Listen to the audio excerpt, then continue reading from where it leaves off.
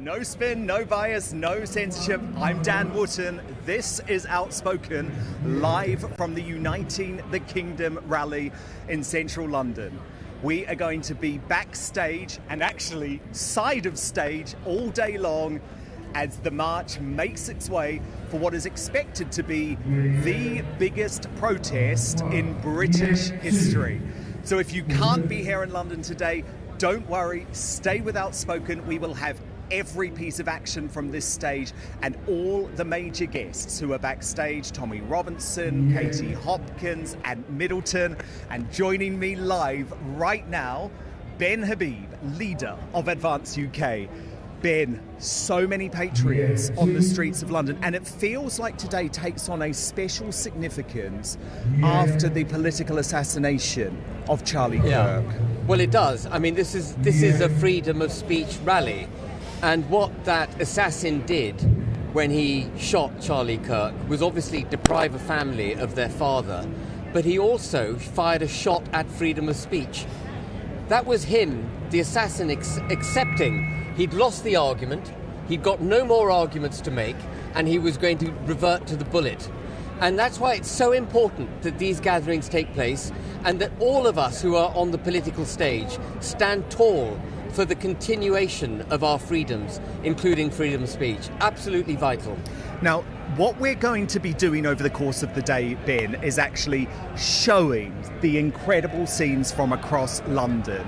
So if you just look there, Ben, what we can do is take some of these official feeds, which is showing the march in progress now, I believe. So if we just take a look at what is going on in central London as these Patriots are on the street.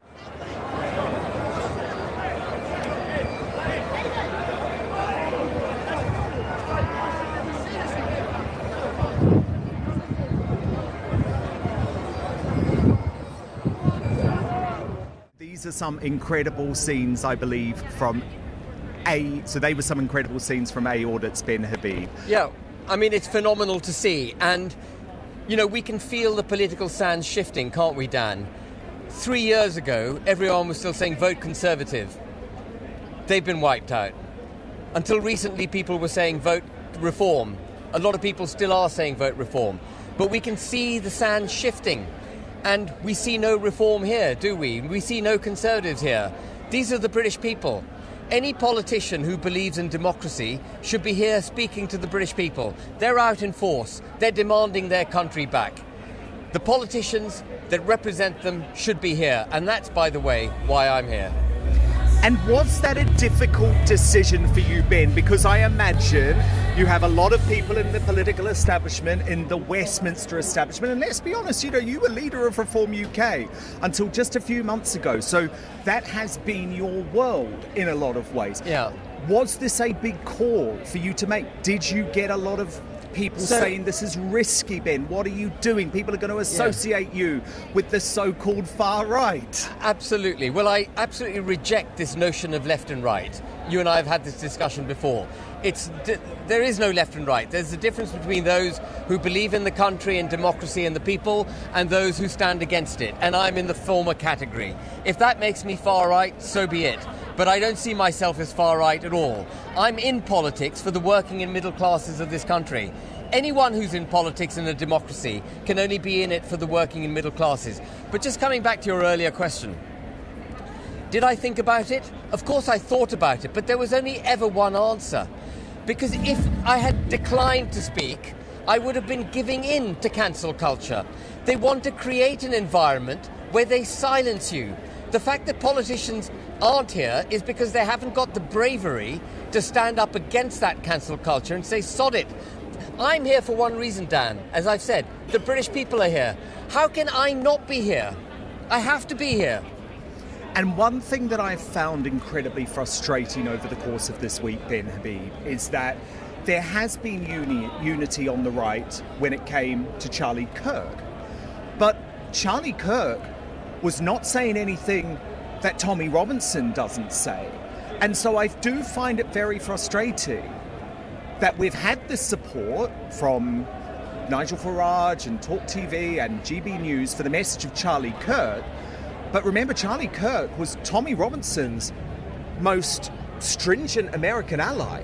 I mean, a lot of people don't know this, Ben. Back in 2018, think how long ago that was. Yeah. Charlie Kirk was slamming Sadiq Khan, the London mayor, for claiming that we have free speech in this country while Tommy Robinson was locked up in prison. Yeah. So why do you think the British right feel that it is appropriate to lend their support to Charlie Kirk, but Tommy Robinson remains this pantomime villain? Well, lending your support to Charlie Kirk after he's been violently murdered is a politically easy thing to do. The really brave thing to do is stand up before anyone gets into mortal danger. And what's critical and what's really important, more important perhaps than anything else, is that those of us who want to win this debate and save our country need to be sure that we do it peaceably, that we do it through debate, that we do it through engagement, that we do it through the ballot box, which is why I set up Advance UK, which is also why, and coming around full circle again, why politicians should be here. Because in turning their backs on the British people, they're effectively saying the establishment is against them. Not being here is saying we hold you in contempt. That's what the politicians who aren't here are saying. We hold you in contempt. What's that going to do to the psyche of the British people when they don't see the politicians representing them? It's no accident, Dan, that Parliament now has a 9-foot metal fence surrounding it. It's because... Just over there. I was horrified to see it the other day, a brand new 9-foot tall metal fence separating those that govern us from the people. Because they are separated. They recognise they're separated. Well, isn't it shocking, Ben, that today may well be the biggest political protest in modern British history, and not one serving MP is going to be here? Absolutely. Well, it tells you everything. They all bang the drum of democracy, of freedom of speech, but they practice something completely different. You know, you can't trust any of the main parties. You can't. I mean, I can give you chapter and verse on examples of the Conservative Party where they've turned their back on freedom of speech, and Reform. Reform uses lawfare to shut down its own MPs. And no names need be mentioned because we all know, don't we? Yes. What did you think of Tommy Robinson saying today, though, he doesn't want this to be a Reform UK bashing event? Because the irony, Ben, and remember, I've been out in these crowds today, okay? The people in these crowds are patriots. Yeah. And this is what makes me so angry when I see the mainstream media, and we'll talk about what the mainstream media are saying about today already in just one moment. Yeah. But a lot of these people, Ben, and I think this is where Nigel Farage and Reform UK need to wake up, are their supporters, are their party members. I know that for a fact. Yeah. So many of the people who were at the Birmingham Reform UK conference are in that crowd behind us. Reform supporters are our people. Yes. They believe in exactly what we believe in. And then the question arises, why is Advance UK necessary? Why are we necessary if Reform ostensibly answers the question? We're necessary because I'm afraid the question is left unanswered. I've got to ask you about the mainstream media today, Ben, because what I have been seeing is absolutely appalling. And this is from across the board, by the way. Centre-right mainstream media, left-wing mainstream media. The British Bashing Corporation has already described today as a far-right protest. I know, it's unbelievable. The Daily Mail has run pictures splashed across their front page of their website saying brace for violence. Now, I have seen absolutely no violence. I think that type of messaging is appalling. It's actually stoking violence. Yes. Saying that kind of thing. There's a carnival atmosphere here. Yes. And let's hope that prevails. And that, by the way, they don't say it about the Notting Hill Carnival. No, where there are murders and stabbings and actual violence. They describe that as a carnival. And those murders have been taking place at the Notting Hill Carnival for decades. Yes. You know, I remember the 1980s it was dangerous to go to Notting Hill Carnival, but they don't call it out. And Ben, are you speaking today? I am speaking today. Do you know what your message on stage right behind us here is going to be? There's only one message. If you want to... the ultimate message, there's a number of things I'll say, but the ultimate message is, if you want to save your country, you have to do it through the ballot box, peaceably. And there's only one party for which you should be voting if you really care about this country, and that is Advance UK. And you have actually sponsored the event today. Advance UK has, yeah. Amazing. And just finally, Ben, be honest with me. Was there any nervousness about getting up on this stage after watching that video of Charlie Kirk? Tommy Robinson admitted to me that, you know, the first thing he thought about was his children and putting his children in that position. I was horrified by Charlie Kirk being shot. And of course, I'm acutely aware of all of us being, those of us making the kinds of arguments that need to be made to save our country, being vulnerable all the time whenever we engage publicly. But listen, Dan, I've had a full life. I believe in this country. I had a great life in this country. And I want future generations to be able to have the life that I've had. And if that means giving up my life, so be it. Very brave, Ben. I'm very much looking forward to your speech today. Thank you so much for being here. Thank you. On our first live Outspoken broadcast. Apparently there's already 17,000 people watching, which is pretty incredible. Really, yeah. We haven't even started yet. We haven't even started yet. So thank you so much, Ben. Really looking forward to your speech. Good, and sorry, I'm juggling a coffee. Good broadcasting it live. So do stick with us all afternoon, because as I say, Ben Habib will be up on stage and we will be broadcasting it to you just here. And there were sound checks going on early, and it was absolutely brilliant. I think what we can do right now is go and have a look at what is going on the march. Let's watch this. Thank you, Dan. Is that all right? Yeah.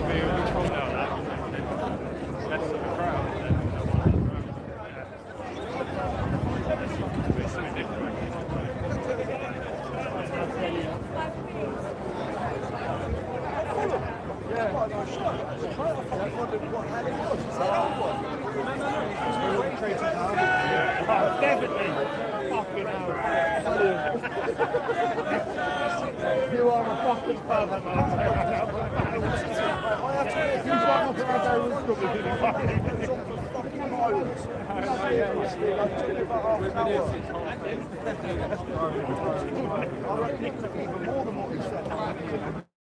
And him.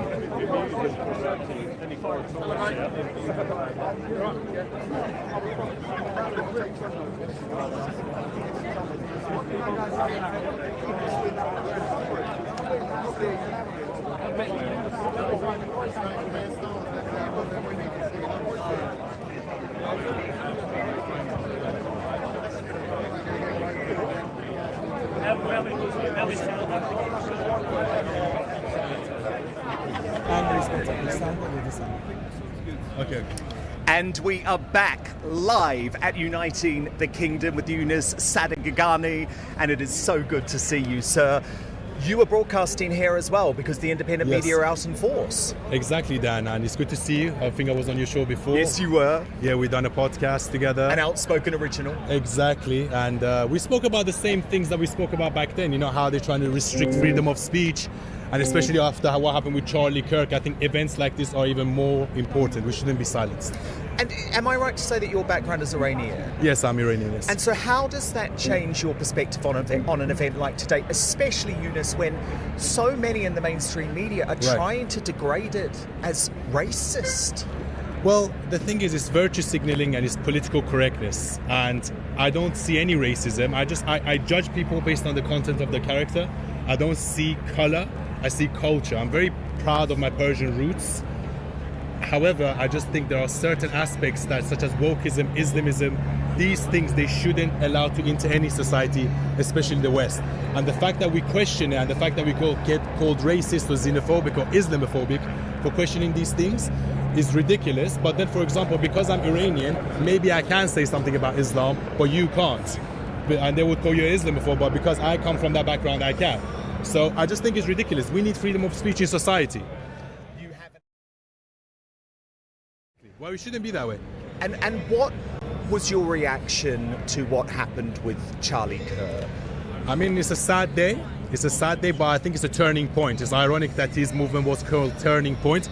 It is a turning point after this because we shouldn't be... I think things like this are only going to get stronger. The Republican Party, Trump, Ben Habib, even the Reform Party, Advance UK, these parties are going to get more and more powerful because people are waking up to the mainstream narrative and to the narrative that is brainwashing people. And, you know, just waving to the trigonometry crew. Exactly. I've done an interview. That's interesting, isn't it? Yeah. Konstantin Kisin Exactly. and Francis are here. Quite interesting because for a long time they were critics of Tommy Robinson. Yeah. And look, the thing is, I didn't really like Tommy Robinson back in the day either, like 5-10 years ago. But then the more I looked into it and the more I studied it, the more I realized they're persecuting him the same they done with Donald Trump. Look, I don't agree 100% with everything that Tommy Robinson says, but I agree with the majority. And I think sometimes Tommy Robinson maybe doesn't do himself justice with the way he says certain things. I think he can be a little bit smarter with the say, but then at the end of the day, maybe that's why people like him, because he comes across. Because he's a working class lad. And this is the thing. Why does Douglas Murray get away with saying the things that he said? Why does Charlie Kirk? Actually, Tommy Robinson very often is speaking for the people.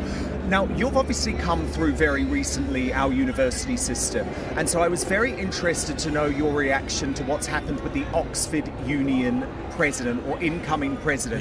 Because his celebration of Charlie Kirk's death was pretty horrific. At the same time, the alleged killer of Charlie Kirk appeared to be a relatively normal guy from a relatively normal family who was radicalized by Antifa on a university campus. So what is going on at our universities, you know, and how can we save them? Well, the thing is, when I came out of university, I was indoctrinated. I was like a borderline socialist. Yes. And I went to quite a good university as well. So when you come out, the thing is, the more I worked in the real world, the more I realized how much the stuff I learned in university was absolute nonsense. Because they don't educate you, they indoctrinate you. And unfortunately, Tyler Robinson, he was indoctrinated by the woke left. And, you know, he was made to believe that somehow Charlie Kirk is a far-right fascist Nazi, the same with Trump. And this is why we have these kind of movements to stop this kind of thing. We need free speech in society, and we need to challenge bad ideas. The stuff they teach you in university is a bad idea, and it's indoctrination at its finest. It's not education. We're here to educate people. Absolutely, Thank Eunice. you. Thank you very brilliant much. to have you. Cheers. I'm glad to know there are at least some sane young people. Exactly. You know, well, I'm not that young. Your microphone. Cheers. And get Thank back you to very you. much. So good to Cheers. see you, Eunice. And I have to say, it is incredible seeing the independent media here today. The trigonometry guys are here. Very interesting, isn't it? Their interview with Tommy Robinson went massive.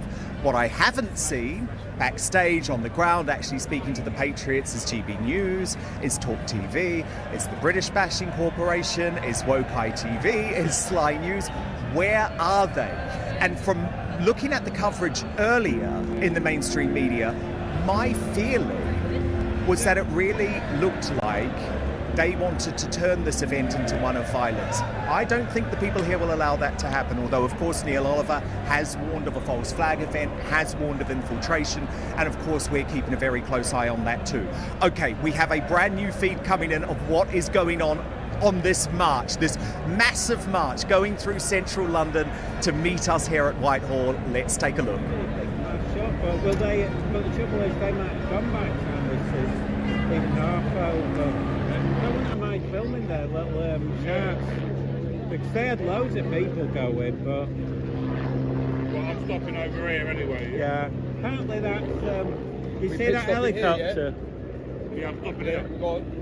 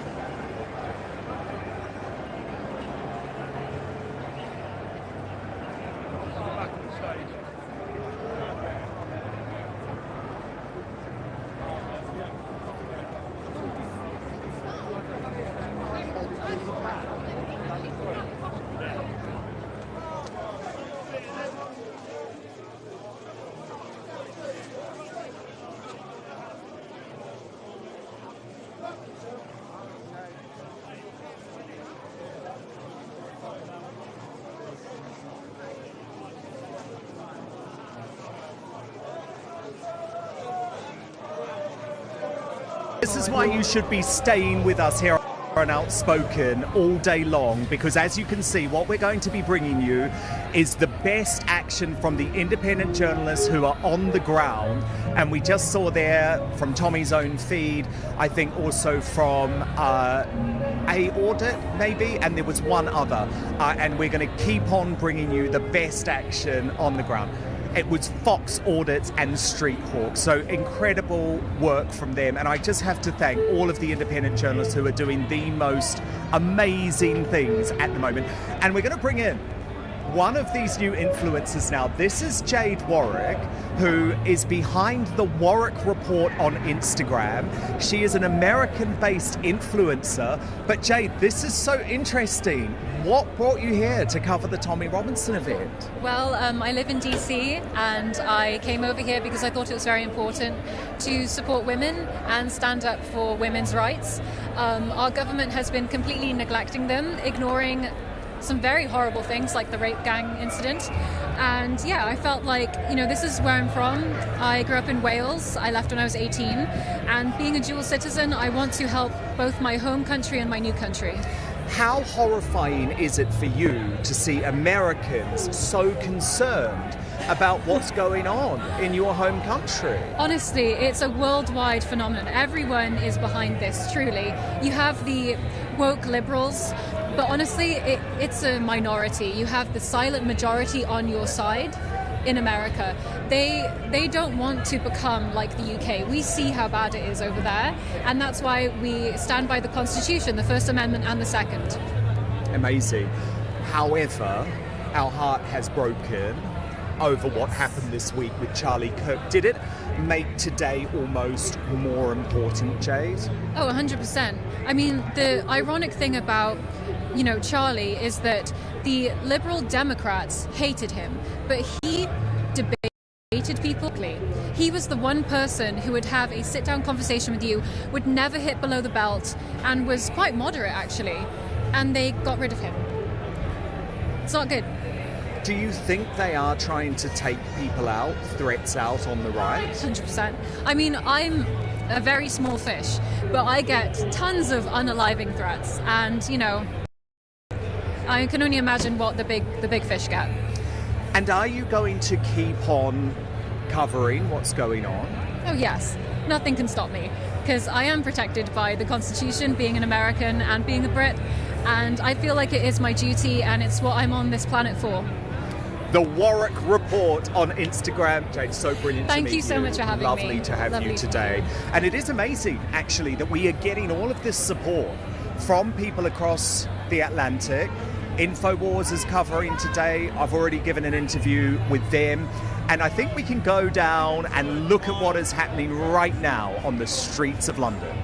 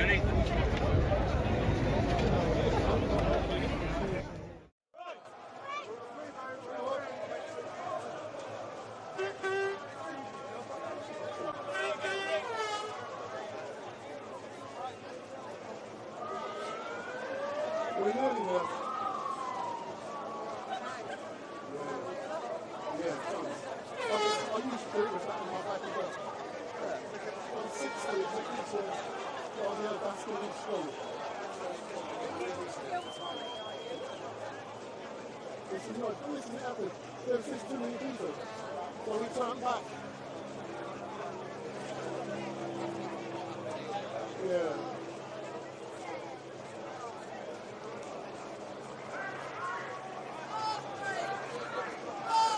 If we follow that back down.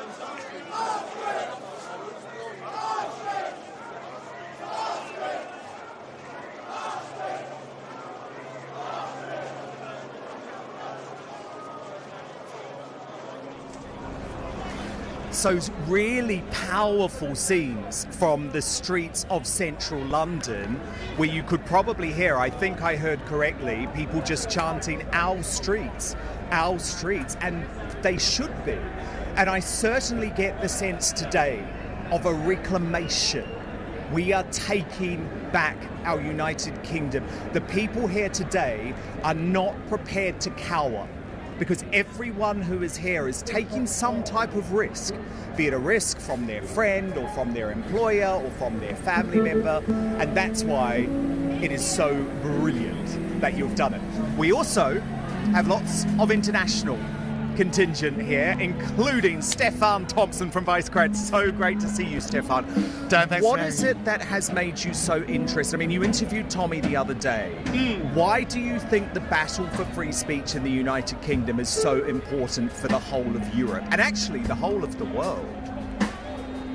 Well, the greatest country on earth, the United States of America, wouldn't exist if it Debatable. You can't say that to me. wouldn't exist were it not for the United Kingdom and the great tradition of this country. Some of the greatest ideas on planet Earth were born here. And this country has gone from being a bastion of liberty, freedom, free speech, unwritten rules, to becoming well on its way to become... I don't want to call it an authoritarian hellhole, because there are many countries that are far, far, far worse, right? But there are signs. But there are signs, and the signs cannot be ignored, and they're deeply concerning. I think certainly the return of potential blasphemy laws is definitely one of those things. So I think you said something very important, which is that every single person here has taken a great personal risk. And that in itself is the crux of the problem that we are discussing right now. Why is it that coming here to listen to some speeches about the United Kingdom being a great country is a risk? It should not be a risk. How have we but reached this stage? It is. There will be people out there today, and as I say, it was such a privilege to be in those crowds by the stage earlier today, and there will be people there who will lose their jobs, Stefan. So it is. It's very inspiring to see all of this happen. It's inspiring to see the flags. The flag of the United Kingdom, the cross of St. George, has been villainized for so long. It's actually a joy to see the flag in this context. And I'm really hoping to see this be a recurring event. In Poland, we have the Independence Day March. We have a day on which Poland is reborn. The 11th of November in 1918, after 123 years of occupation, Poland was reborn from the ashes. And we celebrate that, and one of the celebrations is a long march. And it's a march filled with patriotic songs, the national anthem, prayer, of course, to a certain extent. And the UK doesn't... Obviously, the UK has been, for 1,000 years, has not been invaded. It's not seen, except with the rare exception of the Blitz. It hasn't had foreign invaders on its soil. So you think maybe we've got complacent? I definitely think that the great sin of our age is complacency. The victory of the West was so complete. In every single measurable aspect, we are at the very pinnacle of civilization. Economically, logically, medically. I mean, back in the day, it was a 50-50 coin toss whether you'd lived to the age of 5, right? No one dies in childbirth anymore. It's a negligible number. The comforts that we have become absolutely incredible and hard to comprehend for a few generations before us. They would marvel at what has been achieved. Walk around the streets here. Look at what has been achieved. And this has led us to falsely believe that all of this can be taken for granted. And it absolutely cannot. And the previous generations have failed in one thing, and that is to pass on the knowledge of what the great cost in blood, in sweat, in tears for us to be able to live like this is. I know. For my grandparents, who all fought for the United Kingdom and the Allies in World War II, and would probably be horrified by the way that so many people now hate patriotism, hate the flag that they fought for. Look, can we talk just about Tommy personally, though? Because, of course, this is sort of his event, you know? Well, it's very much his event. We were both at Maya Tusi's wedding last week. We were indeed, a great wedding. And you were telling me you were on the naughty table with Tommy. With Tommy, who I've known for many years. Who was there with his lovely his wife, of course, who he posted. It was lovely, a beautiful message from Jenna, wishing him luck. And she said to Tommy, I'm happy for you. What happened may have put us through hell and may have cost me my marriage, but I'm so happy that you've got to this day. But talk to me about Tommy, the person, because of course he's painted as such a caricature in the mainstream media, but you know him well. What's he really like? I've known Tommy for many years. I've known Tommy for over a decade. I knew Tommy when knowing Tommy was an actual great personal risk. To be seen with Tommy was to be painted with all the worst terms, and those words really hurt.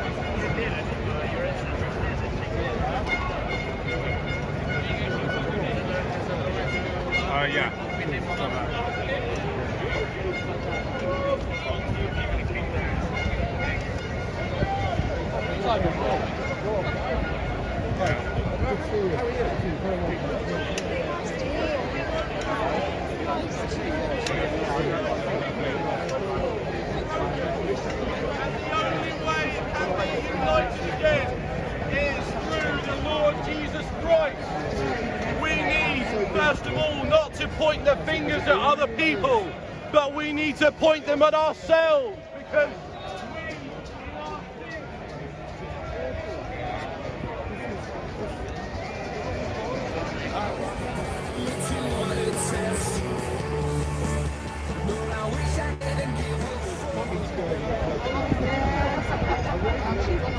Come and go over that.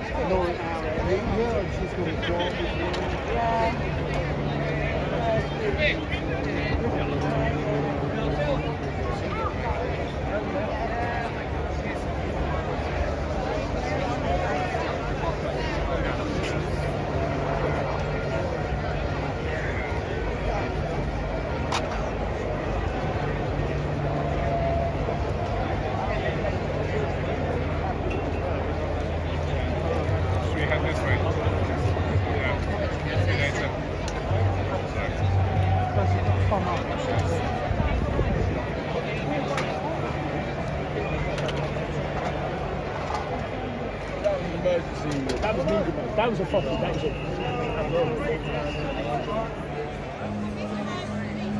I've got no clue where Tommy's meant to be.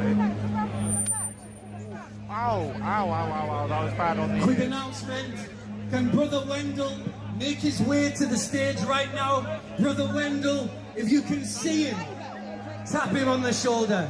Say, come to the stage, Brother Wendell. There he is. Let's clap our hands for Brother Wendell. Doing a great job. Are we ready to unite the kingdom?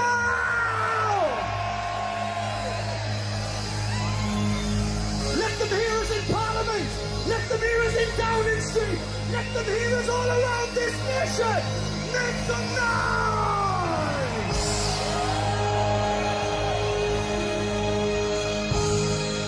We want to appreciate the King of Kings, the Lord of Lords, the God of this nation. He's called Jesus Christ.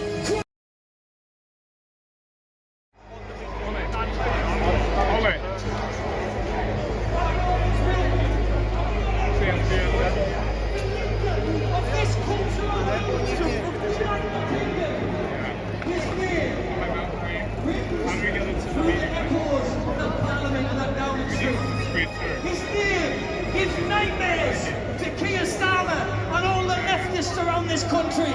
They can't stop talking about him. They can't stop thinking about him.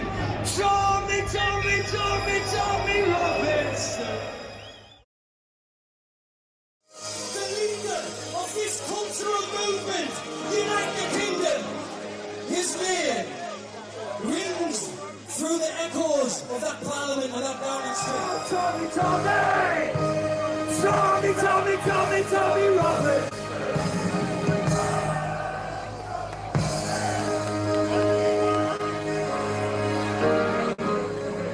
And now, let's have our flags waving in the air. As I want to hand over to Sister Star. But one thing I want to say is that Britain, we will never be moved. We will never back down. This is the land of hope and glory.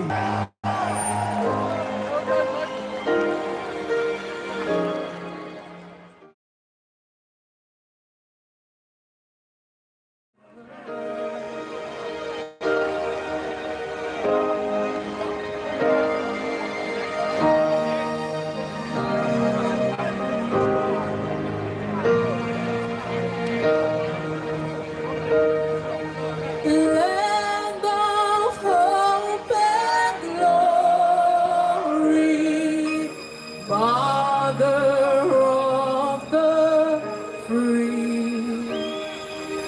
How shall we exalt thee, who are born of thee? Lift it up and sing on. Wider still and wide, thy bounds be set. God, who made thee mighty, make thee mighty, yeah. God, who made thee mighty, make thee mighty, yeah. Sing Land of Hope.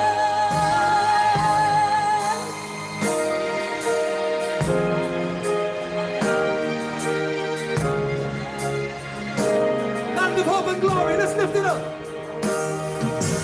Land of hope and glory, Mother of the free. How shall we exalt thee, who art born of thee? Wider still and wider shall thy bounds be set. God, who made thee mighty, make thee mighty, yeah. God, who made thee mighty, make thee mighty, yeah. We stand here in the land of hope and glory. We will be free. We will never be moved. Our liberties will be returned. Our freedom will be returned. And we shall raise our voices loud and proud on who we are and who we stand for. Come on, somebody.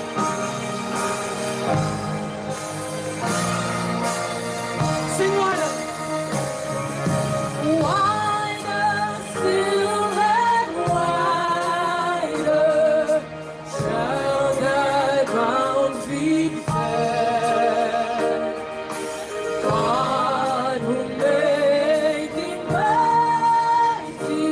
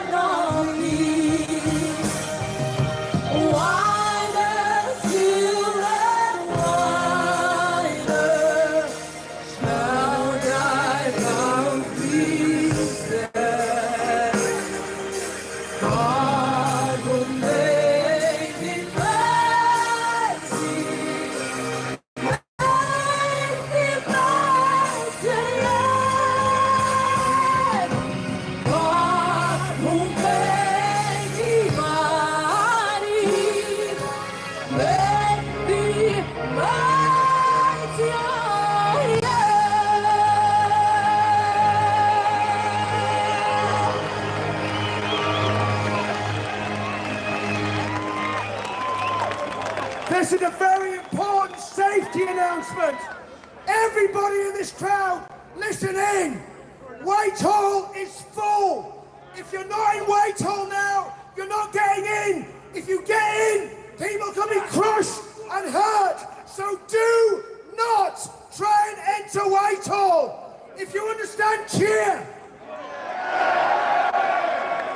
Nobody else coming to Whitehall. Thank you very much. Who's that I see there? Tommy, Tommy, Tommy, Tommy Robinson.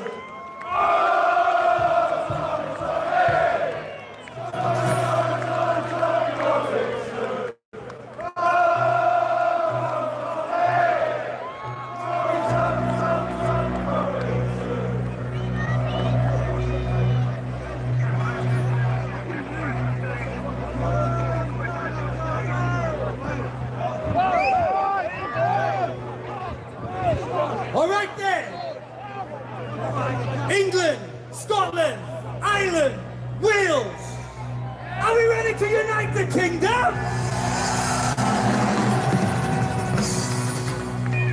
And for our brothers and sisters in this battle, the United States of America, Canada, France, Germany, Poland, every single westernized nation that is under threat right now, we stand united!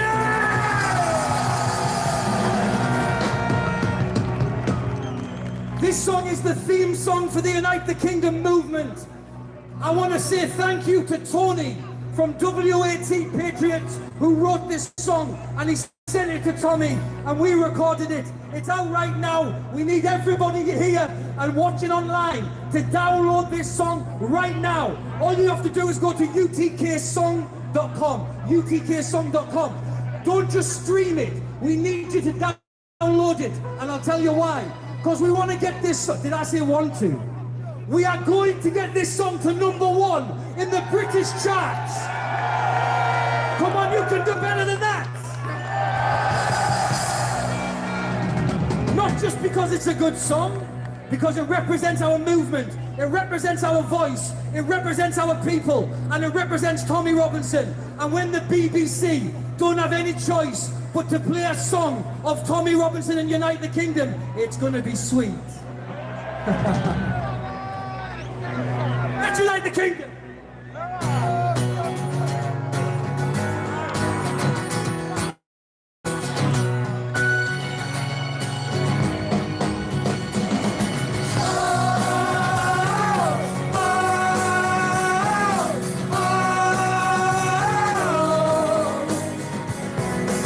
Come on from far and wide. Show your flag to show your pride. From all four corners hear the call. This land is ours, we must stand tall. Come on, stand by my side. It's time to stand, we must not hide. Raise your banners, raise your call. Free speech lives for one and all. Come on, be freedom's club. Unite the kingdom, the time has come. Come on!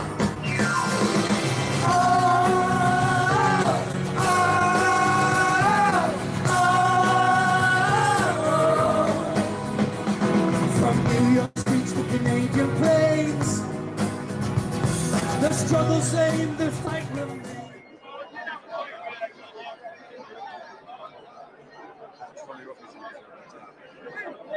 Patriots making a stand. Come on, stand side by side. Time to stand, we must not hide. Raise your banners, raise your call. Free speech lives for one and all. Come on, be freedom's strong. Unite the kingdom, the time has come. Come on!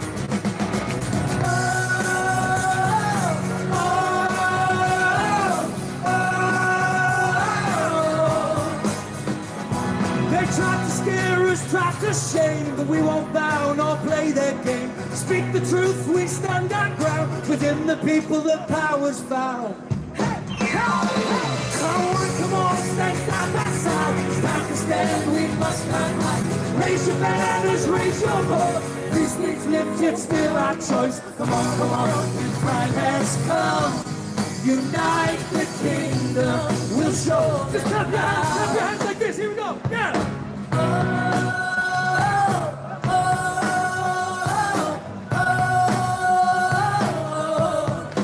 Like this!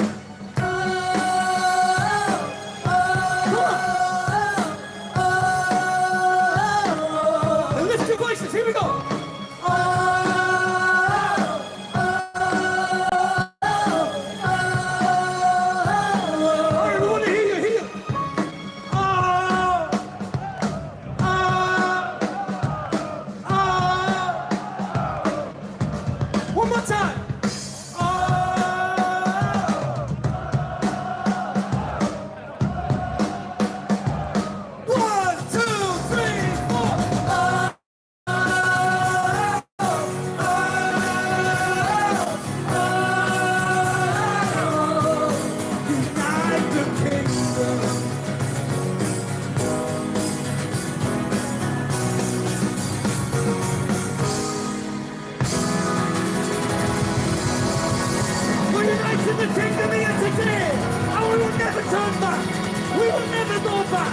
Somebody give a big shout!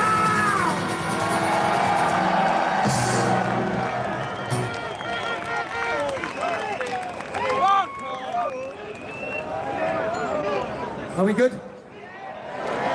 I know we have people from many different nations.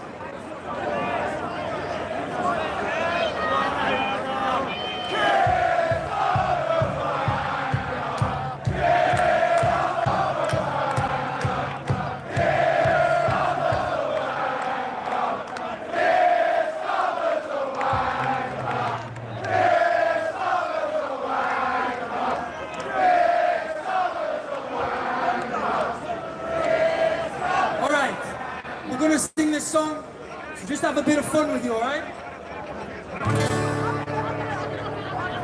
It says I left a good job in the city, working for the man every night and day, because we're rolling down the River Thames to victory.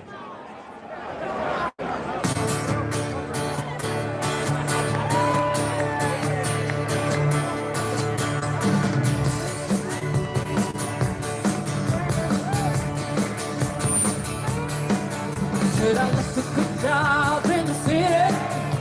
I'm working for a man every night and day. But I left a good job in the city. I'm working for a man every night and day. But I never lost 1 minute of sleep. Worry about the way things might have been. Big wheels keep on turning. Strawberry keep on.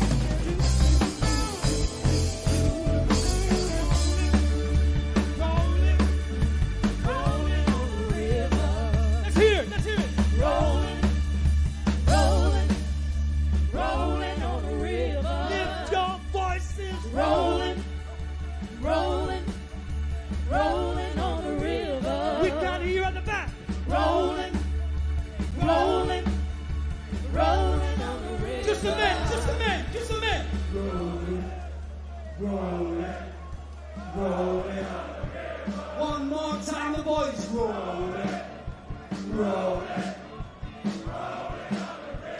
Now the ladies.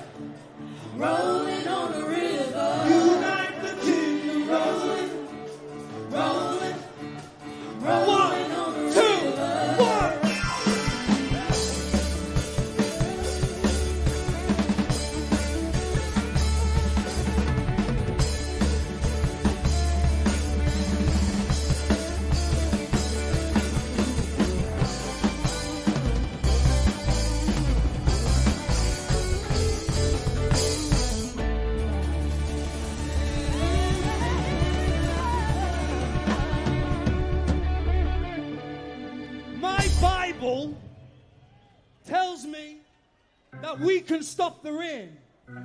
So I'm going to say, rain, listen to me. Stop! In the name of Jesus.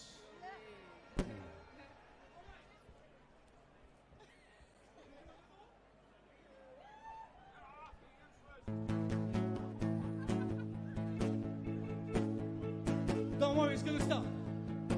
I said this train is bound for glory. This train This train is bound for glory. This train, you better get on board. This train, well, it's bound for glory.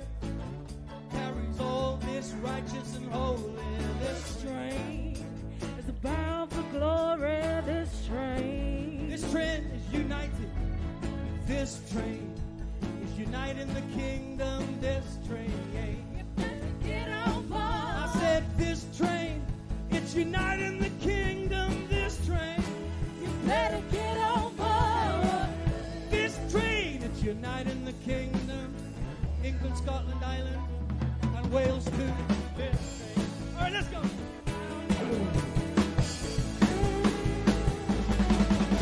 This train is bound for glory. This train, better get on board.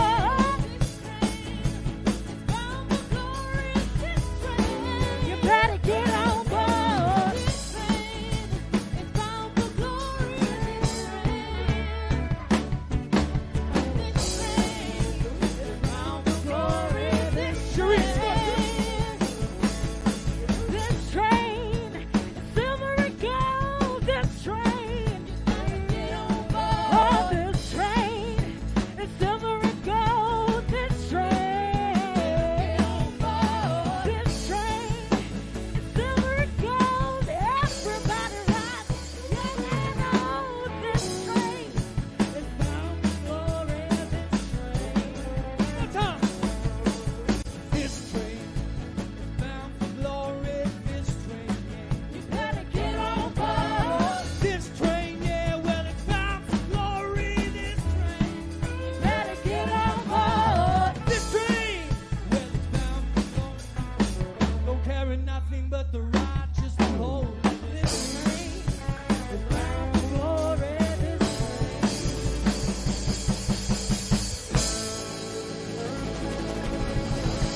Come on, somebody, wave your flags, wave your pride. We are here, and we are going nowhere. Come rain or shine, we'll stand for our country.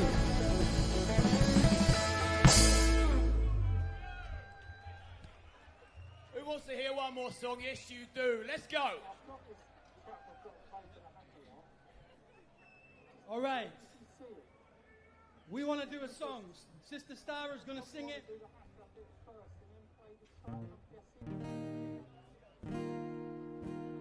This nation is built, founded, and prospered on Christian values. Every single one of these flags carries a Christian cross. It's a representation of Jesus Christ. The St. George flag, the Union flag, it represents Christian martyrs that have died for the cause of the gospel. Just 2 days ago, we got a new Christian martyr when Charlie Kirk was taken from this earth.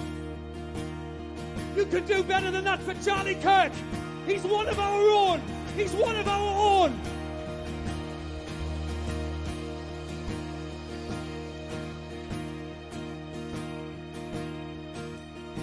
And now his message is stronger, louder, bolder. If they thought they were going to scare us, ha ha! They made us more powerful, more stronger. So we want to just express our faith. We are from a church called Spirit Embassy in Tottenham in North London. And this song is called Yeshua.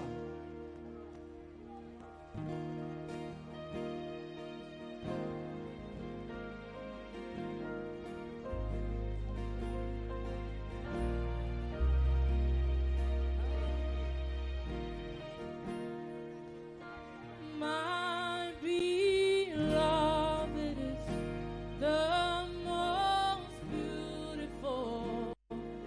among thousands and thousands.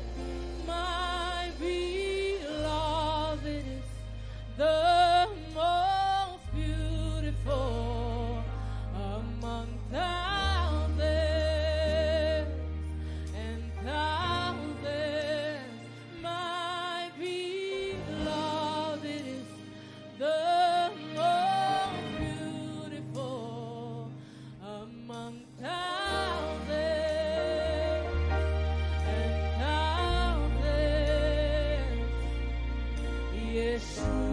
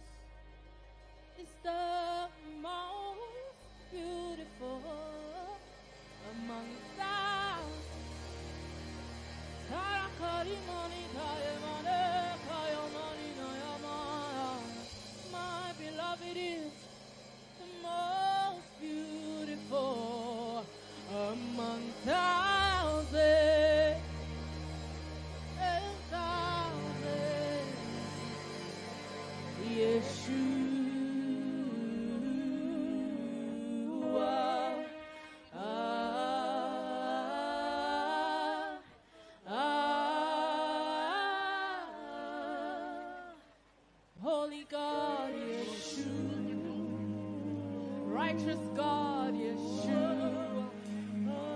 Mighty God, Yeshua. Mighty King. Come on, lift it up, lift it up, lift it up, come on. Yeshua.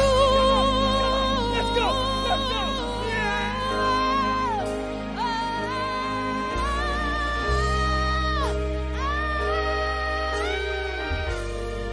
Yeshua.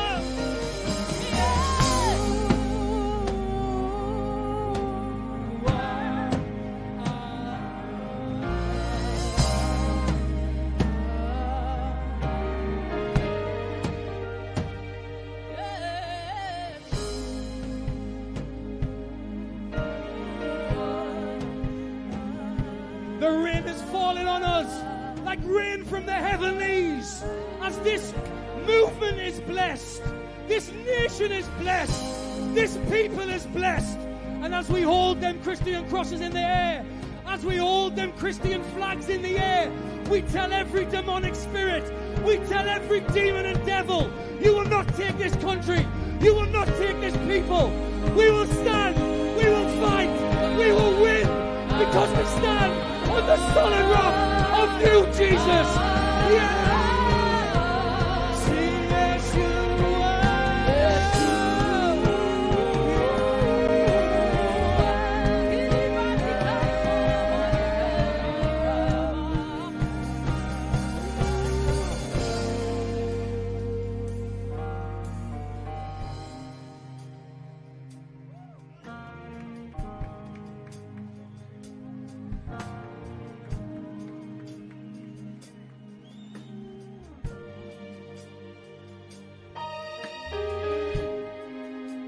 You can give him a bigger cheer than that.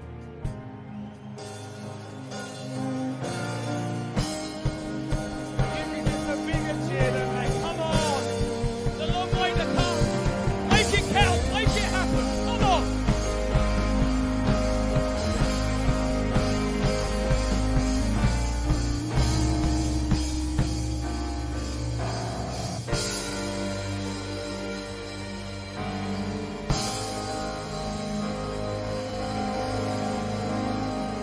All the way to the end. Keep cheering. Thank you.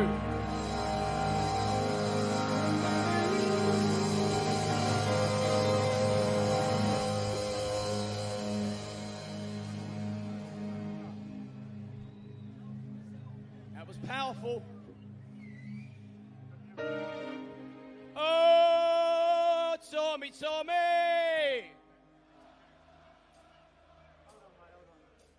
Oh, Tommy, Tommy!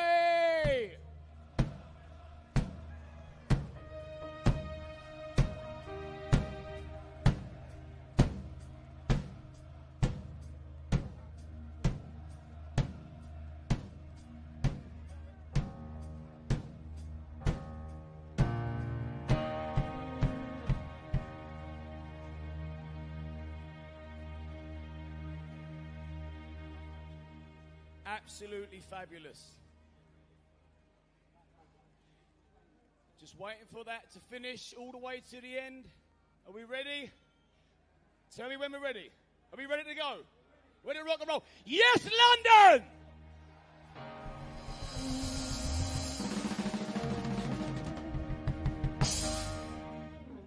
Wow. I'm just glad it's not raining. First and foremost, we know why we're here. We want a bigger, brighter, better, and safer future for our country. So can I just ask, can I please ask, remember we're all on the same team, there's going to be a little bit of pushing and shoving. London has never seen numbers like this before in its history. Thank you for that. Thank you for being here. But on the note, on the message of safety, wherever you're situated now, please just stay where you are and enjoy the day, because pushing and shoving, we don't want any injuries, no one passing out. Let's just enjoy today. And I'm not going to give you a political speech to get the ball rolling, because we have enough of that bollocks in Parliament. And we're here today to speak truth. So my take on this, a bigger community, harmonious occasion, it makes me want to be a better person. And I mean that. It makes me want to be a better friend. It makes me want to build a bigger community. It makes me want to reach out to my brother or sister and give them my hand and say, I've got you. And I have got you. And I know that you got me. And this is what the government don't like. Do you think the government are going to break our spirits? Yeah, good luck with that. If we can start squashing our differences, seeing the good in each other, because we've all got good in us, whether we disagree. We don't need to disagree, that's boring. But we have got to see the good in each other. We have got to pull together more than we've ever done before. And we've got to lean. We've got to lean into unity. Because that is all we've got now. But that is all we need. I hope you take this on board. Today, you are the envy of England, Europe, possibly the world. Oh, you can bank on that, baby. You had the courage to get off of your sofa and onto your feet and into London, irrespective of possible backlash. And all the friends that didn't come with you today, they'll be thinking, shit, I should have turned up to that, because there's about 3 million beautiful, patriotic people here. Oh, wow. Come on. Come on. I could ramble on all day because I'm so thrilled to be here. But I've got a few people to introduce. Some of them you may have heard of even. But before we get the ball rolling, and remember, we are being watched by the world now. And we're going to start with the prayer. Bishop Kieran Duane, come to the stage and let rip, my brother. And thank you for being here to give us some hope and spirit. London, let me hear you!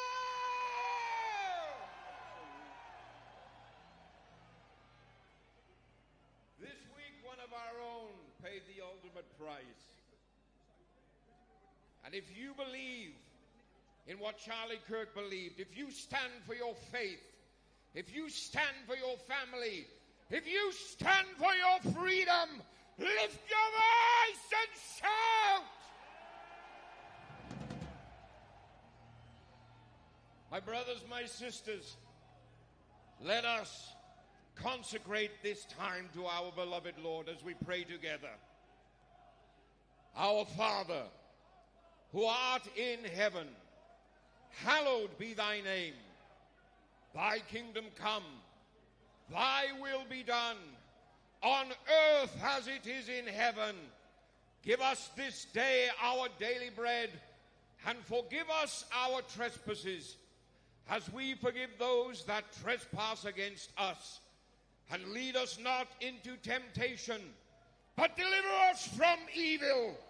For thine is the kingdom, the power and the glory, forever and ever. Let us pray. Almighty and sovereign of nations, Lord of hosts, we stand before you this day in fear, not in fear, but in faith, not as slaves to this nation, but as sons and daughters of this kingdom. We are bought with the blood of Christ. We are sealed by the Spirit and called for such a time as this.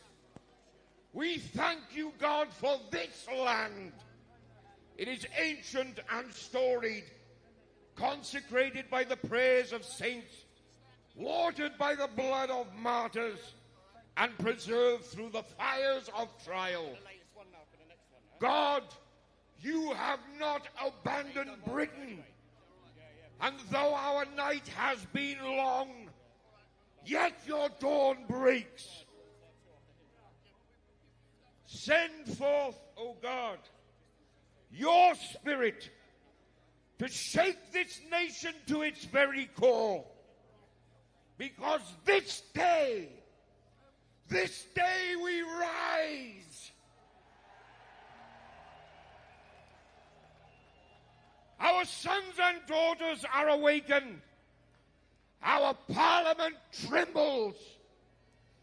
Let your voice, O God, thunder again in our streets, again in our homes, and in the hearts of all our people. Raise up men and women of courage, just like this man here, unbending in truth, unyielding in justice, unwavering in his love. Today, O God, we stand on our own Bannockburn. We stand on our Agincourt. We will not bow to tyranny. We will not surrender our freedom. We will not be silent any longer. As others have cried, so this day we cry. They may malign us, they may suppress us, but they will never silence us. They will never take our liberty. Crown this people with courage, O God. Strengthen those who stand before you with hope. Clothe all who are weak with your power. Let justice roll down like rivers and righteousness like mighty waters, until this land once again proclaims that Jesus Christ is Lord. And now, my brothers and sisters, may the blessing of Almighty God, the Father, the Son, and the Holy Spirit be with you and remain with you always. Amen. I'll say it for you, but thank you. I've got a whiz through these, we've got a lot of speakers. Next on stage, I know just how much the public love him because my DMs were flooded after I sat opposite him at a room. He is the king of controversy. He is a free speech fighter. And you're going to watch him on X late at night after a few brandings. Mr. Lawrence Fox, come on down.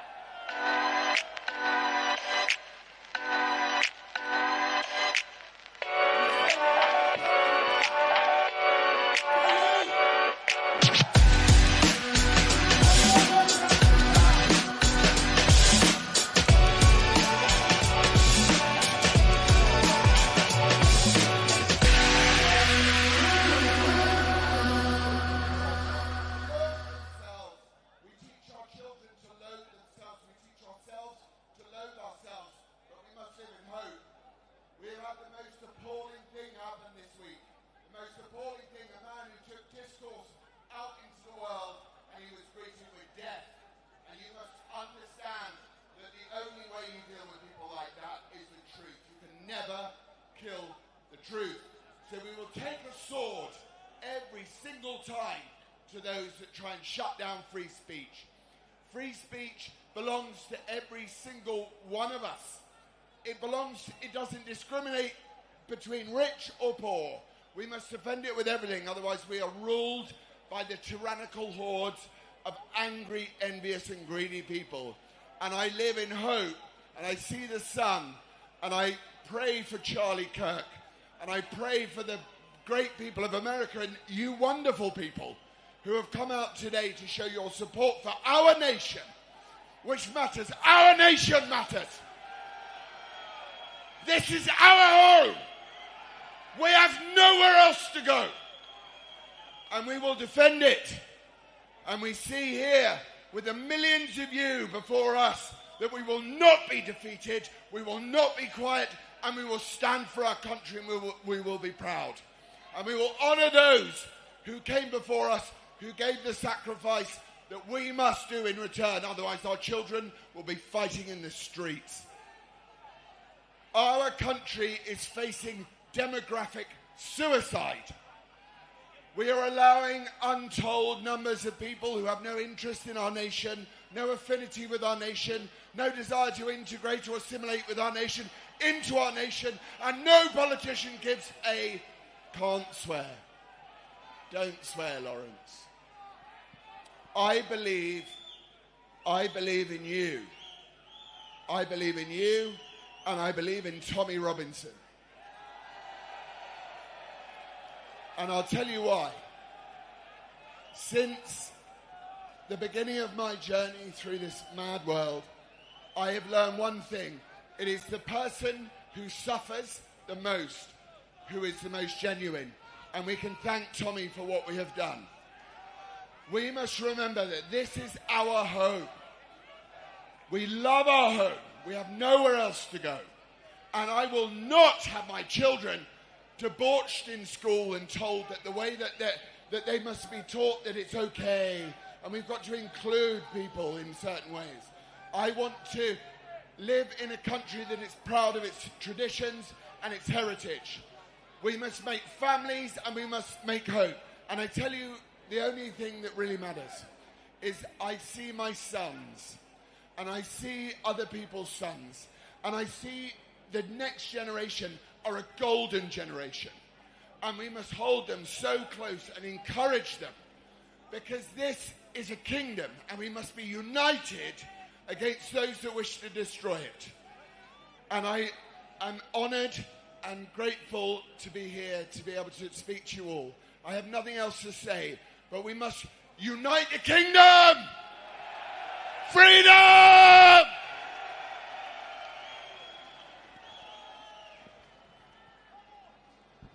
Love you, Lawrence. Next up, all the way from Canada, founder of Rebel News, absolute truth seeker, Mr. Ezra Levant. Let's let the video roll.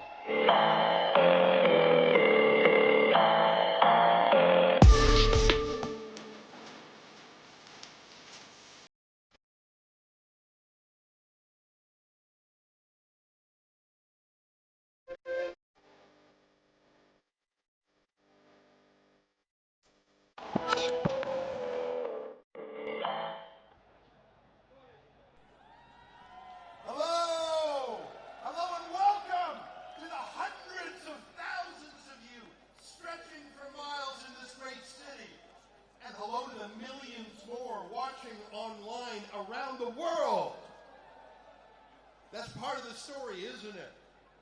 The establishment media, the regime media, the legacy media, the government media, they haven't mentioned this rally. They want to pretend it doesn't even exist. Well, it exists. You exist, even if the media party pretends you don't.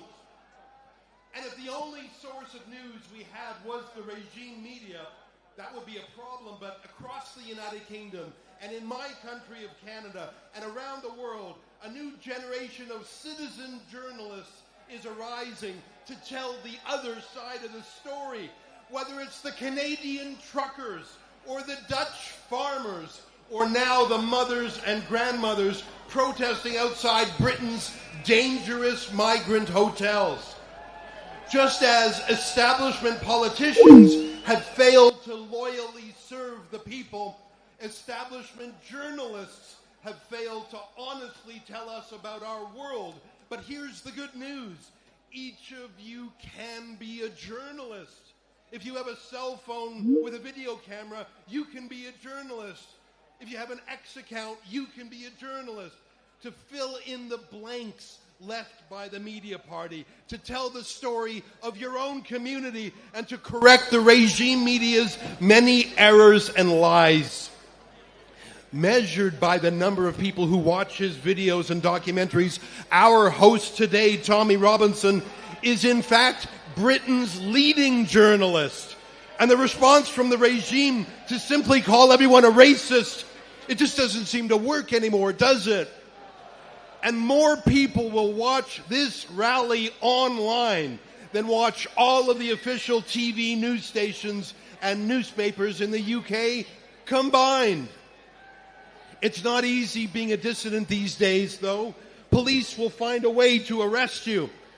Even just for a post on social media, 30 people a day across the UK are arrested for mean tweets. Some of them, like the mother, Lucy Connolly, are sent to prison for their words. This in the country that gave us the Magna Carta and set the standard for free speech. That's why there are so many people around the world watching, because we're worried about Great Britain. We love you. You're the place that taught us about responsible government and freedom, and you're losing both, and it's painful to watch. The British people are slow to anger. They're polite. They believe in keeping calm and carrying on. They believe in a stiff upper lip. As Kipling said in his poem, The Beginnings, hating is not in the blood of the English, but even the English have had enough. Some people want to ban Tommy Robinson, to silence him, to jail him, perhaps even worse. I don't think he can get a fair trial anymore in the UK courts. He's become the official scapegoat, the official enemy of the state. And yet he keeps going, warning his fellow countrymen. The best time to have heeded Tommy's warnings was 15 years ago. But the second best time is right now. And I think that's actually happening. Mainstream politicians and journalists are now talking about stopping immigration and even mass deportations and remigration. Politicians who used to support censorship, like the Online Safety Act, are now talking about freedom. They now carefully and modestly support the things that they used to condemn when Tommy Robinson said them. And we noticed that. Tommy was just ahead of his time. That is my hope today, that the ideas that were censored, the debates that were forbidden, the news that was covered up, the marginalization of patriotic citizens, the bizarre preference for foreign people and foreign ideas over national ideas, my hope is that era finally comes to an end. And when the British people look back, when you take back your country, you will be able to say, you were there. You were there at a turning point. You were there when the people decided in their millions to no longer be afraid to love their country. Good luck and keep fighting for freedom. Okay, so next up, we got the Pocket Rocket from Australia. He's a fearless journalist. Some say he is the Tommy Robinson of Oz, Mr. Avi Yemeni.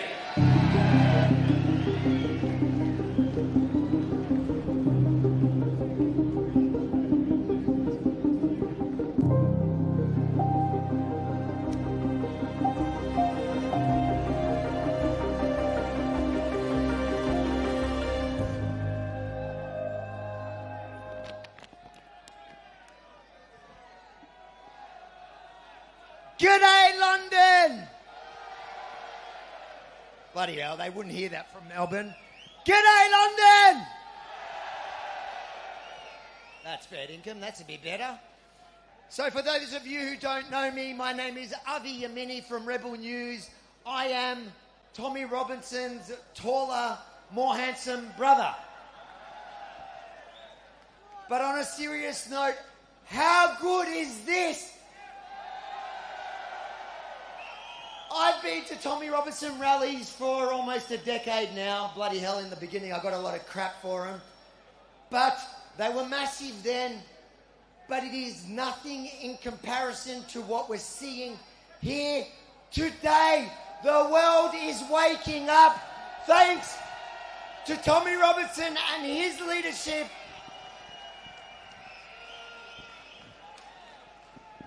Now, I'm going to be quick because we're running behind schedule and I got told that I better hurry up. I just want to say to everyone, thank you for coming out. Because in the last 48 hours, the enemies of truth, the enemies of justice, the enemies of everything that's right, tried to scare you guys into silence by shooting and murdering one of the strongest voices for that truth and justice. But none of you cowered. In fact, it looks like the numbers doubled or tripled because of that. And really, it turns out the murder of Charlie Kirk is the turning point for this fight. And we want to say thank you to Charlie Kirk and thank you to Tommy Robinson. And Tommy, he's telling me to be quiet here. Guys, what is that? We're just going to... Video, Aussie. All right, guys. We're going to go that way. That's working. There we go. All right, after me, guys. I want the biggest response ever so we can clip this. Looking at the camera, mate. Aussie! Oi! Aussie!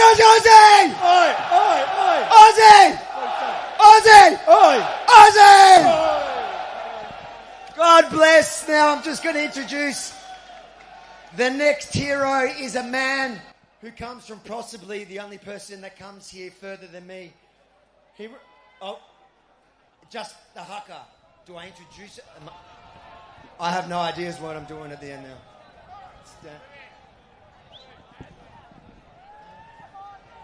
I just thought no one would be able to see me because I'm so small. No, okay. So, do I introduce him or...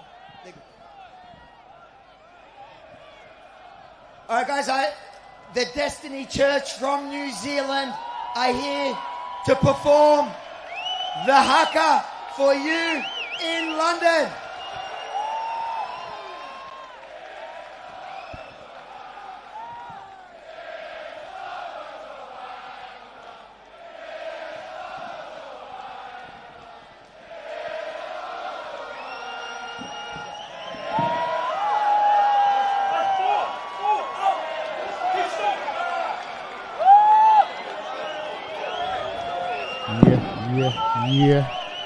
Yeah.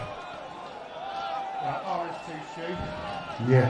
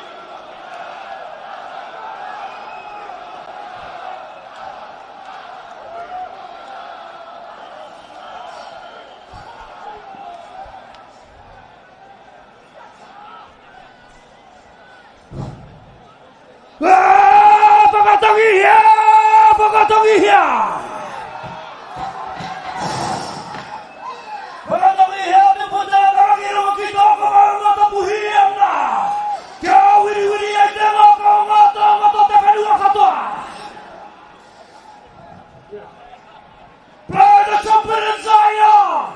Sound the trumpet of my holy mountain! Let the earth tremble, let the people tremble! For who are we, a great and mighty people, who have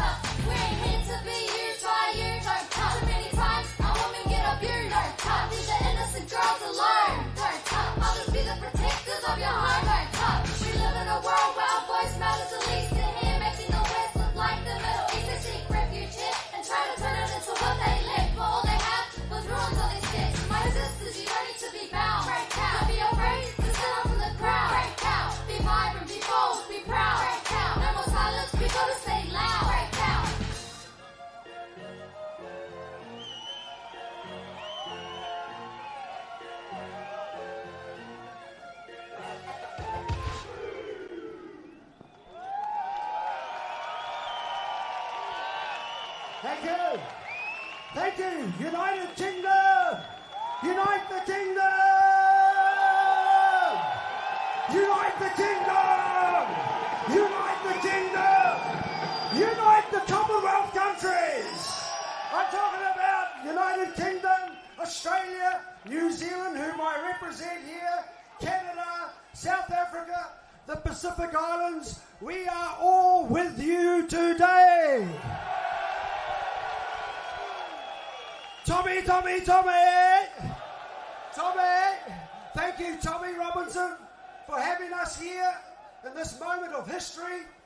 And after we know that there has been some news that was very sad about Charlie, we talk about Charlie, I want to tell you right now, everything has shifted in this world. We're right now on the brink of a new era. The people will win. I'm damn sick and tired of rotten politicians. I've had enough of politicians and parties who do not care about the people, who fight against us and not for us, who are always trying to control us and in some way take away from us our liberties and our rights. Well, I want to tell you, down in New Zealand, I was there when the COVID-19 came and I started the protest movement in New Zealand, and they jailed me for 10 days in solitary confinement way back there. So I was jailed because I withstood the mandates that they were forcing on my country. Take the jab or lose your job. So we stood up, and I took my churches right across New Zealand and Australia, and we fought against the government. We fought, we stood up, and we fight, and we will fight, and we will not stop fighting until we get rid of these rogues. You got some in your parliament. They're all through the Commonwealth countries. I want to tell you, we've had a gutsful. I kind of like what France is doing right now, a revolution of the people. You can't vote these people out. They're like maggots. Once you get in, you can't get them out. Well, it's easy to say this at a great gathering like this, and boy, I want to say right now, you guys have inspired the world today. The world is looking on.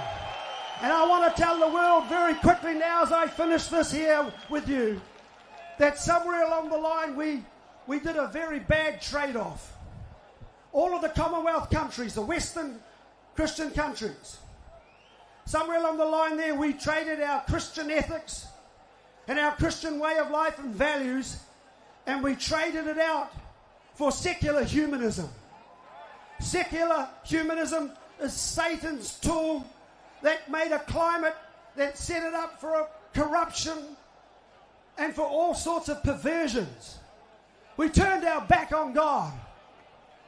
And when Charlie Kirk recently was killed and it's gone global, viral, Charlie was a man of God. That's the first martyr, Christian martyr of this new era.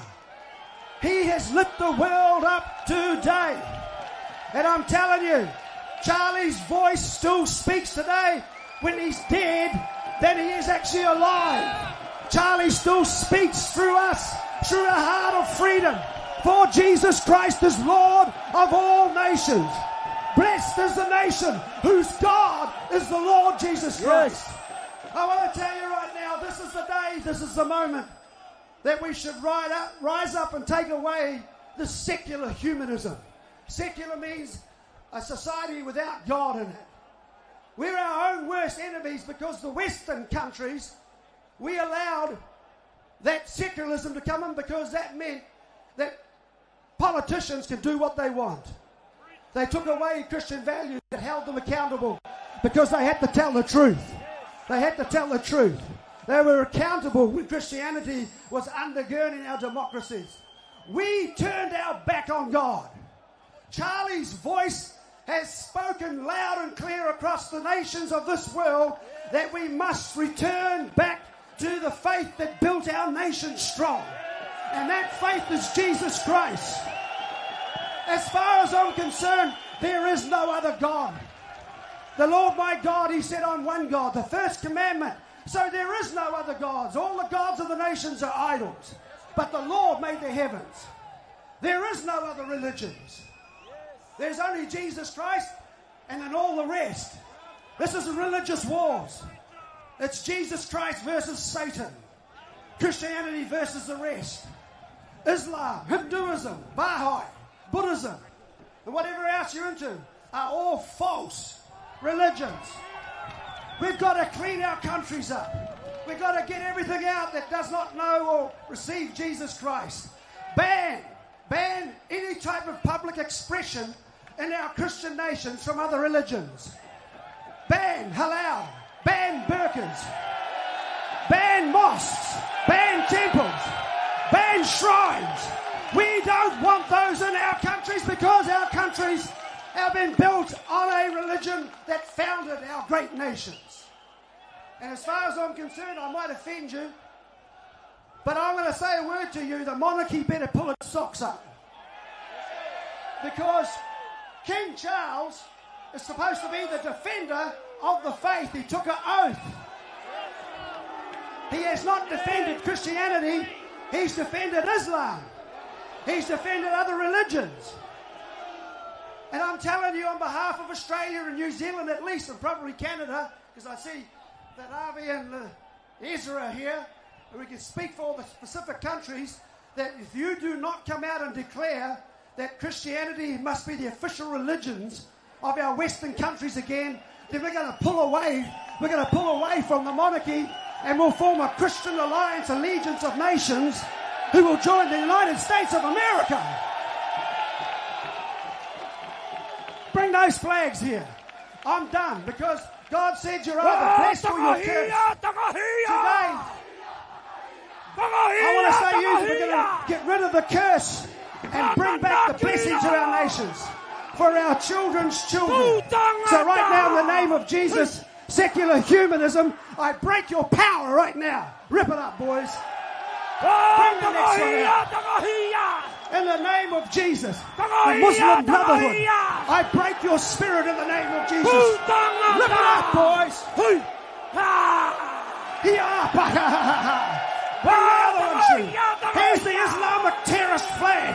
In the name of Jesus, I bind you up, you terrorist organization. Rip it up, boys. Hey, there's one more. Here. The Palestinian religion of lies.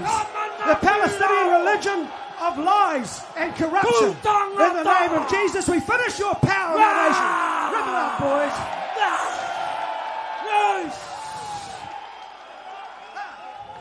That's how it should be. Now, I want to bless the United Kingdom. I want to bless your nation. You are the cradle of civilization. The cradle of Christianity rests with you. We support you, but we must have Christianity as our religion, official religion. Tell, what's his name? What's the name of your? I forgot the name of.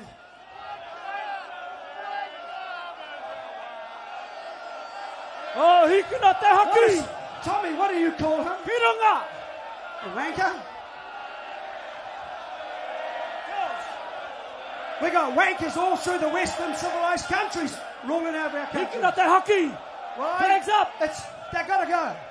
Flags up! In the name of Jesus, I bless right now the blessing of God on these nations. Over here. Yes, yes. Come on, somebody. In the name of Jesus, may our future now just lift to another level. We clear the heavens just like the rain went. Today is the beginning of a new era of prosperity, peace, and a future for your children's children like they would never believe. They are now going into collapse mode.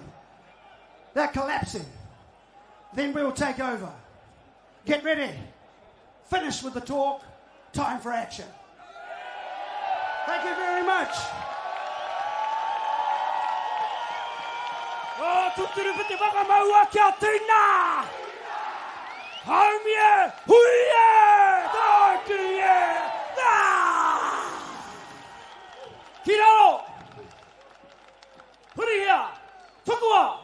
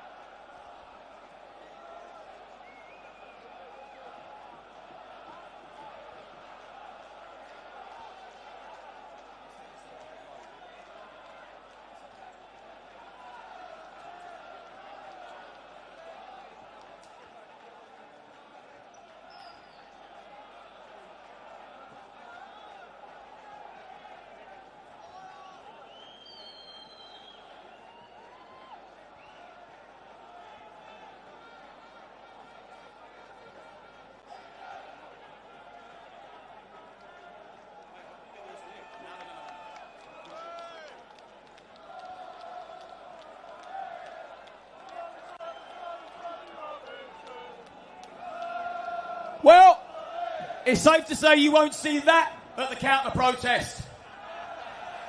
They should never, ever, ever have sent Tommy to jail. Look at what they've done. Week after week, I had to watch his beard and hair grow. Remember I spoke a little bit about friendship earlier? Well, there is no better friend to the country than Tommy. Think of the sacrifices. Think of the attacks he's come under, the slander, the psychological abuse, the relentless smears and lies. It's a good job we're not easily fooled because we do know the truth. And I'm just going to get him on. We got to get him on. Tommy, they want you on. They don't want to hear me. Who do you want to hear? Who do you want to hear? Who are you thankful for? Who do you love? Who's got the biggest set of testicles in the country that deserve their own wheelbarrow? Play the video.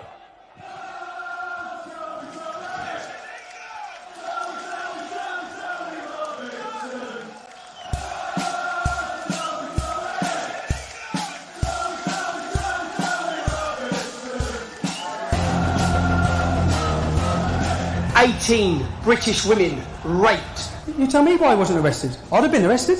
I believe we need to protect the British public. I'm from Luton Town. You're talking about racism. The prison officer actually opened up my door and said, "Do not leave this cell. Your life depends on it." 50,000 British Muslims downloaded a terrorist manual in our country. 50,000. But New Year's Eve, 100 women. Some of them raped. Some of them robbed. Look, can I ask you a question? Have you read the Quran? Show some respect. Show some respect. Show some respect. Have you read this For people. The reality is this is a war. These people are waging war on us for time. This has gone on for 1,400 years. This is nothing new.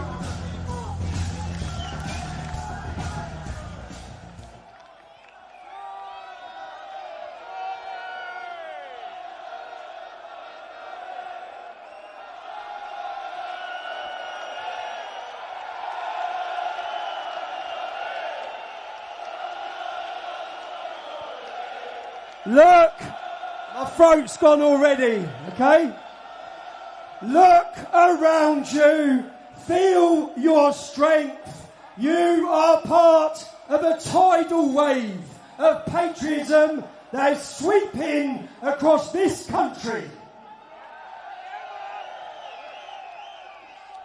This is the biggest demonstration in Britain's history.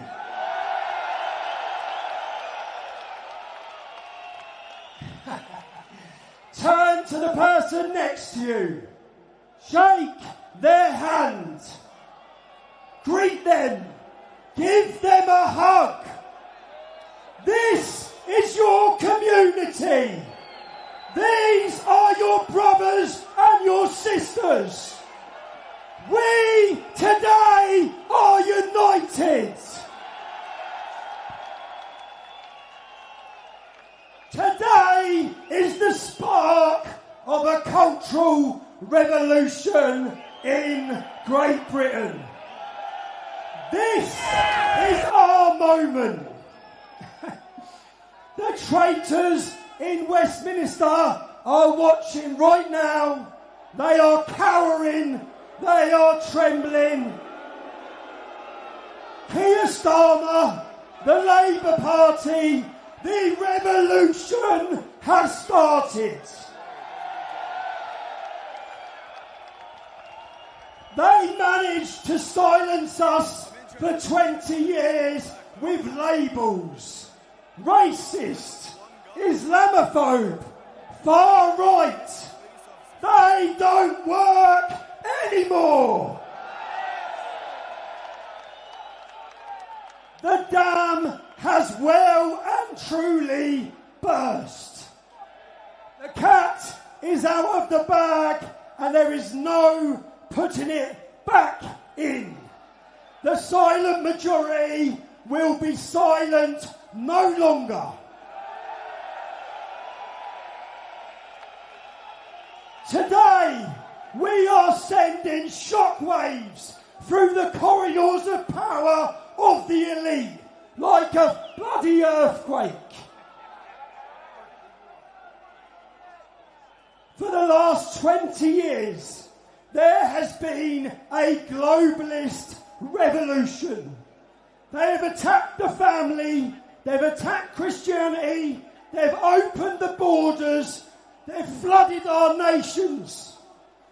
We are the start of a counter-revolution.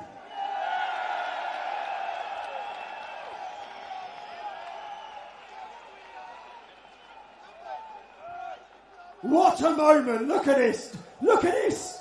Look!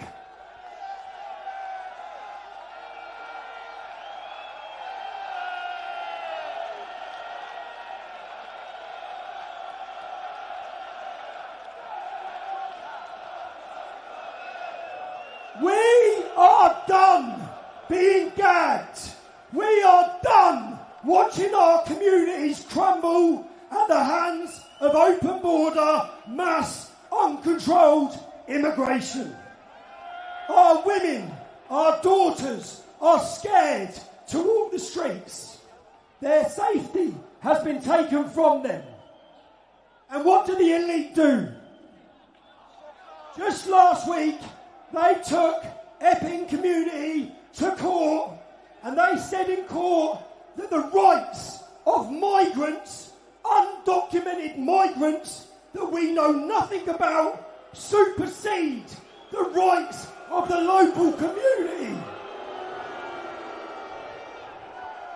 They told the world that Somalians, Afghanis, Pakistanis, and all of them, their rights supersede yours, the British public, the people that built this nation, the people whose families have sacrificed for this nation.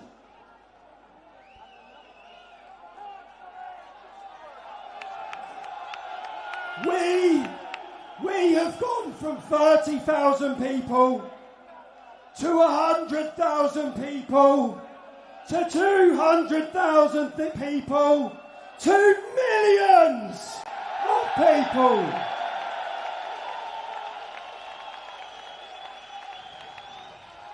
Flags are flying across our country. It's a beautiful sight. And as all of this happens, the government are attempting to do a U-turn. Politicians all of a sudden are finding courage, and they're parroting the things that we have said for 15 years. They targeted us, they slandered us, they demonised us, they attacked us, and they imprisoned us. But they can see the people power, they can see the shift.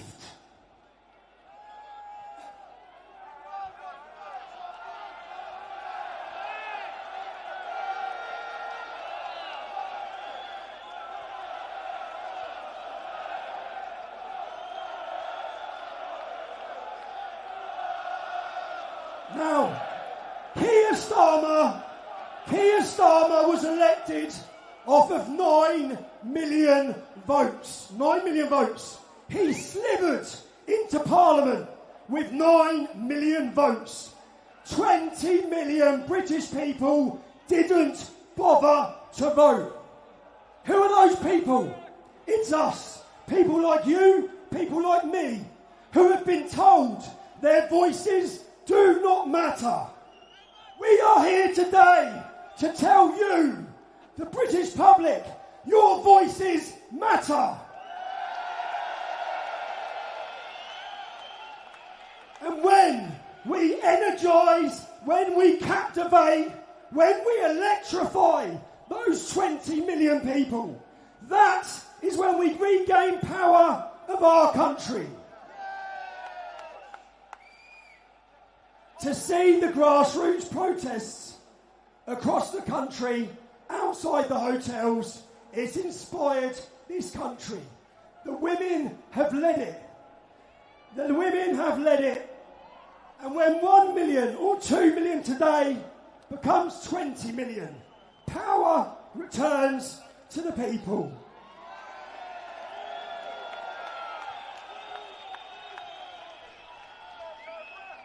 Now, who would have thought just 12 months ago we would have millions of flags across this country.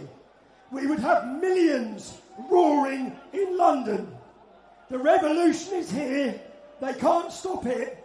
Be vocal, stand tall, and be proud.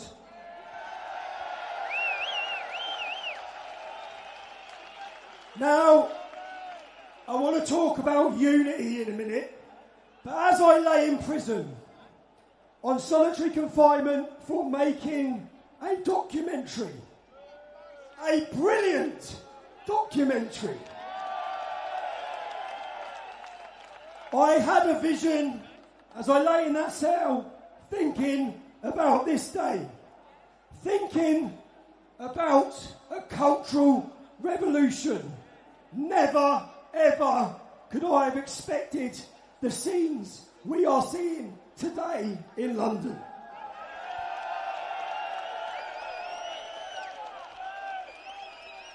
Now, as I was preparing for this, I dug up a video from 10 years ago where I gave a speech. For the last 15 years, it's felt like we're banging our heads against the wall. It's felt like people don't love their country. Let me show you that video. You're watching this video, share it. Man the fuck up. Get out on the streets. Where is your English pride? Where is your... And we were on our own, there wasn't many. Now I want to play you a video of a beautiful song that asks the same question.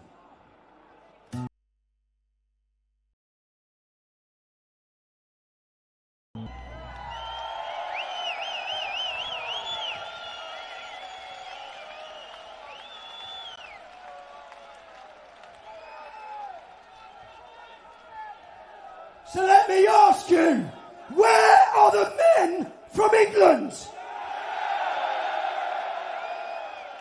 Here they are. But this isn't just about England. It's about Scotland, Wales, Northern Ireland. So, we thank you. Let me have a thank you and let me hear some noise for the Scottish Patriots who have travelled here today.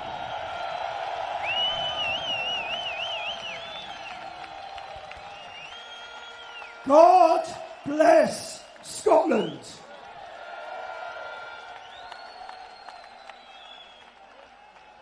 And now, let me hear it. Let me hear it for the Welsh who have travelled here today.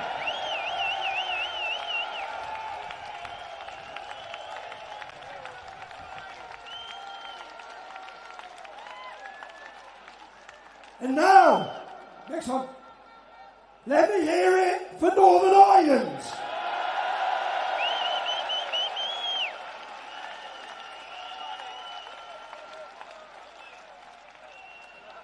But as I look at my mother standing in this crowd, we want to unite everybody.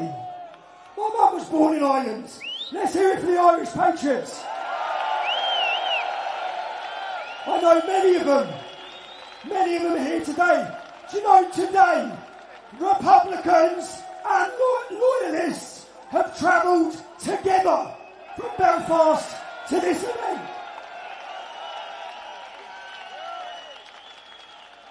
But there's one flag.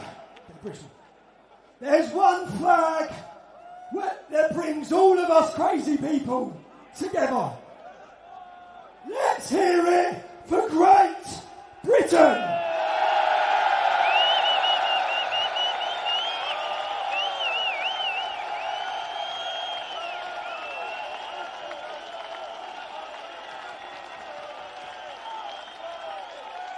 Let me tell you what I see today. Something that was asleep for so long. I see the British spirit. They have underestimated us for so long. And time again, every time they think they beat us down, we come back stronger. Look at these crowds, man.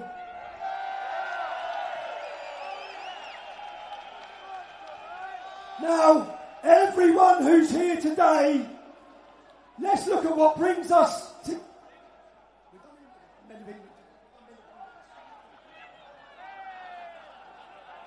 I done the Men of England, I asked Men of England. But what brings us all together?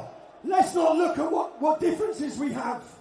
Every one of you are here today, from England, Scotland, Ireland, Northern Ireland, even Australia, Canada. You are here because you love your country.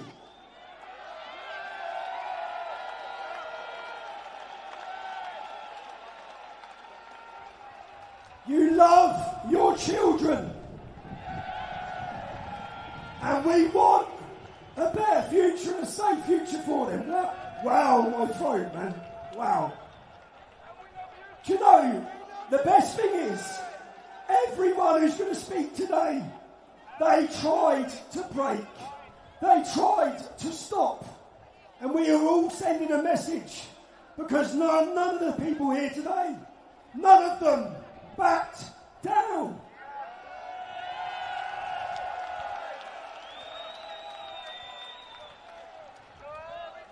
We rode the storm, we weathered the storm, and today we are the storm.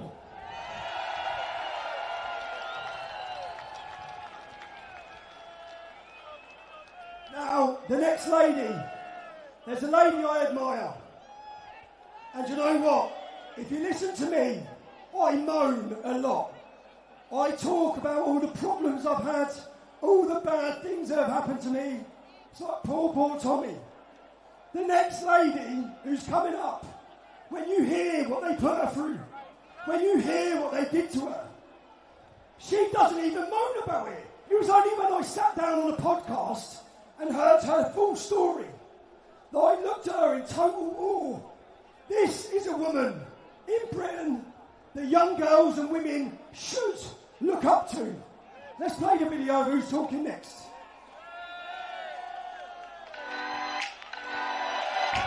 With news here, Patrick Hopkins, Britain. And whatever happens to him there, Hopkins will give a single flying toss. You are not alone. We are many, and we are stronger together. But it's interesting to me that we're celebrating the wrong things in this society. If you don't like it, you can obviously pick. Let me check.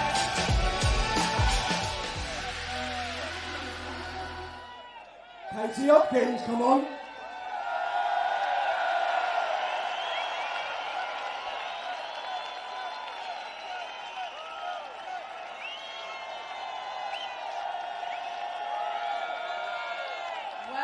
Well, don't you all look lovely today?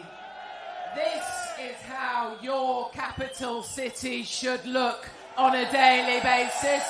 This.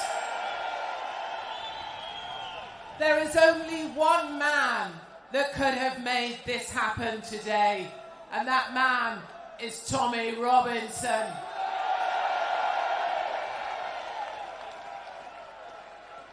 And let me tell you, you know, you've been called many things. You've been pushed to the back of the line.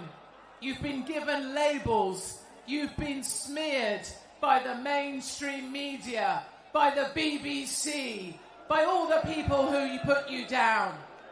But you are none of those things, because you are great people indeed. And they have tried to silence us. They took my friend Tommy and they put him in prison. They took my friend Charlie and they shot him. They tried to take my children and they deported my ass from Australia. And I say fuck the Australians for that. But it doesn't matter. They can put us in prison. They can shoot us. They can lock us up, but they will not stop us now.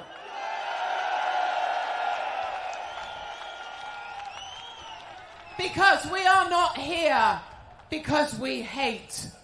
We are not here because we want bad things for other people.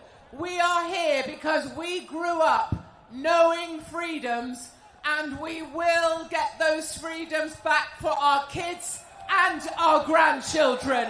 Yes, we will. And I will say three things. I speak for no one but myself. And I remain the biggest bitch in Britain. But let me say, I don't care what religion you are.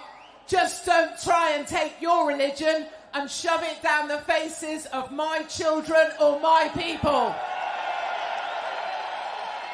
I don't care what biological sex you may think you might be. You can identify as a light if you want to. I will take a light bulb and I will shove it up your ass if it makes you happy. I don't care. But do not ask me to believe the same shit that you believe. There are only two biological sexes, and that's all there will ever be.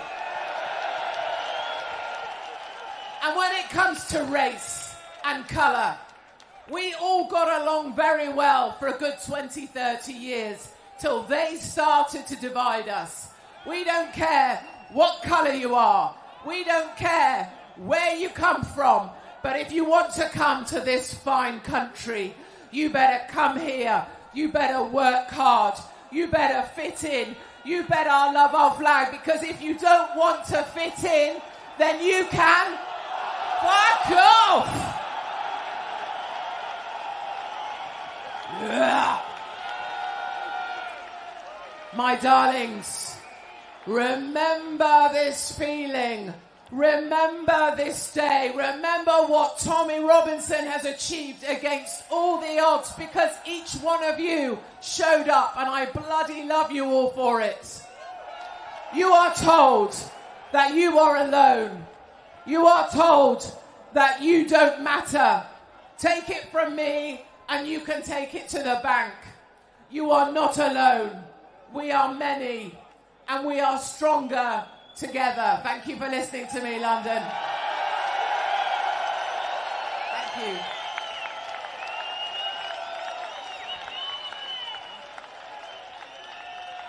Now, I always like telling stories or through music. And this next song now is going to tell all of our stories of why we're here and why we care. And it's going to be sung. I always used to watch X Factor. It's going to be sung by Charlie Healy, who was in X Factor. Charlie, come on, son.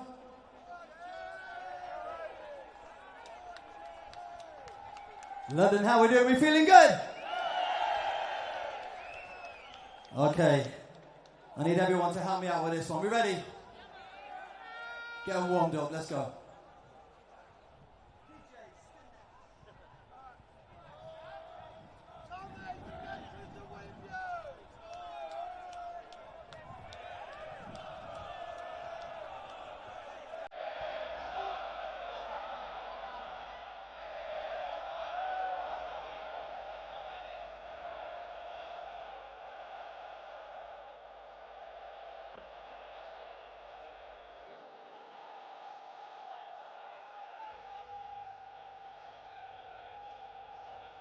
The higher you build your barriers,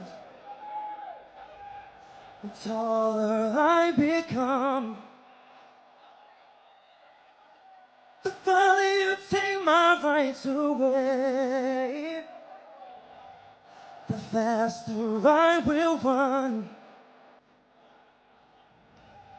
You can't deny me, you can't decide to turn your face away. No matter, 'cause there's something inside us all. I know that I can make it. If you will be born so, it's open my heart. Oh. Something inside us all. Oh, something inside so strong.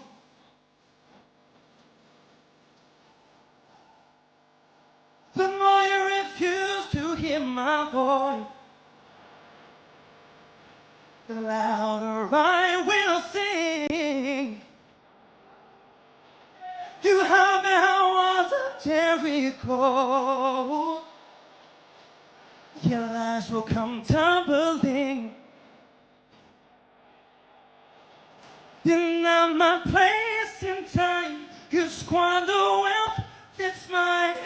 My light will shine so brightly it will blind. 'Cause there's something inside so strong. I know that I can't make it. Don't you do me wrong so wrong. You thought that my heart was oh no. Something inside so strong. Whoa, something inside so strong. Lennon, thank you so much for letting me be here today. It's an absolute honor. Big shout out to Tommy, thank you, man. Thank you so much.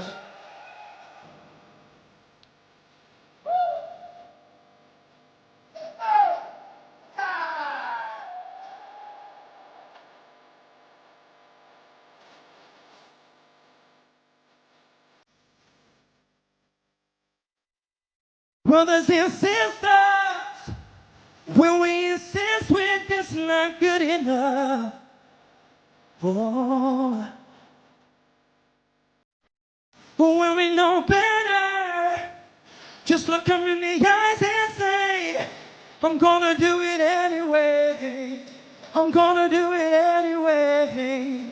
I'm gonna do it anyway. I'm gonna do it anyway. Come on. Something inside so strong. Oh no. I know that I can make it. Oh, so wrong. You thought that my pride was wrong. Side so strong. Yeah. So strong. Oh no. I know that I can make it. When you're doing me wrong, so wrong. You thought that my pride was wrong. Oh no. Something inside so strong. Oh, something inside so strong. Na na na na. Something inside so strong. Whoa, something inside so strong. Lennon, thank you so much. Yeah.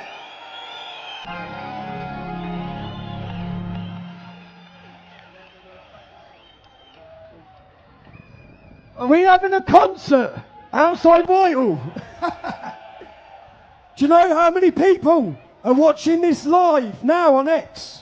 1 million people are watching live right now.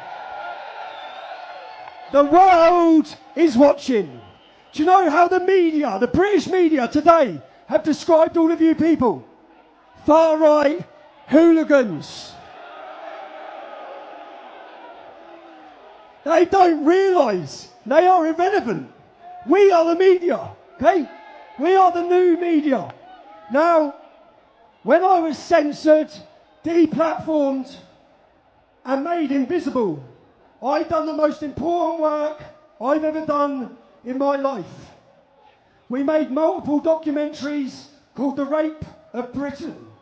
I'm just going to play you a promo quickly of one of those films. What I do have are a very particular set of skills. Skills I've acquired over a very long career. Skills that make me a nightmare for people like you. I will look for you. Listen, simple question then, babe. Did you rape her after our midnight break? Over 200 men's names were identified by your police investigation, but only 11 were charged. Why is that? Well, I've put some allegations to you. You've been raping young girls in school stuff. What the fuck out of That's this? not right. Why would I go? Young girls are dangerous, raping young children. I had multiple young girls, school children on camera. I had multiple young girls who allege that you're involved in raping them and prostituting. We have serious allegations from children who say that you were involved in the rape and prostitution of them, that you were a kingpin having them trafficked. I bet you didn't see me, did you? I've got some questions to ask you about allegations of child rape. You raped a 12-year-old girl, you took her virginity in the house next door to Musk in Telford. Why would 3 individual girls who do not know each other all be telling me and giving me statements that you have been involved in their grooming, in their trafficking and in their prostitution? Yeah, well, can we talk? I've got some questions. We have accusations that you trafficked young children. You trafficked young children. You were the kingpin. You chose who they were raped by. You prostituted them. She fought you whilst you dragged the knickers off her when she was 12 years old in the house next door to the Moss bench. Look at these guys just making. What were you doing hanging around with 13-year-old school children? You put her on your car bonnet and you raced off because you were angry because you had been sleeping with your best mate Imran's underage girlfriend. Men in this town, Pakistani men in this town, got away with destroying young girls' lives. Now.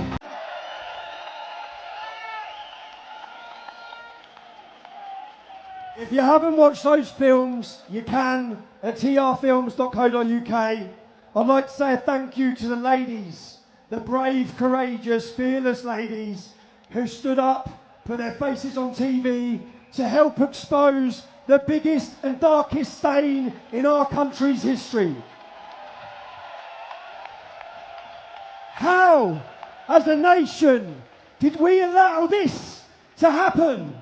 How? Has there not already been a revolution in our country over the rape, jihad that has been committed against our daughters across Britain? Now, as I spoke up about this issue for 15 years, we were attacked. But then I see so many other ladies that stood up.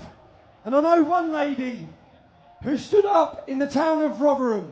The world knows about the stories from Rotherham. They were exposed because of a brave lady who decided to speak out with her face, with her reputation. And do you know what? She carried on living in Rotherham. I still don't understand how, yeah? Because I know what these gangs are like. I know how fearful she must have been. And brave ladies have brought this to the world's attention. One of those brave ladies is going to speak to you now. Her name is Sammy Woodhouse.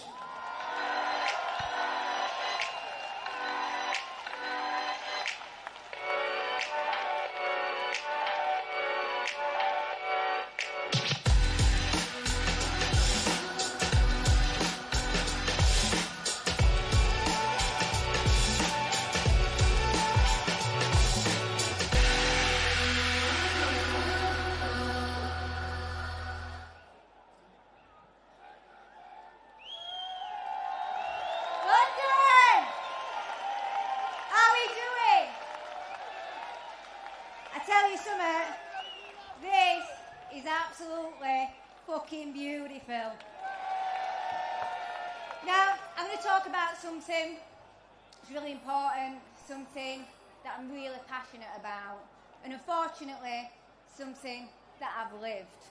Now I'm going to start with Rotherham, a town that you've probably all heard of. When I was 14 years old, I met a man called Arshad Hussain. I was criminally and sexually exploited for 2 years. Oh, sorry. I was criminalised. And I was also made pregnant. My son is now 24 years old. But the truth is, this didn't just happen to me. It was happening to thousands of children in my town and right across the UK from the 1960s. Sorry. On one occasion, a man called Jahangir Akhtar, who went on to be a Labour politician and the deputy leader of Rotherham Council, and a police officer called PC Hassan Ali made a no prosecution deal with my rapist. So when he abducted me, they said if he came back and handed me at a petrol station, he would walk free. The very people that were paid to protect failed. They were also complicit in what we know now. They was also involved in raping some of those children. Now, when I exposed Rotherham, I took all my evidence, including tape recordings of police officers, and I gave it to the Times newspaper. I was fortunate enough to go on to get criminal justice, and my rapist was sentenced to 35 years in prison.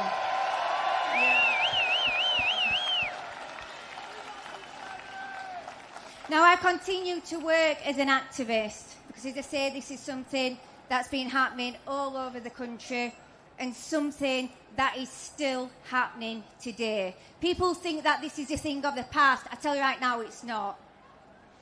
Now, I did another exposure back in 2018 when Rotherham Council invited my rapist into my son's life to apply for contact or even full custody through the family courts. Now, many people will know how corrupt our family courts are. They are thousands of women around the country being forced to have contact with the very men that raped them because they had children from their rapes. Something our government still know about and still are allowing. Now, I'm very fortunate to be able to stand here today and share my story. There's many survivors that aren't living today. And I want to tell you about an incredible family called the Sheeran family. Now, when I came to work at Urban School, I interviewed a woman called Anne Sheeran. And then I went on to make a documentary with 2C TV to share their horrific story. Now, Andrew's daughter was called Jodie. Jodie was gang raped in her hometown of Stoke-on-Trent when she was a child. She was gang raped on Eid, and after they gang raped her, they poured curry powder all over her. Now, Jodie, like me, became pregnant, and she went on to tell the police of what had happened to her. The man got charged, and what they thought was going to go to court for justice. They dropped the trial just as it was starting. That was something that Jodie felt very, very difficult to deal with. She turned to drink, and unfortunately, she passed away. Now her son, Jaden, and her mother, Anne, they're fighting still for this day to get some sort of criminal justice in a victimless prosecution. Now, before I go, I'm just going to ask you all to support the Sheeran family, just like many of you have supported me. And I want you all to remember Jodie Sheeran. Thank you, and I'll see you all day. Have a good day.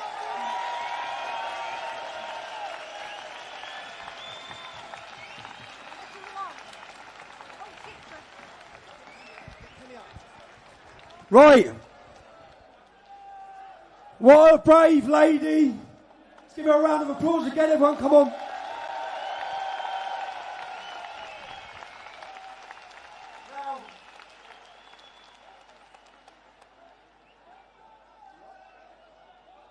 Now, as I went through the stories and got to know the survivors in Telford, one brave lady said there was one song that she listened to that told her story.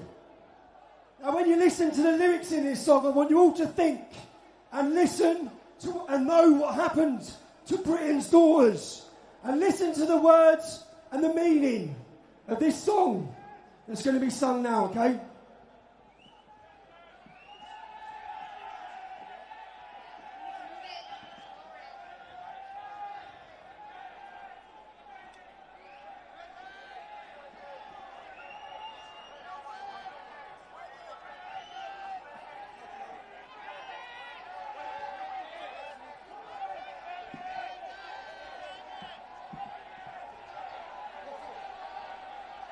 need a medic. Who's a medic? We need a medic over here. Yes, I just need to. We've got a medic, yeah?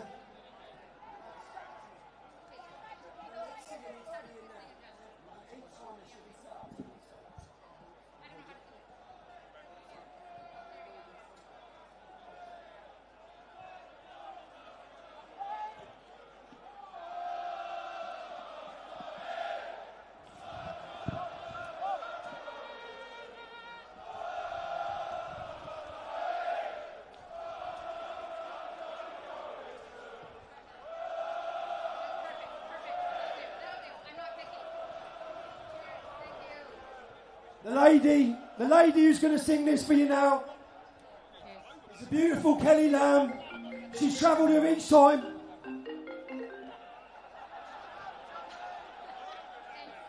She's travelled here each time from Canada.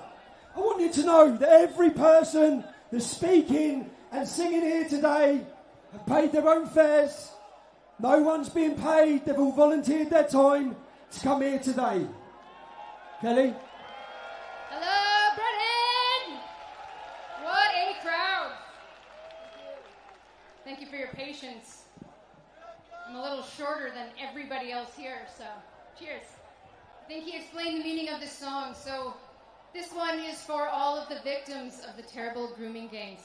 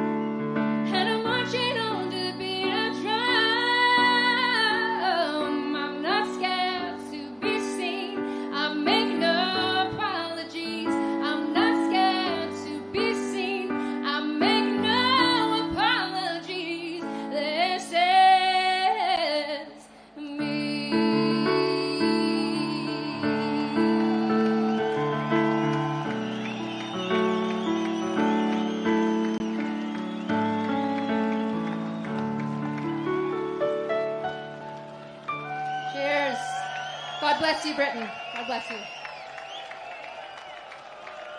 To, again, think about what we as a nation allowed to happen to our daughters. To the politicians, to the journalists who talk about these girls like they're statistics. There are daughters. There are sisters. Now, an army of women recently have been rising. It's been so encouraging to see. As women, the pink ladies, let's hear it for the pink ladies. Yeah?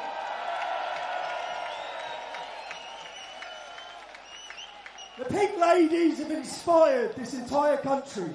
These numbers are here today. You played your part, ladies. It's beautiful to watch as the mothers start speaking out. They're not afraid anymore. Who remembers? Let me play you a quick video, yeah? Let me play you a video. Remember this?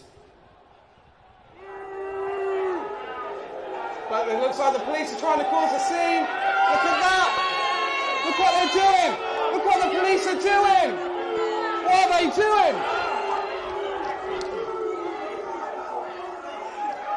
What are the police doing here?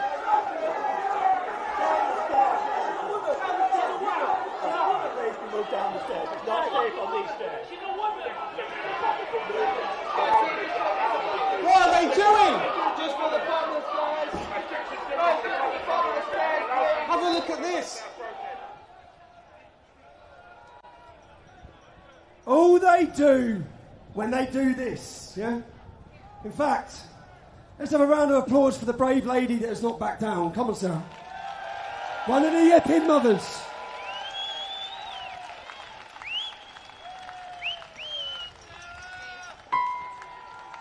Close to my mouth.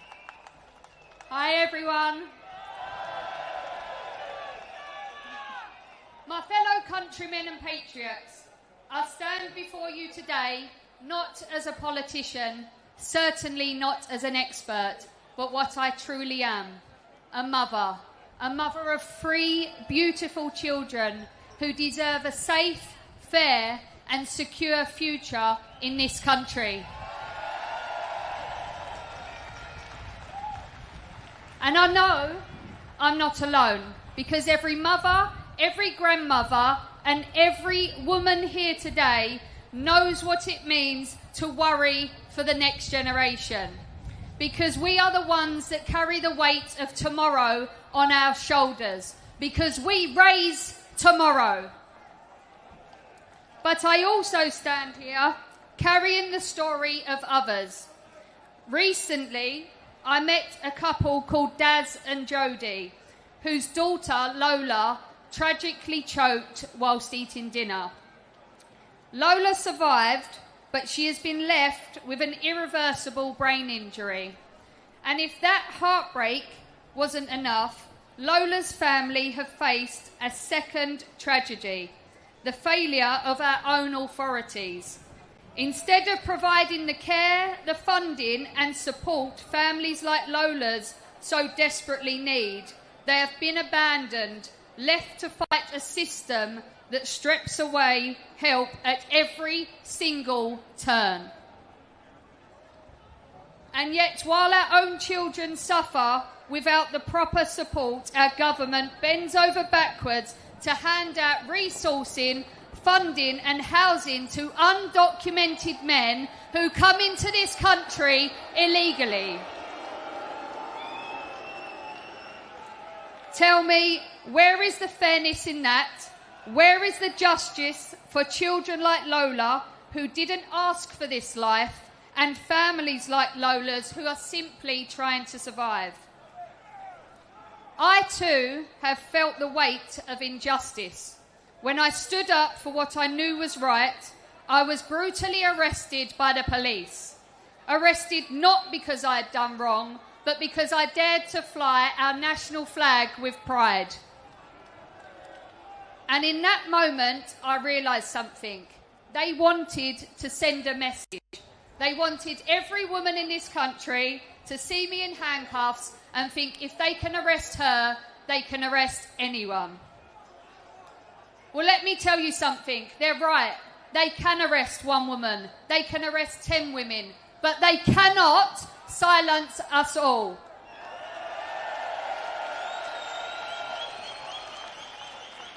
Because when women stand up together, when mothers rise together, no force, no government, and certainly no police can hold us down.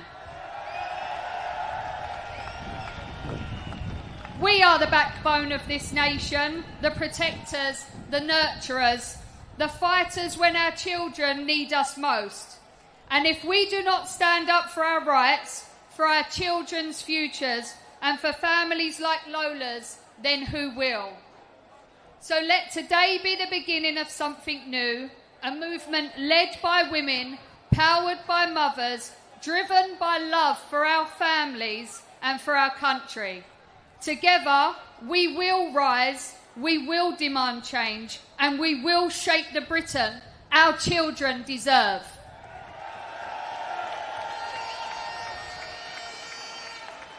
Because when women stand together, nothing and no one can silence us. Love the country in which you live, or go and live in the country you love. This is Great Britain.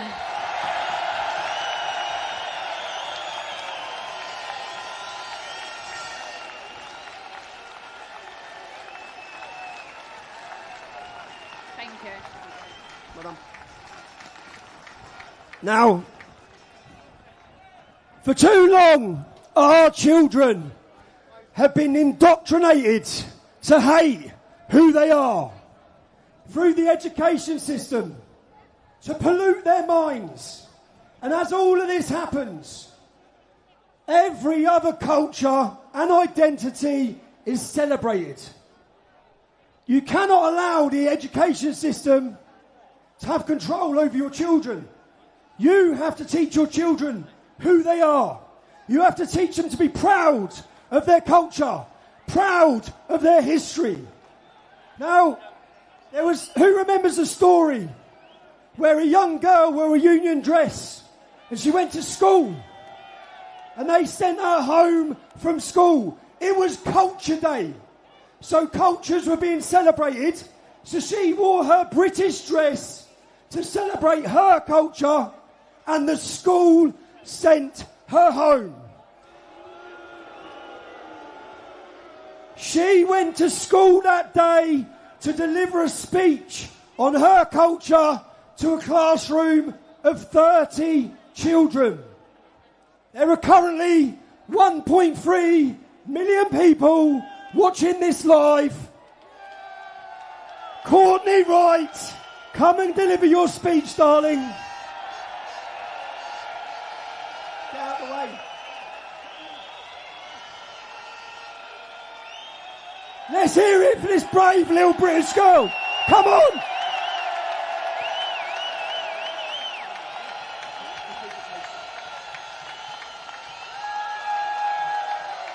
Hello, London!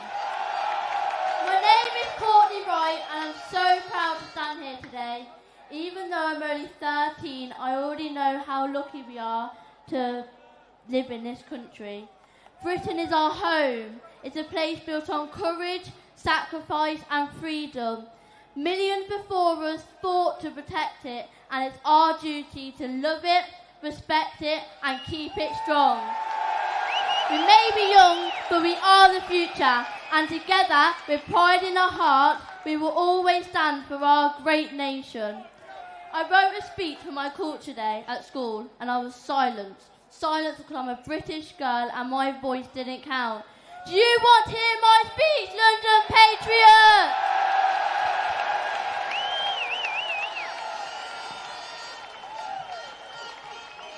Today I want to talk about my culture, British culture, and why it's important to me.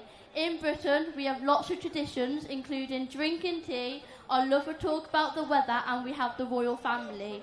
We have amazing history like kings and queens, castles and writers like Shakespeare. It's also modern, diverse and always changing, with music, fashion and food from all around the world blending into daily life. And let's not forget about fish and chips. It's also the way we speak, our humour, our values of fairness and politeness, and the mix of old traditions and new ideas. But sometimes in school we only hear about other cultures, which is great because learning about different countries is interesting and important. But it can feel like being British doesn't count as a culture just because it's a majority. I think culture should be for everyone, not just for people from other countries or backgrounds. Being British is still a culture, and it matters too. So let's celebrate all cultures, whether they come from far away or right here at home. Thank you.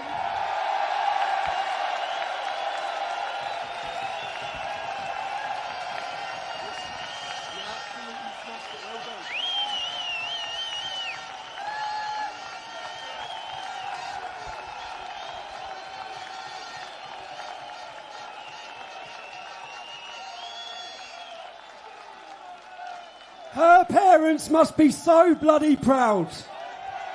Where are they? Let's have a round of applause for her mum and dad as well. Come on.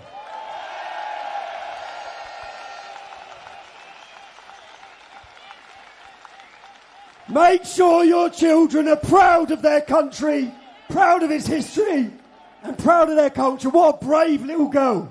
Wow.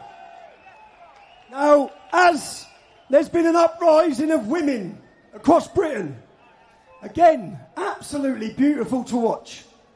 I saw another lady singing a song, and it just brought a smile to my face every time I see it, and every time I listen to it. So, will you come up now and perform that song for us, darling?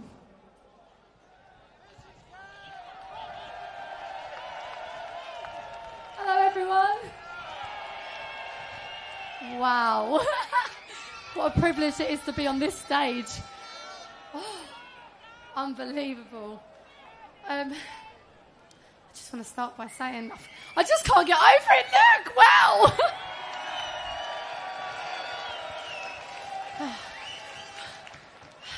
Unbelievable. Look at all these Patriots. Amazing. Thank you, everybody. You're amazing. You're going to make a real difference today. We are literally a part of history. Everything is going to change from today. This is it.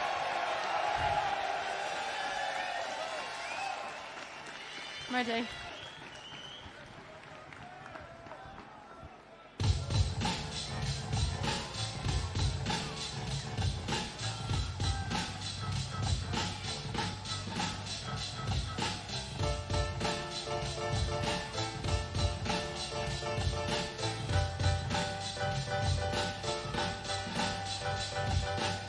Keir Starmer, the granny harmer, wants us mixed up in Israel drama. Yes, the same prick that hates on the farmers and make grannies freeze in their pyjamas. He's a traitor, an undercover dictator, a war instigator. He wants to fuck around and mess with human nature. Going round kids is satanic behaviour. And we ain't gonna fight no war, and we ain't gonna play no more. Sitting in silence, 'cause we know your game is to push us to violence. And we ain't gonna fight no war, and we ain't gonna play no more. We say no to the Israel war. Don't you know his dad's a toolmaker? Well, I'd say he made a perfect violator. A top knob and an Englishman hater. A Ukrainian boy penetrator. Man knows firsthand how Jimmy fixed it. Fully involved but the men missed it. Hidden evidence cause they didn't want to risk it. Kept Starmer quiet with a rich tea biscuit. Lies and corruption on every news station. Don't you dare speak about immigration. Gender 30s and full operation. As we continue to lie to the nation. And we ain't gonna fight no war, and we ain't gonna play no more. Sitting in silence, cause we know your game is to push us to violence. And we ain't gonna fight no war, and we ain't gonna play no more. We say no to the Israel war, no war. No war. No war.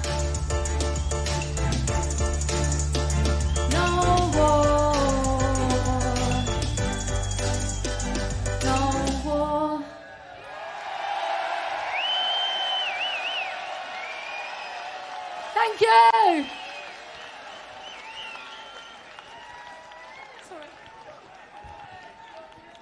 Do you know how nervous she was about that? She smashed it, didn't she? Absolutely smashed it.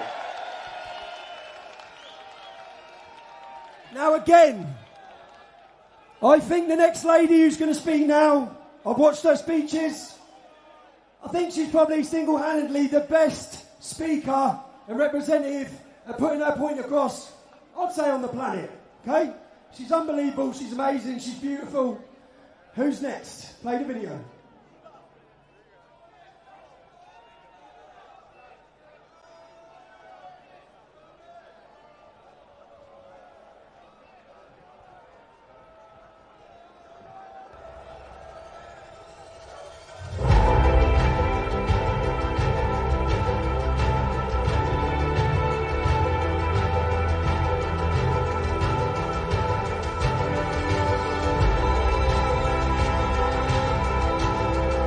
So let me promise you right here, right now, I will not stop fighting for them. I will not stop fighting for the truth, and I will not stop fighting for my people. The time of zero accountability will come to an end, and I will promise you, we will make Europe great again. Eva Vandenbroek.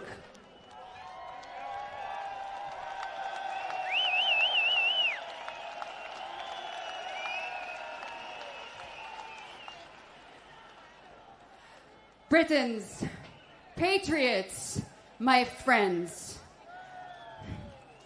Today, I call upon all of you to invoke the help of your country's patron saint, St. George. Legend holds that St. George fought against a dragon that was demanding human sacrifice. He fought a battle of good versus evil.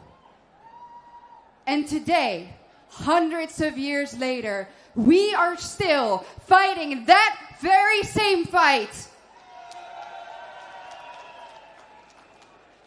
We are fighting a fight of truth versus lies, of freedom versus tyranny, and of light versus dark. And just 3 days ago, one of our bravest warriors lost his life fighting it. So today, we also fight for him. We fight for Charlie Kirk. We fight for our nations. We fight for our children.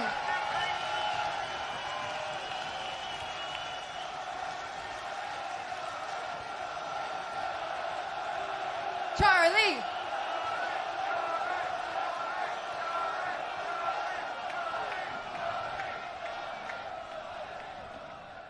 Ladies and gentlemen, St. George's shield became your very flag. And now, your flag has to become a shield once again.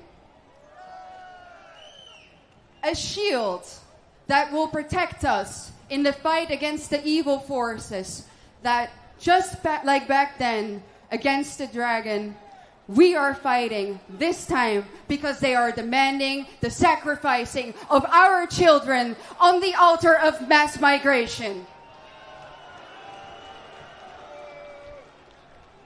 So, my patriots, raise your flag, wave them high, wave them proudly, because there is nothing that today's dragon fears more than that. And that dragon resides at 10 Downing Street.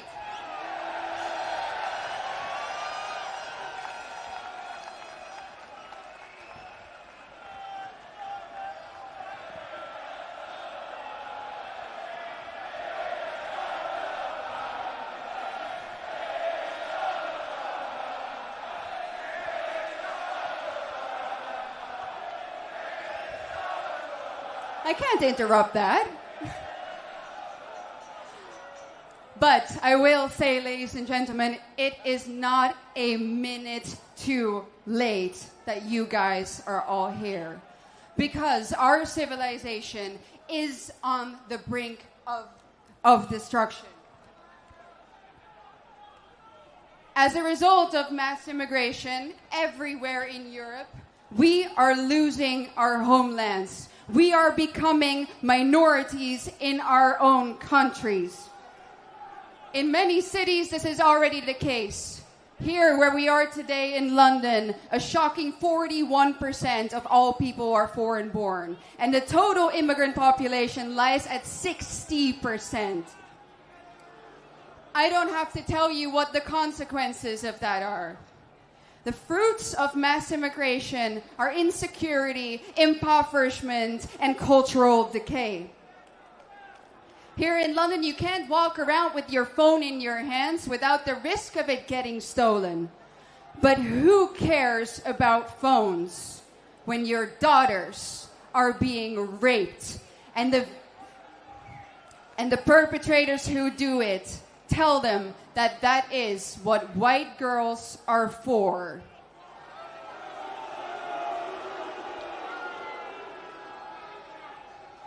That, plus the fact that the authorities, the very same people who were supposed to protect them, repeat that same rhetoric.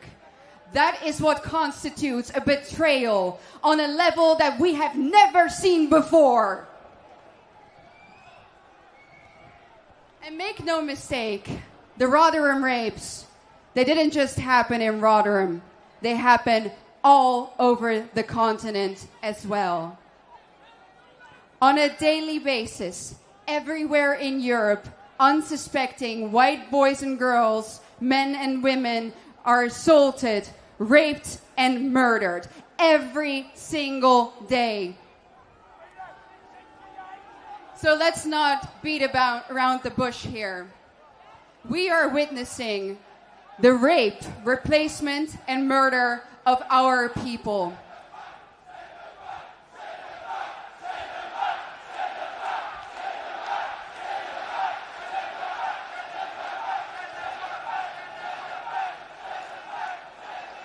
But I am here today to tell you, no more.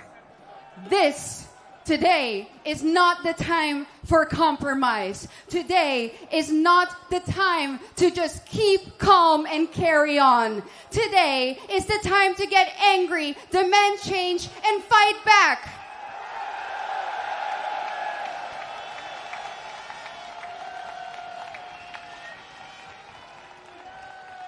Because it's not just that our establishment doesn't care about us, or that they failed to simply protect us. Make no mistakes, they are the ones who have betrayed us. They are the ones who are actively selling us out. And they are the ones that are making us pay for our own destruction. And what if you speak out against them? What if you speak the truth? Well, in this country, you run the risk of getting thrown in jail for longer than the immigrant who has raped your daughter.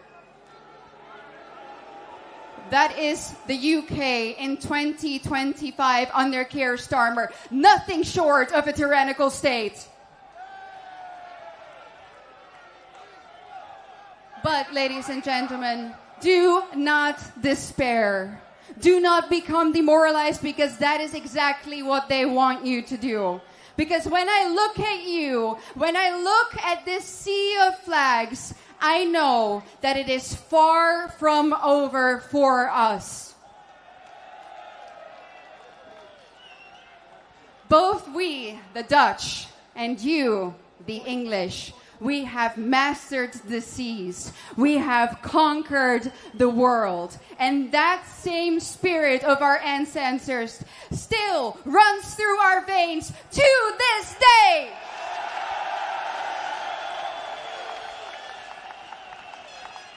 We are the sons and daughters of the greatest nations on earth.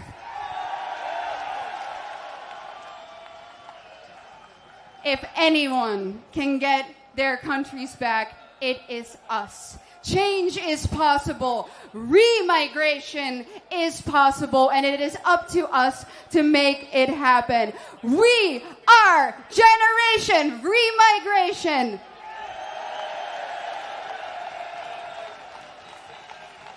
We will not back down. We will not be silenced. And by the grace of God, we will claim our countries back. Thank you.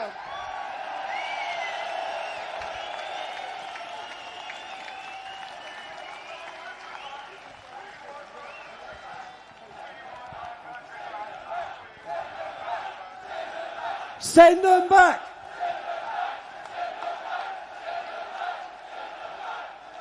So I don't know if any of you realise that by attending here today, you will inspire so many people.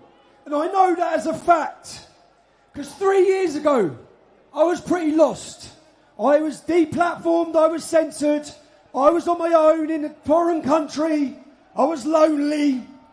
And then I watched as the Irish took to the streets of their country, led by the mothers of Ireland, and they started marching in their country, and that inspired me. I travelled straight to Ireland. It relit the fire in my belly. I travelled straight to Ireland and I made a documentary called Plantation 2, Rise of the Celts, to tell the story of the invasion of Ireland as the mothers of Ireland made it an international news story. I'm going to play that promo now.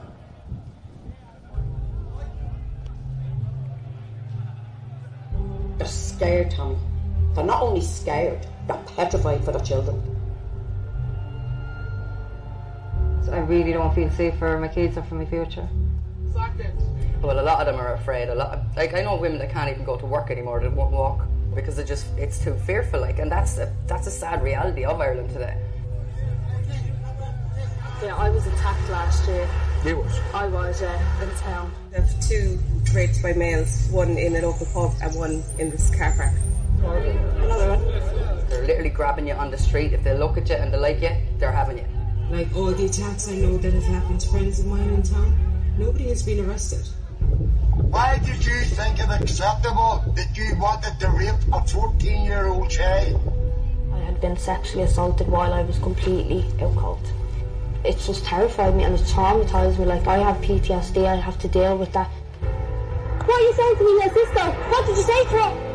Where's all the women and children? Where's it all men that have suddenly arrived in our village? There's millions of men coming in. Where are all the women? I live here. I want to know where you came from and why you are here. If it keeps going on the way it is, our town won't be recognisable. It's gonna be your kids next. It could be your mother next. It could be your nurse next. And you gotta allow this shit. We're not going to sit back and allow this. This is our children's future. We're fighting for it. Ireland for the Irish.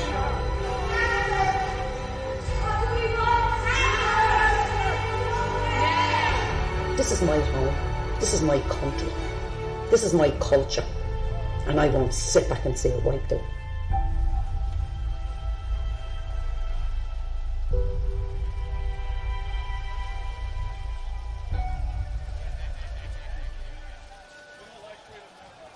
Now, the next speaker who's travelled here today, Terry McMahon, is a film director, a multi-award winner, the producer of the This Is Ireland, watched by millions.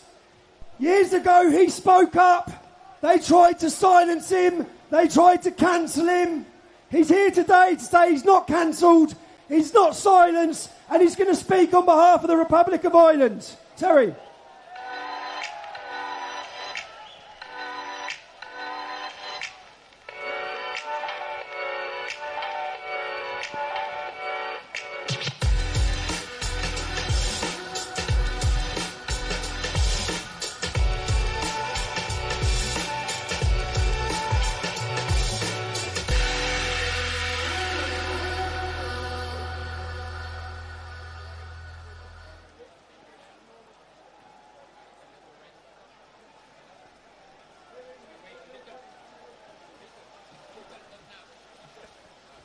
Tommy told me to stay under here, but if you're going to get wet, I'm going to get wet with you. 600 artists signed a petition in Ireland to have a festival cancelled that was a celebration of Irish culture. They'll probably cancel me for speaking with you here today as well, but what the hell? Ireland is on her knees, and she has learned from you, the government has learned from you how to accelerate. Van Morrison was the only Irish artist to speak out against the insanity of lockdowns. Remember these? He knew these were more than masks. They were muzzles designed to control communication, stop dissent, stun the soul. They tried to annihilate Van, to send a message.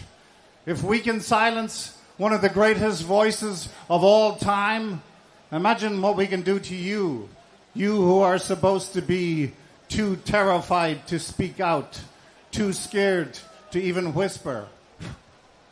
The Irish government tried to force through a referendum to change the meaning of family and remove mother from the Constitution. Our national leader calls the Irish mongrels. Irish Times journalist calls us dogs. Our Minister for Justice called us scumbags. These people trying to force through hate speech laws, yet the only hatred we see is coming from them against us. And where are the artists? Where are the heroes? Where are the rebels? Degenerates in both of our beautiful but broken countries came for our kids, maligning mothers and fathers as mangy mutts and malevolent mongrels. Maybe they were right. Maybe we are a different breed. Maybe we are loyal dogs. Maybe we are dangerous dogs. Maybe we are the dogs of war!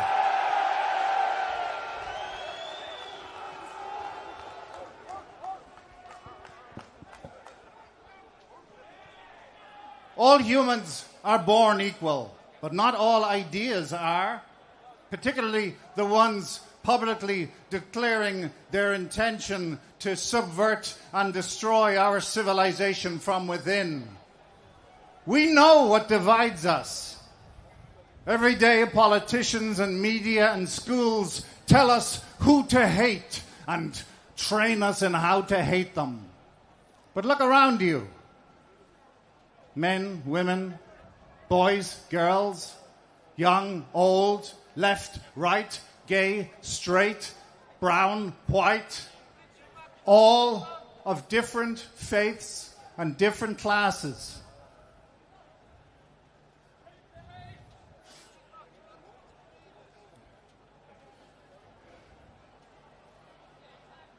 Excuse me. And you are all unified in the core truth that our political, social, ethical, and moral way of life is now under sustained attack. And the cowards cancelling us here today, despite your contempt, we are marching for you too, to protect you from being forced to be too frightened to speak out, too scared to even whisper. And to you young kids here, if you really want to know where the hell the heroes and the rebels and the artists are, they're standing right beside you.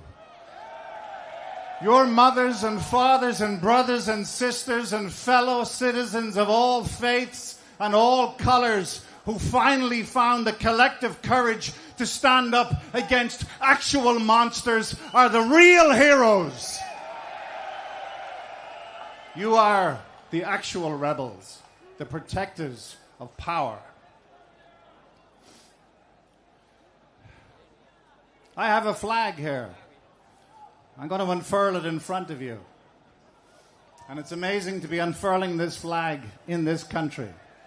And I do it with respect, and I do it with love for my nation, and I do it in the recognition that Ireland is not owned by sellout, psychotic, censorious politicians.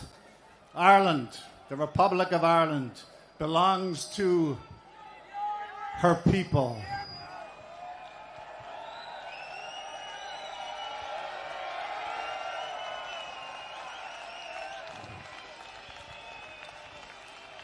We still have the poetry and the blood of the proclamation pumping through our veins. Ireland, England, we are right now, more than any time in history, brothers and sisters. We have a common enemy, and we have a common love. And we have love or we have hate. And they hate us, but we love each other. Thank you for having me.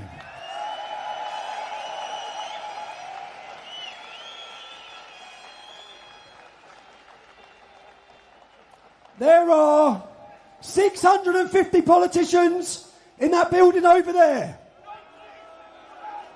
How many of them are here today? We've got politicians who have travelled from every country in Europe, pretty much. Yet we can't find one. Don't kid yourselves that we've had a political revolution. If there was any member of parliament in there who represented the people truly, they would have come here today and spoke with you.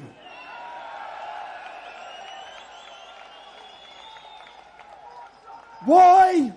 Some people may ask, we've got lots of European politicians here. We are uniting the kingdom. Today we've united this kingdom like no one has ever seen before. But it's not just Britain that's being invaded. It's not just Britain that's being raped. Every single Western nation faces the same problem. An orchestrated, organised invasion and replacement of European citizens is happening. We, all of us, Europeans and Westerners, we have tolerated too much. They don't fear us if we're isolated.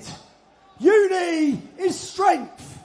I want to now introduce you one by one leaders and leading politicians from some of Europe's best populist, real political parties. The future leaders of Europe are here today to inspire you about the fight that is going on in their countries. If you're watching this and you're from France, if you're from Germany, Poland, Spain, any other European country, we want to unite all the patriots of Europe together for a future where we fight together. Our next speaker, let's play the video. I've looked up to this man, followed his journey, as I have all of these gentlemen. Eric Zamora, let's see the video.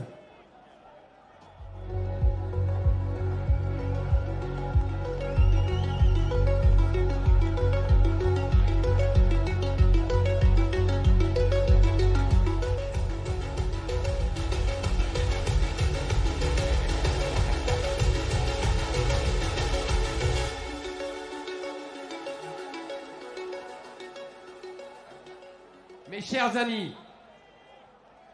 my dear friends, je suis venu ici à Londres pour vous transmettre le salut admiratif du peuple français. Le peuple français qui sait qu'on peut compter sur vous quand la liberté de nos peuples est en danger. I have come here to London to convey to you the admiring greetings of the French people. The French people who know they can count on you when the freedom of our peoples is in danger. Je suis heureux d'être au milieu de vous, aussi nombreux aujourd'hui. Je suis fier d'être au milieu de ce peuple anglais qui se révolte, de ce peuple anglais qui se réveille, de ce peuple anglais qui ne veut pas mourir. I am happy to be among you, so many of you today. I am proud to be among this English people who are revolting. this English people who are awakening, this English people who refuse to die.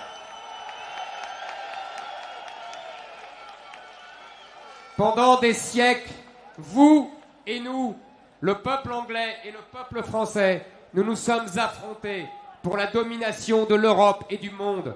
Aujourd'hui, nous devons oublier nos combats passés parce que nous sommes confrontés au même danger mortel. For centuries, you and we, the English people and the French people, fought for domination of Europe and the world today. We must forget our past battles because we face the same mortal danger. Nous sommes, vous et nous, soumis au même processus de grand remplacement de nos peuples européens par des peuples venus du Sud et de culture musulmane. Vous et nous sommes colonisés par nos anciennes colonies. We are both subject to the same process of the great replacement of our European peoples by peoples coming from the South and of Muslim culture. You and we are being colonized by our former colonies. Vous et nous ne voulons pas devenir minoritaires sur notre propre sol. Vous et nous ne voulons pas disparaître. You and we do not want to become a minority on our own soil. You and we do not want to disappear. Lorsque le général de Gaulle, notre grand homme que vous avez recueilli ici, s'est adressé à la jeunesse allemande quelques années seulement après la guerre mondiale, il leur a dit « Nous avions jadis le devoir de nous affronter. Nous avons désormais le droit de nous aimer. » Je vous dirai la même chose. Nous avons le devoir de nous battre ensemble. When General de Gaulle, our great man whom you welcomed here, addressed German youth just a few years after the Second World War, he told them, "We once had the duty to fight each other. Now we have the right to love each other." I will say the same thing to you. We have the duty to fight together. Vive, vive l'Angleterre anglaise et vive la France française. Long live a French France and long live an English England.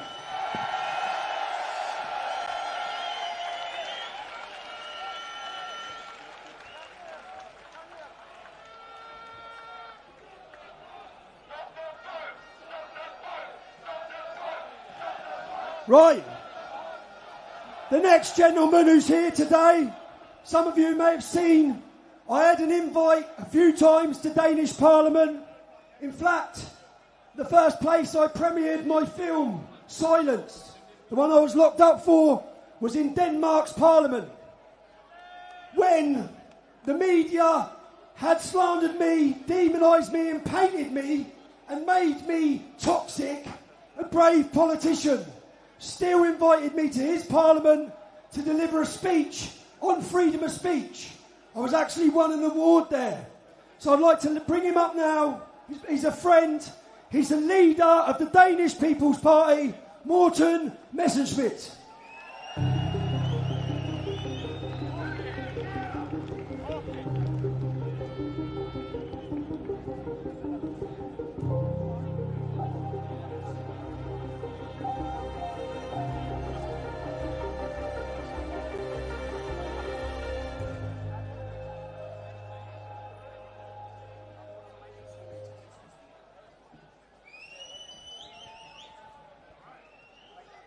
Hello, London. Today, we are all Charlie Kirk. Charlie devoted his life speaking the truth, defending freedom and challenging those in power. And he was killed for it.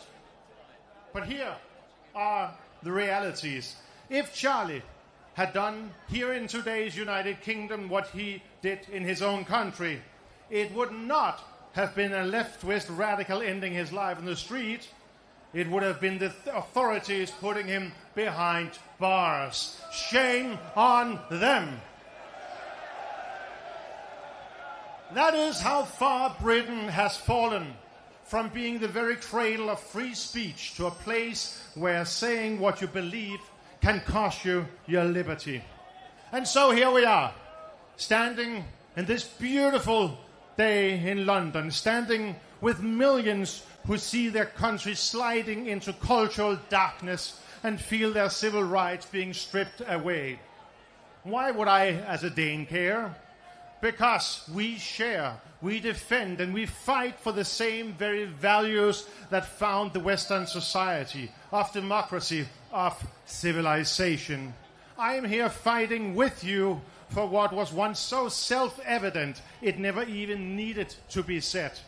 For centuries, freedom was synonymous with Great Britain. But now these self-evident rights and values must be fought for again. And fight we will by every democratic mean which we have in our hands. And we'll not only fight, we will prevail. The hope, the dreams of freedom are stronger than any force on earth.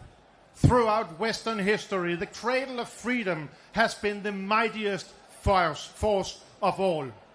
From the Roman Empire to the streets of London today, the dream of freedom and living in a free, fair and democratic society has inspired generations. It has been the very emblem of the United Kingdom. You founded our civilization by writing the Magna Carta. You abolished slavery. You honor Napoleon. You defeated in both First and Second World War. We will not let down to the political correct class of today's system. Shakespeare once wrote of a castle in Elsinore in north of Denmark, not far from where I am born. He wrote about Hamlet, and I must quote some passages from Hamlet today, because something is rotten in the United Kingdom. Ordinary people, mothers, fathers, veterans, young and old, are now being targeted and treated as criminals simply for voicing their concerns.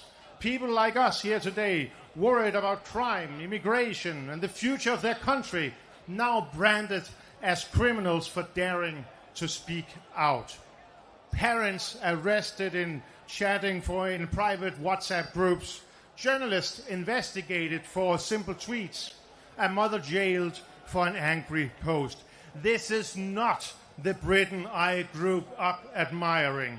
This is not the country of Winston Churchill, Margaret Thatcher, or William Shakespeare.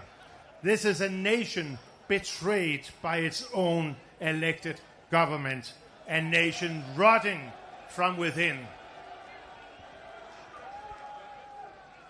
They try to divide us by labeling us racists, extremists, Islamophobes, hoping to shame us into silence. But we reject their labels. Wanting safe streets and secure borders does not make us villains. It makes us patriots. Loving your country and protecting your community is not a crime. It is a duty. And telling the truth can never be hate. As George Orwell, one of England's greatest sons, warned, the further a society drifts from truth, the more it hates those who speak of it. Well, we will speak of it. We will tell the truth. So let us stand strong, brothers and sisters, united and unafraid, from Denmark to the kingdom of your great country. Together we cannot be defeated. Our voices will not be drowned down. From the White Cliffs of Dover to the highlands of Scotland, from Belfast to Birmingham, let freedom's voice ring out again.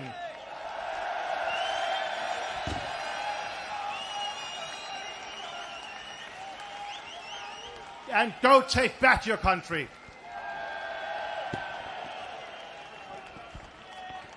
Let me tell you now a funny little story, yeah? When we had singers, I know a lad who goes Luton Town matches, I've known him for years. And he said, I can sing. I'll sing a song. And then this morning, in our lads group chat, I got a message from the lad saying, is Bloxy singing? I said, yeah, he is, yeah. Can he sing? He said, can he fuck? So Bloxy, I hope you can sing, bruv.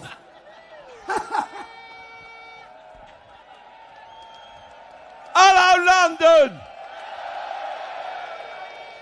I've always wanted to do that. Right, we're only doing one number because we're running a bit late. But I want all you lot to sing along with this. It's your turn now. Are you ready?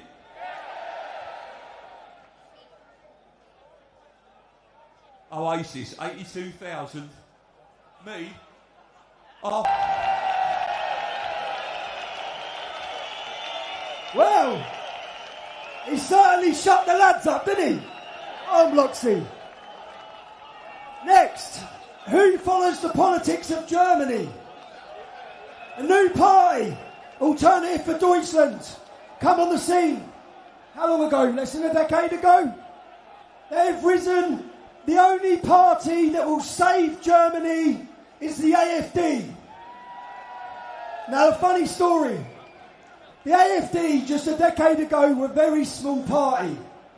Their MP, who's here today, come and visit me when I was in jail. We've spoke for many years. And when he walked in, he sat down, he said, Tommy, Munich is mine. Yeah? He's now the standing MP for Munich. Unthinkable. Just a decade ago. It shows what can happen. He's not politically correct. He speaks out every time. He spoke out on my behalf during my imprisonment. Peter Bryson.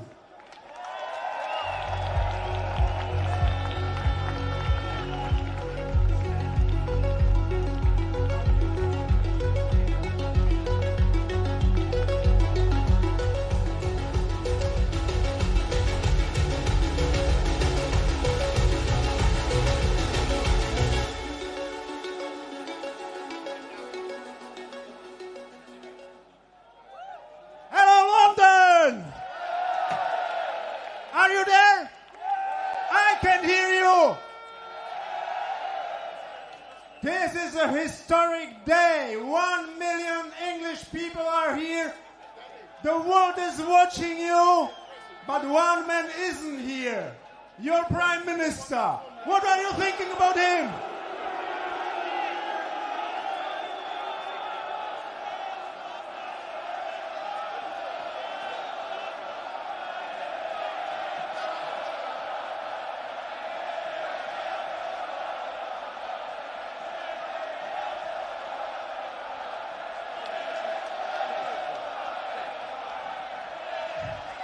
This is a warm welcome. Thank you very much. You maybe are asking us why we are here from Europe. Because your enemies are our enemies. Because your fight is our fight.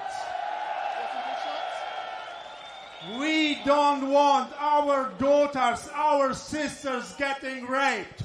We don't want our brothers, our friends getting stabbed when they are defending them. We don't want judges who are releasing this scum.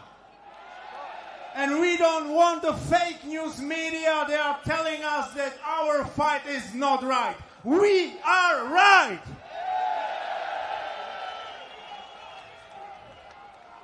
And they are trying to oppress us by any possible meaning. I've got 23 home searching this year in my house, so that the American free media wrote that the German Gestapo was there. Yes, that's bad, but Tommy was facing much more worse. You know, he was put into the prison, into jail. They'll try to kill Donald Trump. And they killed Charlie Clark. And they can, but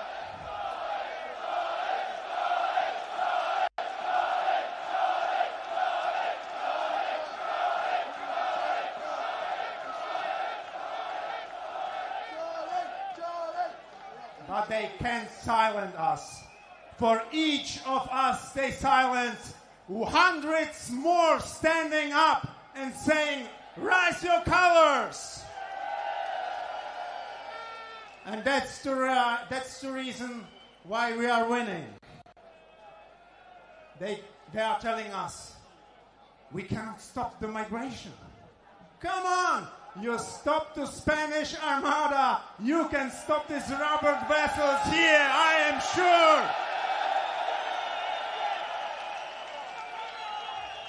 Are you proud English? And we are winning everywhere. Donald Trump won the election in the USA. Fico in Slovakia. Orban is ruling in Hungary, Salvini in Italy. And I promise you, we, the AfD, we are going to win any upcoming election in Germany.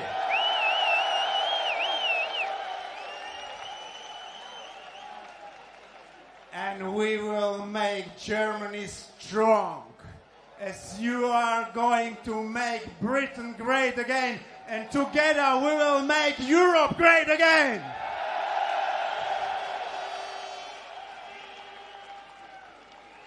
And my friends, I am watching you and I see here many flags. I see many different crosses. And this is because this is Britain, because this is Europe, and we have been fighting for this 2,000 years, and we will fight another 2,000 years if necessary. We will never surrender. United we stand. The Germans watching, wir sind das Volk. As we are the people. Right, next. As I told you today, there's not one single British politician from there that's come here today to speak to you. They were invited, okay? The next gentleman who's coming up now, in the not so distant future, I do believe we'll be standing in there. Next up, play the video. There can be no greater happiness to secure their own futures and secure the futures of their loved ones and their children. They are proud of this country. They want to protect this country. This country needs an honest, decent, pro-British political force which is actually going to act with integrity, without fear, without favour, and deliver for this country.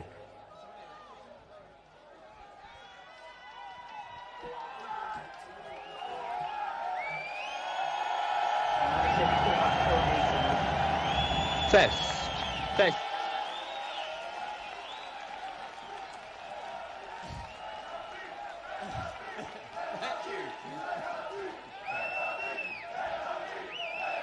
Come on!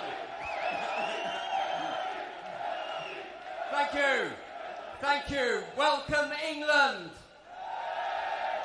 Welcome Scotland. Welcome Wales. And let's not forget, welcome Northern Ireland. Where is the Ulster banner?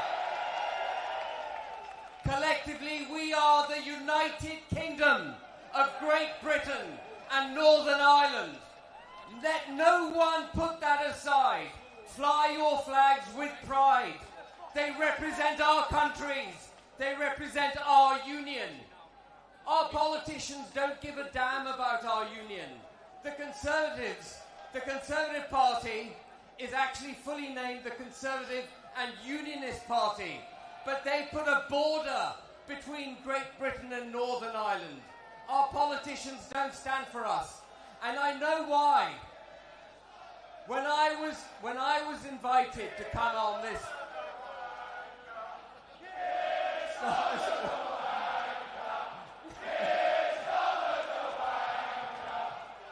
go on then, let's get it out of our systems. Keir Starmer is a wanker.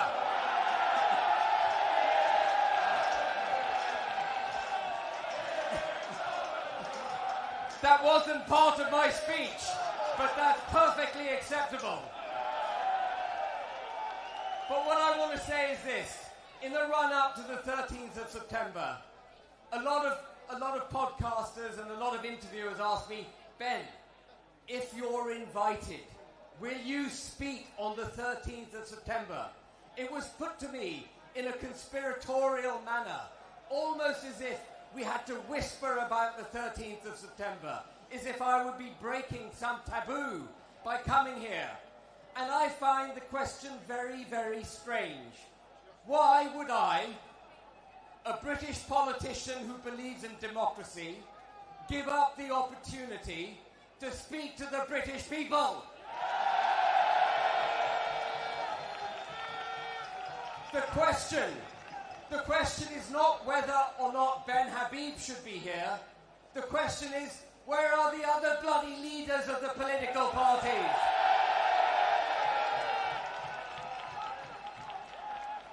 Where are they? They all talk about populism. They talk about the majority interest. They talk about the needs of the United Kingdom. But they haven't got the courage to talk to you. Well, I will, and Advance UK will speak for this country. What we stand for, let me tell you what we stand for. We stand for the nation state of United Kingdom of Great Britain and Northern Ireland. We don't just stand for our cultural Christian roots. We stand for our constitutional Christian roots. And there is a difference. People talk about our culture being Christian. They've forgotten that we are constitutionally Christian. What do you think these flags represent? They represent various saints of our country. They are Christian flags. Our national anthem is a Christian hymn. We must not forget this. We, in Advance UK, will stand for the nation state and our Christian cultural and constitutional roots. We will stand for freedom.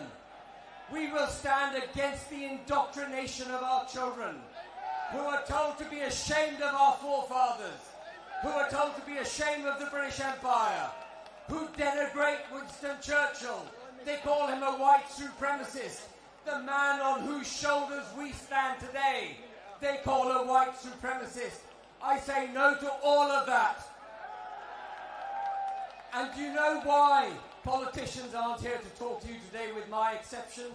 Because they've fallen for this ridiculous cancel culture. They've fallen for the fear that they may be cancelled by not speaking to you. And we will therefore stand fearlessly for freedom of speech. It is the core, it is the heart of a democracy. There can be no progress in this country without freedom of speech.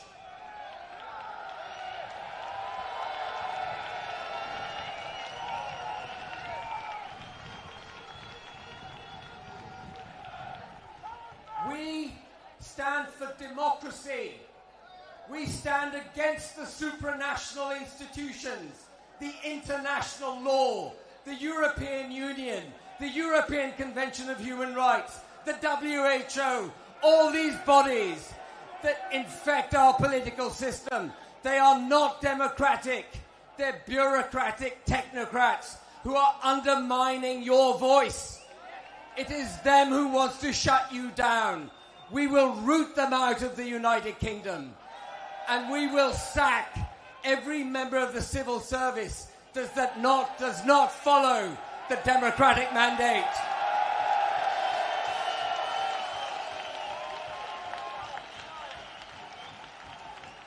And if we stand for nation, freedom and democracy, we will automatically deliver our fourth purpose. And our fourth purpose, about which we are now also aware, is that we have a two-tier criminal justice system. And that has to go. We will bring back equality under the law. The reason Lady Justice is blindfolded above the Old Bailey, something which our forefathers recognised, She had to be blind to deliver justice fairly. You cannot be prejudiced by people's backgrounds or their belief systems. We will once again put a blindfold over Lady Justice, and all British citizens will be equal under the law.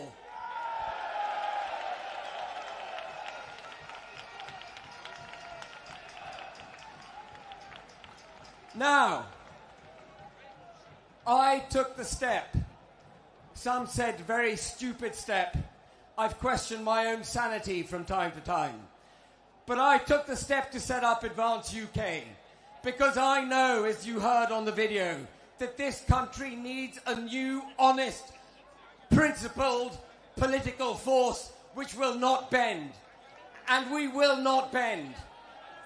But we can only deliver for you on one condition. We can only deliver for this country on one condition. And that is if you stand up. I can't do it on my own. My team can't do it on its own. We need you, the British people, to join Advance UK.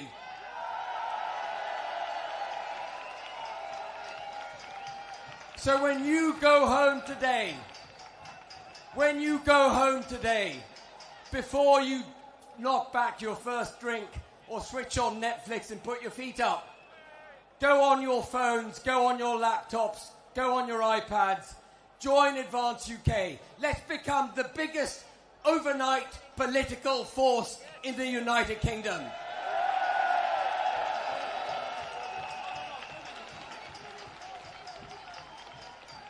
And the last thing I want to say is I love my country, I love you, and I will not falter. I will deliver for you. Thank you very much.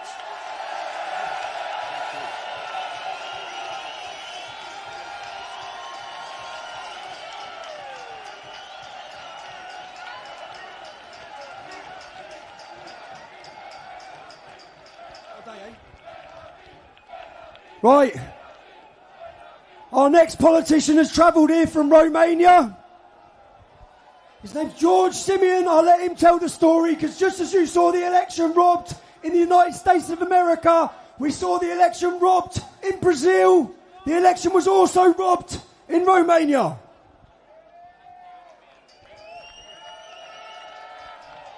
Raise the colors! Come on, come on!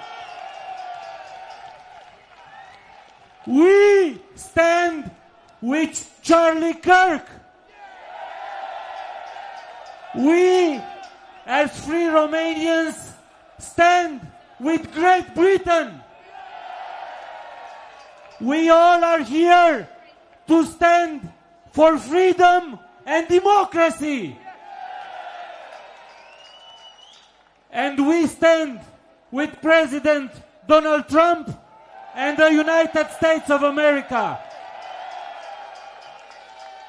Across Europe, dictatorship is being imposed by Emmanuel Macron and Ursula von der Leyen. We must stand up for our rights, for homeland, for God, and for our families, for our children, and for the future of our civilization.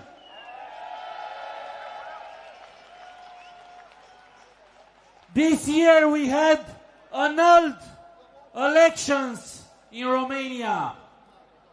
Emmanuel Macron, Ursula von der Leyen, and all the European Union bureaucrats meddled with our elections and annulled the electoral process. This is why I am here in solidarity with the Great British Patriots, to make Great Britain great again, to make Europe great again. We stand together with Tommy Robinson. We stand together with Elon Musk, that managed to bring the freedom of speech back into the social networks. You are a great nation, which must survive, and you must stand up for your right, for the future of your children, and the future of your democracy, the future of your nation. We will be there to fight, and not only us, the Polish people, the Hungarian people, the Slovakian people will be there and fight with you. Thank you. God, faith, family, and homeland. Let's hear it. Thank you, Great Britain. Thank you, Tommy.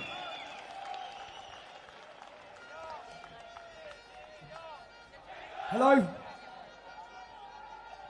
What a beautiful day, everybody. Yeah, you're having a good time. Do you think Keir Starmer's having a good time?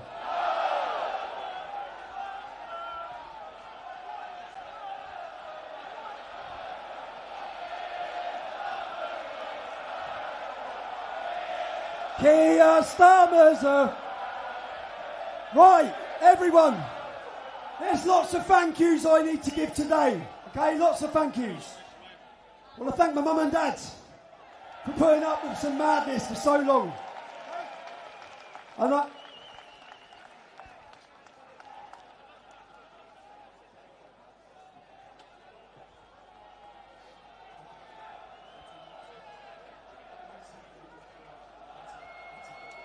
so I want to thank my mum and dad because I love them for putting up with some madness.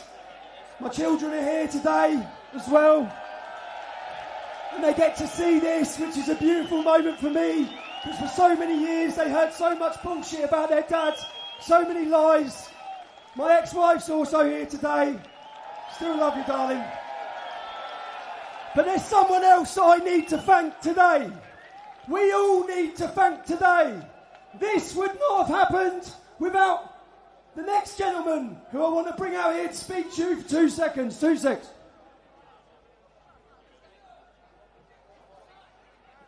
Let me introduce you to...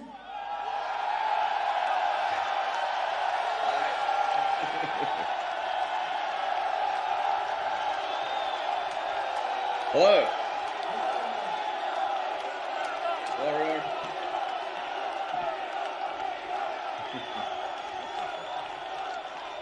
Congratulations. Congratulations, Tommy, on putting together an amazing event and really rallying the people of Britain. Elon, none of this could have happened without you giving the British public access to the truth and giving us free speech and fighting for our free speech. So on behalf of Great Britain and the British public, we're incredibly grateful, Elon. You're most welcome. You're most welcome, and you may notice this T-shirt that I'm wearing. It's great British author George Orwell. What would Orwell think? I think that's generally a good way to look at these things. He would want freedom of speech. He would want the people to know what's real. He'd want the people to fight against government oppression and fight for the truth and fight for the future of Britain.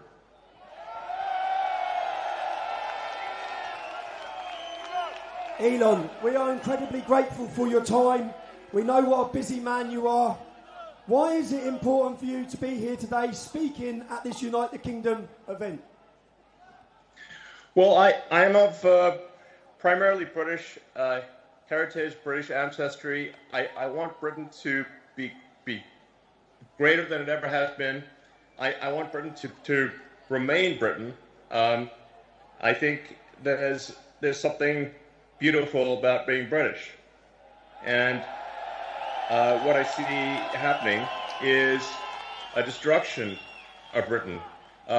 Initially a slow erosion, but a rapidly increasing erosion of Britain with massive uncontrolled migration, a failure by the government to protect innocent people, including children who are getting gang raped. It's unreal. The government has failed in its duty to protect its citizens, which is a fundamental duty of government.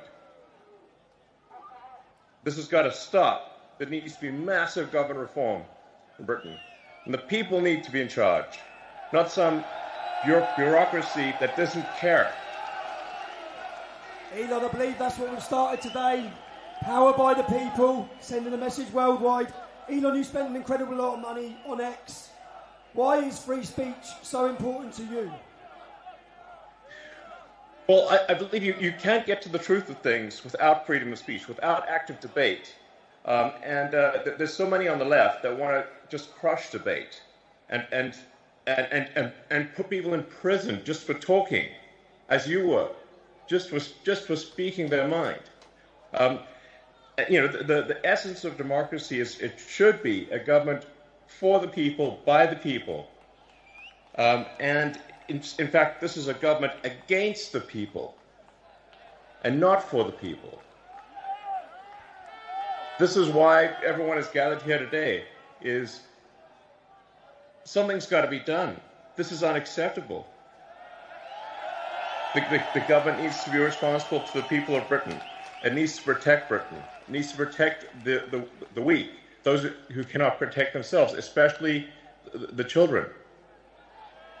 And when I read about some of the horrific stories and how the government did nothing and tried to hide it, they try to hide these horrific crimes.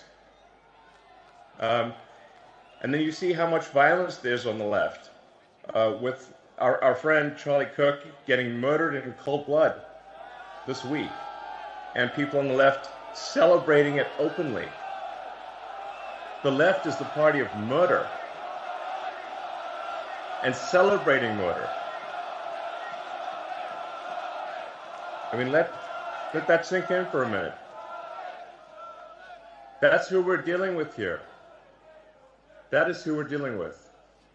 Elon, to so many of the British public who are scared to exercise their free speech, they're worried about being imprisoned, they're worried about being attacked, even to share their speech on your platform of X. What message would you give to them? The message is really, my message is to the reasonable centre. The common sense. So my appeal is to British common sense, which is to look carefully around you and say, if this continues, what world will you be living in? This is a message to the reasonable centre, the people who ordinarily wouldn't get involved in politics. Who just want to live their lives. They don't want. They're quiet. They just go about their business. My message is to them: if this continues, that violence is going to come to you. You will have no choice. You're in a fundamental situation here where whether you choose violence or not, violence is coming to you. You either fight back or you die. You either fight back or you die. And that's the truth. Today, Elon, I think the British public are telling the world that they're ready to fight back. Good. Yes. Come on, Great Britain. Oh! Come on. We've inspired the nation. Elon, you've spoken a lot about woke culture, the woke mind virus, and how it damages innovation and freedom of thought. We know that DEI often sees people getting jobs when they definitely don't deserve them. Do you think this culture is holding back progress in the West? And what do you think needs to happen to reverse it?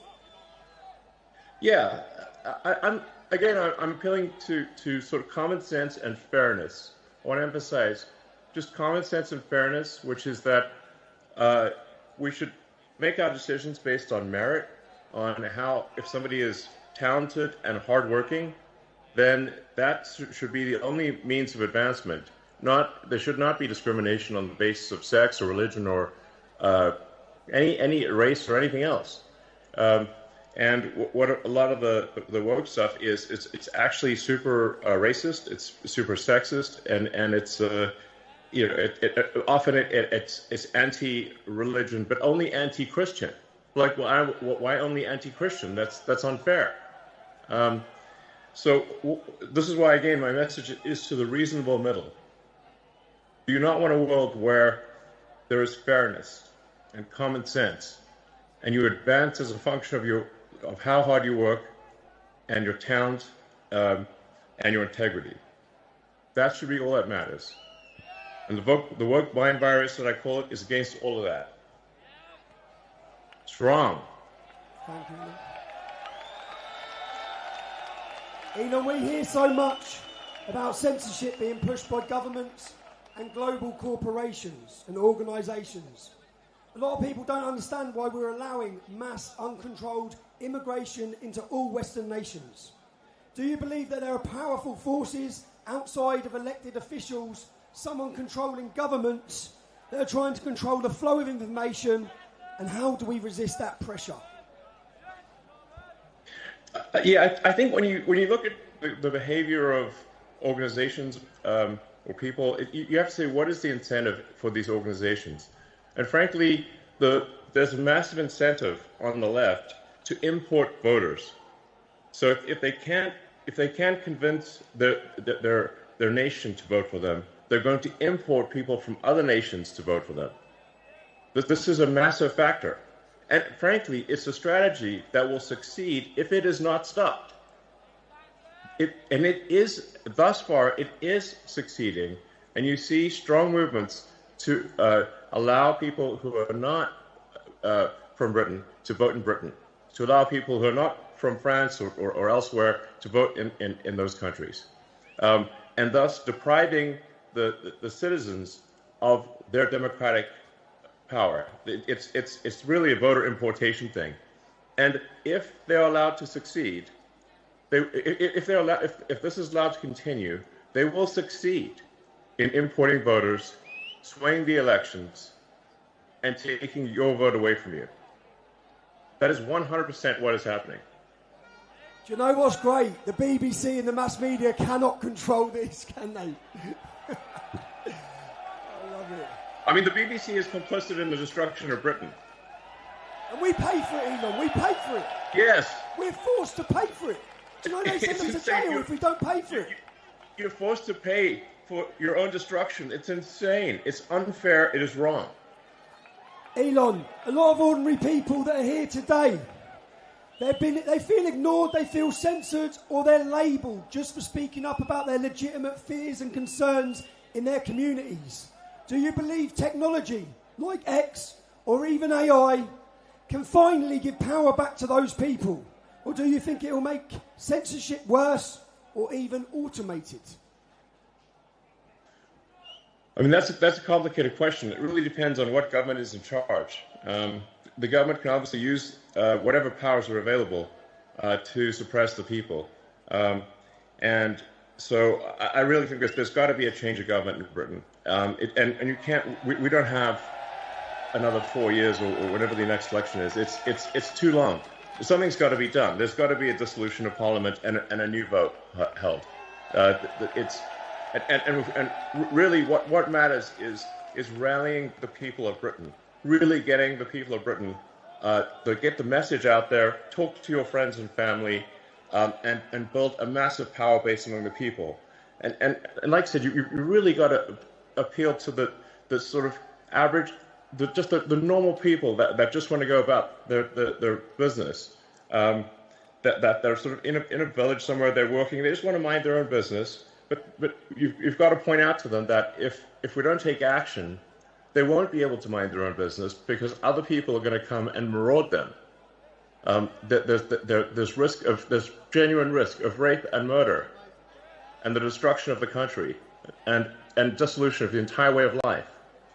And so, yes, in the normal course of business, if you weren't under a massive attack, then people should go about their business and just live their lives. But unfortunately, if the fight comes to you, you don't have a choice. You have to fight. So you have to rally all of the people of Britain to fight for the future. Let me ask and the if people this of Britain, doesn't happen, there won't be a future. are you ready to fight for your future, Britain? Fight for your future. Do it. Go. Will we be gagged any longer, Britain? Go. But you know what I mean, Tommy. You know what I mean. I talk to my friends in Britain, And they're like, yes, you know, they live in a village here or there, or a town or city here or there, and they're like, well, it doesn't seem like it's really that much of a problem. I'm like, well, if you want to know what's going to happen to your town or village, just visit London, and you'll see that it's filled with crime. It often doesn't feel like Britain at all, and it's only a matter of time before that is what happens to your town or village. It will spread to every town and village in the country, and no one will have any peace. We're running out of time, people. We're running out of time. Elon, you built rockets, you built cars, you built satellites, you built AI. Things most of us couldn't dream of. It's fair to say you're a visionary. When you look at leaders in Europe and the UK today, do you think they share the same talent for future vision, or do you feel like they'll be left behind and out of touch? Well, I think we've got to have a freer country, a freer. Europe in general has to be freer. It's stifled by bureaucracy. I think it's good that Britain left the EU because there's just too much bureaucracy in the EU. But frankly, instead of really going down a path of personal freedom and deregulation and getting rid of these stifling regulations, unfortunately, the British government has pretty much stayed on par with the EU. If not in some ways made the stifling regulation worse. If you have excess government regulation and oppression, you stifle the freedom of people to try new and great ideas. And Britain used to be a country that did amazing things, some of the boldest things on the entire planet. And that is possible in the future. But it can't be done if you've got this massive oppressive bureaucracy and a government that doesn't care about its people. And that has to change. There has to be profound change. And there's not much time left. Elon, you've said before that civilization is fragile. We agree. Yes. It's precious. When you look at the West right now, every country in the West, with its wars, its divisions, its censorship, and its declining trust in institutions. None of us trust them at all. None of the public trust them. For good reason. Are you optimistic or pessimistic about where we are heading? I think if the people of Britain take charge and actually ensure that there's a government that represents their interests and not a government that represents foreign interests, then I think Britain has a great future. And I think we can be optimistic. I think there's amazing things that are possible. If the technology that's coming is used in the right way, we can have an incredibly exciting future, one which is, sort of Star Trek made real. It's sort of like the exciting utopian sci-fi where we have spaceships and we've got robots and we've got incredible technologies that are really exciting. But we need to preserve civilization long enough for that to happen, and we need to go onward and upward, and we need to fight for such a future. Such a future is not inevitable. We have to fight for such a future. I think that many British people had lost hope, but after today's scene, have you got hope again, Britain? Britain is awake. Thanks to you, Elon. Thanks to your input. Can we just ask? Well, thanks to you, Tommy. Thank you, brother. Can we ask, what do you see as the future of the UK and Europe in your vision? Where are we heading? What's the future like for us? Well, I think there needs to be a future where where people take charge, where there's deregulation, a massive reduction in bureaucracy, and generally a new hope, where people wake up in the morning and look forward to the future. They're excited about what's going to happen next. But we must have revolutionary government change for that to occur. And this is not ordinary course of business sort of stuff. This really requires everyone to sort of marshal the people, to take charge, reform the government, and make sure that you actually have a government that is for the people, by the people. And that's essential. And that's not, so we're really at a fork in the road here. We're at a fork in the road to darkness or greatness. And that will be decided only in a matter of years. And we must take the path to greatness. And that's the path that's exciting and inspiring and will make life worth living. Elon, you've done more than anyone to shine a torch on the crimes committed against a generation of our daughters. On behalf of everyone and on behalf of all of us in Great Britain, you know what, we wouldn't even be in the fight. Not only are we in the fight right now, but we're on the advance. Thanks to free speech being fought for us by Elon Musk. We're very grateful, sir. You're most welcome. Thank you.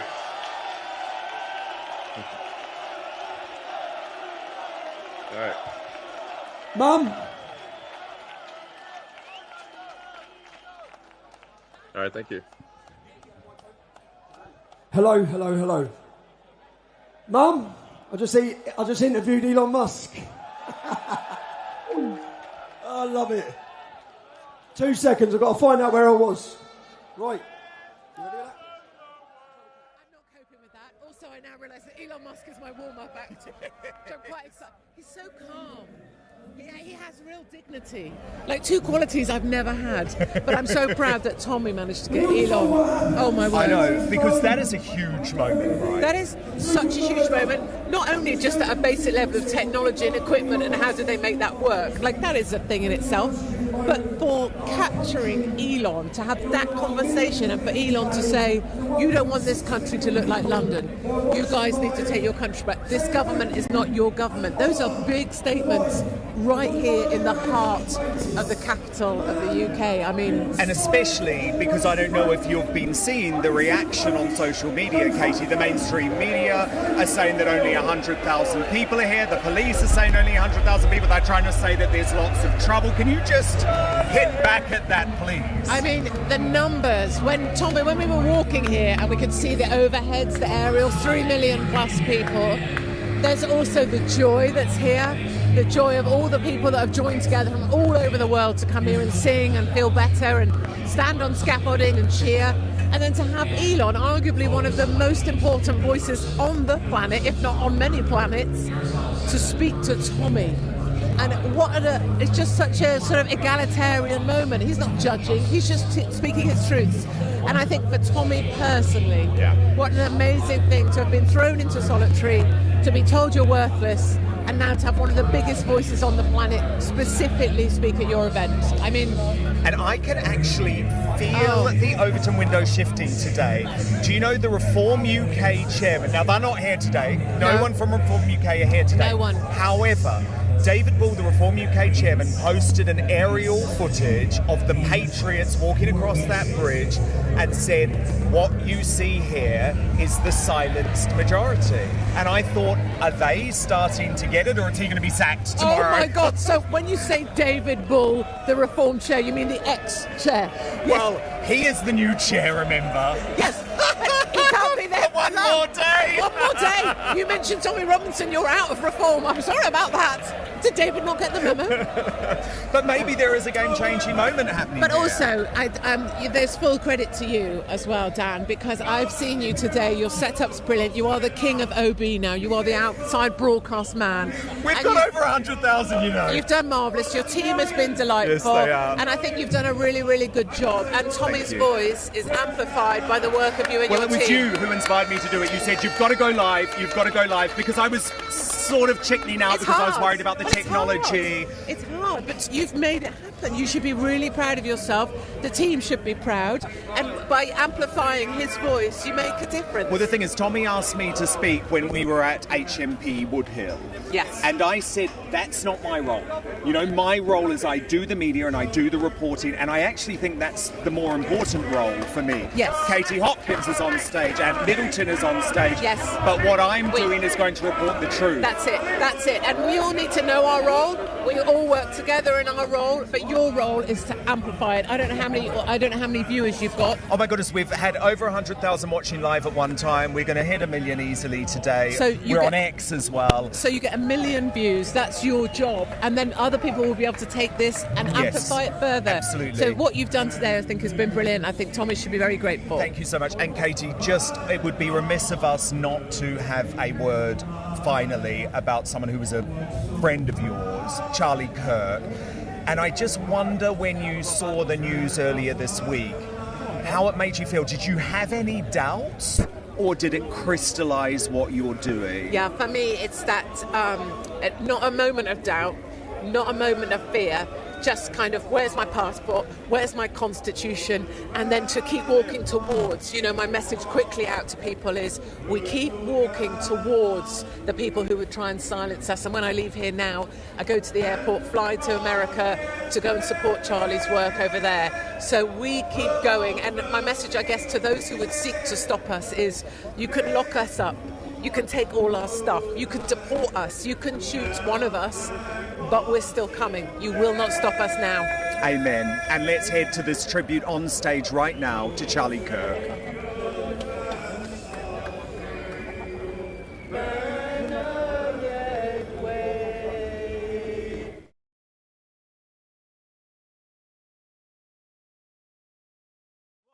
Still there. Who say does that star-spangled banner wave? Oh, the land of the free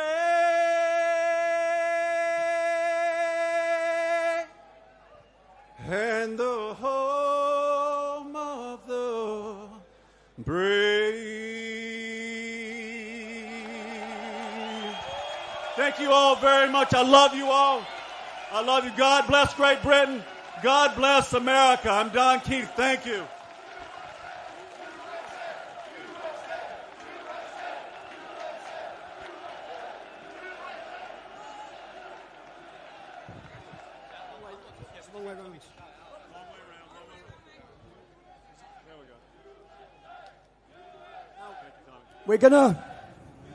We want everyone now to fall silent as we pay respects for 1 minute for one of the bravest fighters, one of the most intelligent fighters, certainly is going to be seen in our lifetime.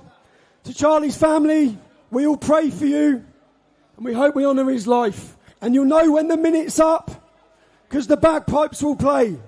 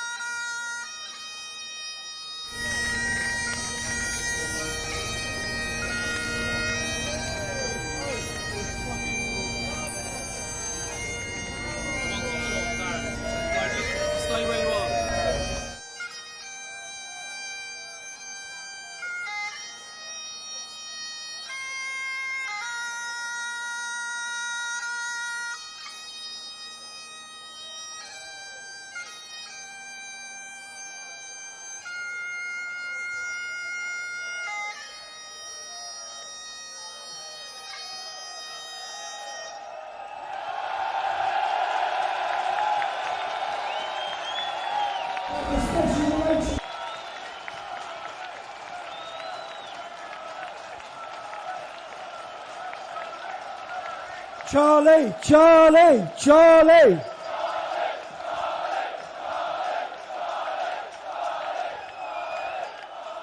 When you hear people talk about the special relationship between America and Great Britain, this is the special relationship that you're seeing here. It's not between our governments. Does anyone think David Lammy or Keir Starmer have got a special relationship with America? They hate America. They hate everything it represents. They hate freedom. Keir Starmer dared to make a Twitter post about the murder of Charlie Kirk. If Charlie Kirk lived in this country, he'd have been imprisoned for some of the things he said. So today, as well, there's only one country in the world and one government that's fighting for all of our free speech. It's not our government. It's certainly not the European Union. It's the Republican Party in the United States. It's J.D. Vance. It's Donald Trump. Donald Trump may not have been elected if it wasn't for Charlie Kirk. Charlie Kirk's legacy to us in Great Britain is that the only reason we have hope, that we have a fight, that we're still in the fight, and that we have an opportunity to regain our free speech is because of the legacy left by Charlie Kirk. His name will live on forever. Let's hope he inspires a new generation of people. Do not let them win. The time is now. Stand up, speak out. God bless Charlie Kirk and God bless the United States of America.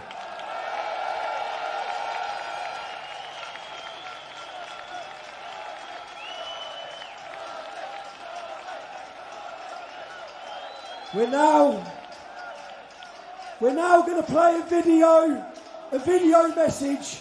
I don't know how many of you have heard of the political party in Spain called Vox. You will all hear about them in the future because they're topping the polls. They've already said they will probably deport 8 million people from their homeland. The future, there's only one. Okay, let's go now, guys, when there's a break. James, I'll just wait for you to yell out. Oh, I think we might be live now. While there's a little break on stage, I just want to be able to pay tribute to Charlie Kirk with two people who know all about the risks of reporting live. Preston Bates, who is from InfoWars, now based in the United Kingdom, and our very good friend Ezra Levant, the boss of Rebel News, based in Canada, but of course covering this story so closely. So Preston, as an American covering this space, how significant was the assassination of Charlie Kirk? I think anytime there's political violence in the United States, it always harkens back to assassinations of well-known figures. There's a Kennedy in the White House right now, and so it makes it more visceral immediately. And Charlie's not even a political figure. He's an independent private citizen who called for conversations with his friends and brought millions of people, young people, into politics. So as an American, it strikes right to the core of what it means to be an American, an assassination in broad public. It also harkens back to President Trump, who moved his head after the shot had been fired, and if not for the grace of God, would have had the same sort of situation on camera. So I'm horrified about it.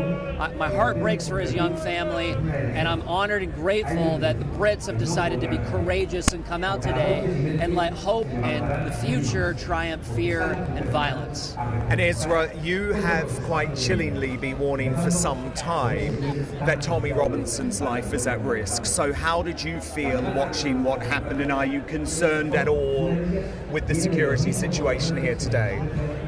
I'm not particularly concerned with the security here at the event, although it was on my mind. There were hundreds of police, although there were some people on rooftops that made me a little nervous. But Tommy has been attacked. I mean, for example, just a few weeks ago in St. Pancras Station, he was threatened. And in the UK, under the Osmond warning system. When police know there's a credible threat to your life, they have to go to your house and hand deliver you a warning letter that there is a real actionable threat against you. Tommy has had 12 Osmond warnings hand delivered to him. That's terrifying. Some of them have gone on to be prosecuted and convicted for attempted terrorism. Tommy is an enemy of the state, but he's also an enemy of different factions. Just a couple hundred feet that way, there was a huge Antifa march today. It's inherent in their politics, violence. And I'm worried about that. Tommy's a free speech champion, but there are street gangs in this country funded either by governments or NGOs that would, I hate to say it, I don't even want to say the words, but they would kill Tommy if they could.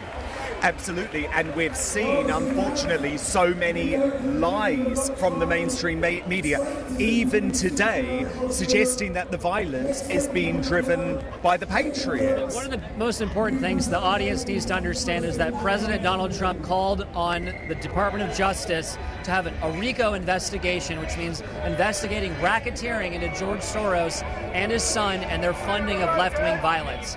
I think what happened to Charlie is symptomatic of lots of money moving into politics, paid astroturfers who aren't organic, getting a hold of money and being paid to agitate and create violence.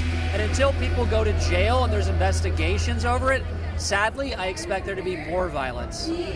Do you share that fear? Dan, there's something funny about left-wing violence. Let's talk about Antifa again. It's allowed to exist.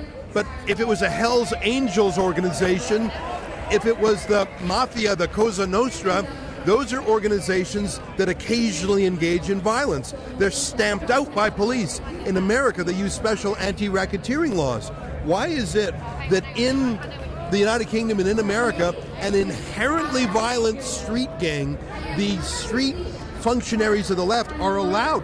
Like, their police stood by, and if they hadn't been a buffer, the people here would have been attacked. I'm not saying that violence is only on the left, but it is overwhelmingly on the left. And Tommy's essence is debate and talking about unspeakable things that we need to be outspoken about. That's not a leftist view. I am worried, Dan. They don't have the same gun culture here as in America, but they stab them, God forbid. I don't even want to talk about it, but I'm worried about the lad's life. I just am. The other huge moment, which has obviously just happened and we carried it live, was Elon Musk on stage virtually, but still a huge moment, especially given that the mainstream media are trying to present what's happening today as in some way fringe or far right. Yet there's the world's most important businessman, arguably the most powerful man in the world, endorsing this and expressing his concerns about the United Kingdom. How significant was that moment? Well, I think it's also notable that Nigel Farage is missing in action, and I think Tommy's new support from Elon, as well as Ben Habib's support from Elon, is really underscoring that there's something's wrong with reform. Reform either needs reform or there's something curious about that. And this is Elon Musk. I mean, this isn't just your run-of-the-mill American entrepreneur.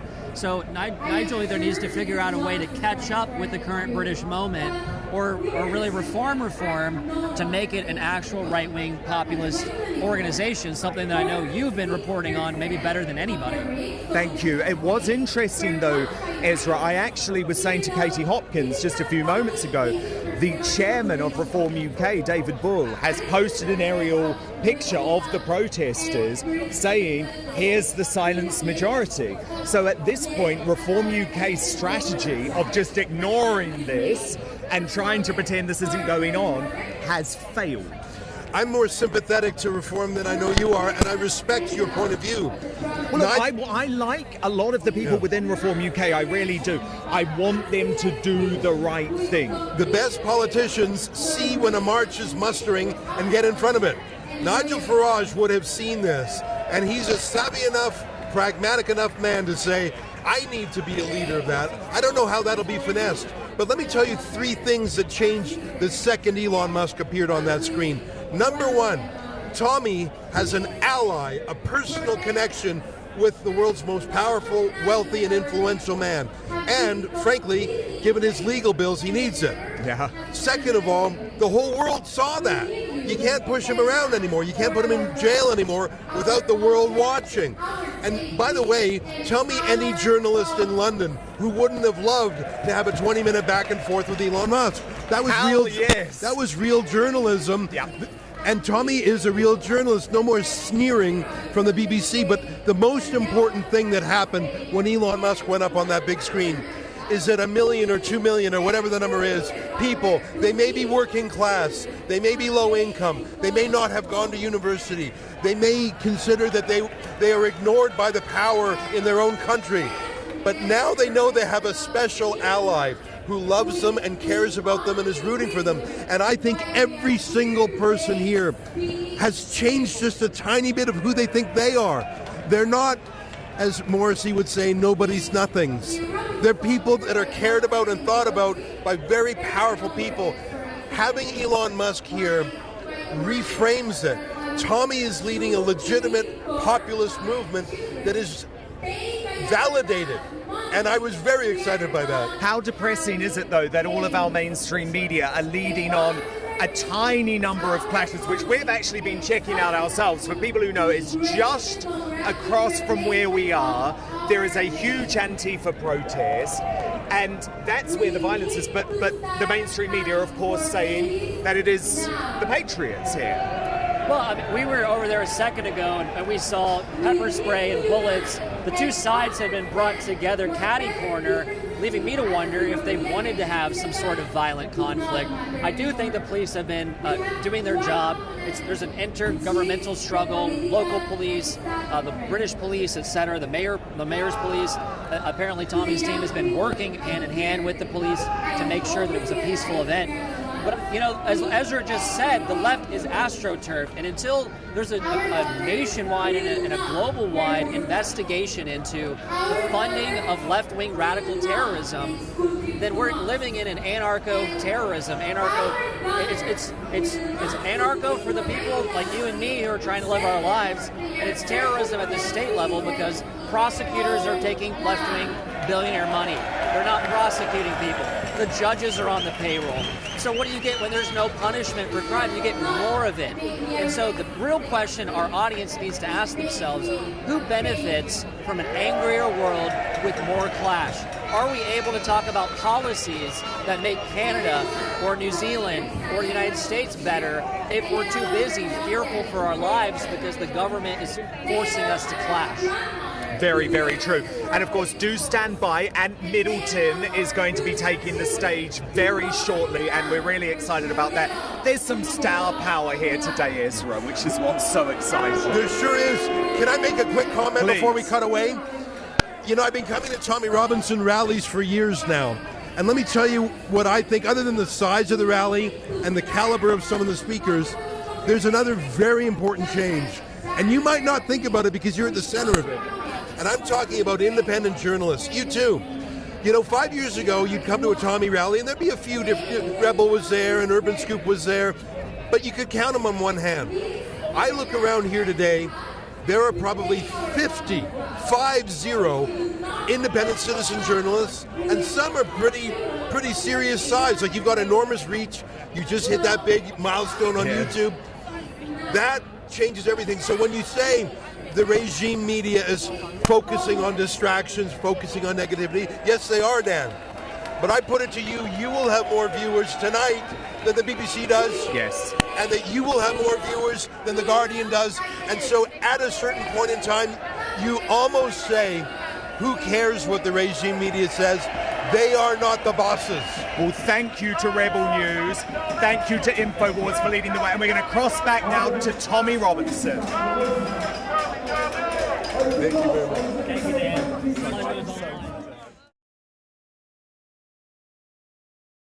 And God save the West.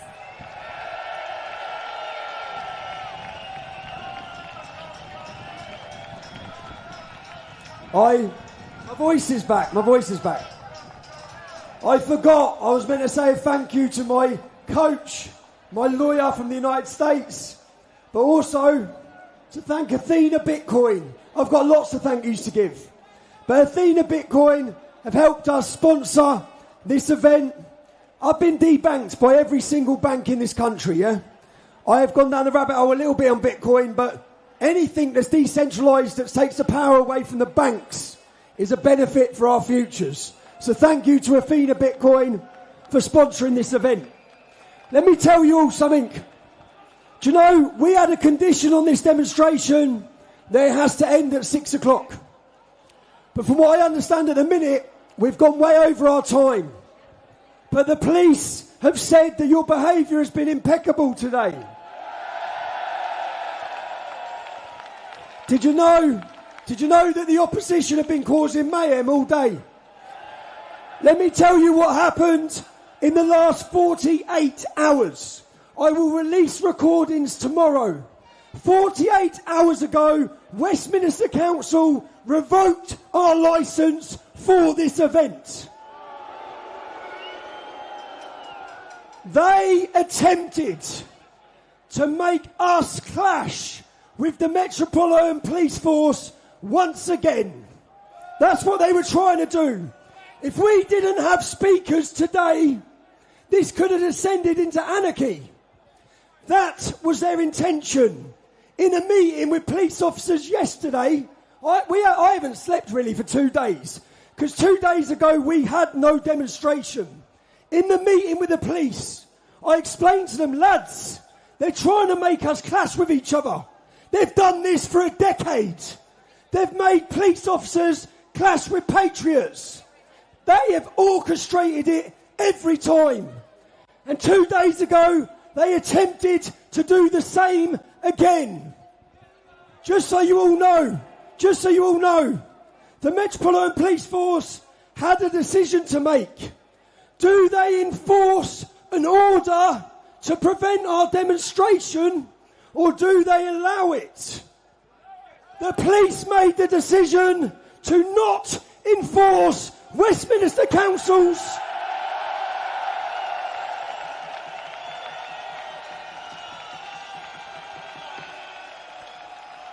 So, can every one of you today thank the police officers today for upholding our rights and not allowing the government to bring violence to the streets of our capital?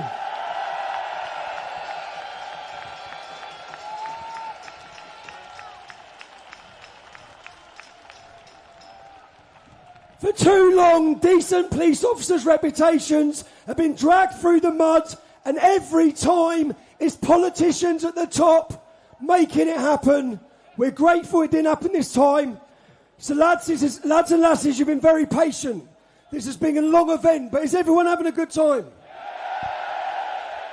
Shall we carry on then? We've got another singer here now. Listen again to the lyrics of the song. It's about fighting. We're all here today to fight against a corrupt establishment and the fake news media.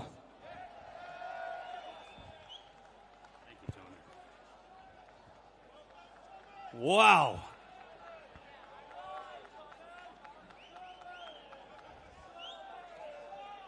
I was told to take my hat off when I step in someone's house, especially when I'm a guest. I'm from Canada. And I can tell you something. My brothers and sisters from Canada, we support you guys 100%. I can also tell you that something clearly doesn't pass the sniff test. And you know what? We're never going to back down. We're never going to give up. And we're always going to keep fighting. And if you guys can feel that energy here right now. This is good. And we are live with two of my Outspoken favorites, Brother Wendell. Great to see you. And Basin Bougie, who is an outspoken regular, and you're about to be on stage. Yes, very, very soon. I'm so excited. Is this the biggest thing you've done in your life? The biggest thing I've ever done. Like, looking at the millions of people, I just can't believe I'm a part of history, honestly. And give us a preview. What is your message going to be? My message is basically going to be, if you don't like the country, you're free to leave. Now, Wendell, you have a long relationship with Tommy. How has that been for you? Because I imagine there must be lots of people in your life who have said, what are you doing? Do you feel like today you've been proven right? For many years, I thought Tommy Robinson was a right-wing racist. I changed my mind after the Oxford Union. And when he was doing all the stuff down in Telford, I wanted to interview him. So I went down and he engaged with me. And from then, we've connected and I've got to know him. And he's an English gentleman and he's fighting for this country. Many of my own colleagues can understand what I'm doing, but many people in my community dislike, call me a coconut. Am I worried? It don't worry me. I love being a coconut. Big up the coconut. Big up the coconuts. Basin Bougie, as someone so young, yes. What has the reaction been like towards your political awakening? Yeah. Do you know what? For the most part, it's been very, very, very positive. So many people have either learned a lot from me and have also been encouraged to tell the truth as well, which is best. Obviously, you have people who might hate or call me an Oreo or a coconut, but really and truly, I could give them monkeys. Because at the end of the day, it's all about truth. It's all about courage. This life is temporary, but the life with God is what's going to be eternal. So that's what should matter. And Wendell, to the people like Camilla Tominay of GB News, who went on this morning and said that Tommy Robinson is a white supremacist. Can you give her a bit of a lesson, please?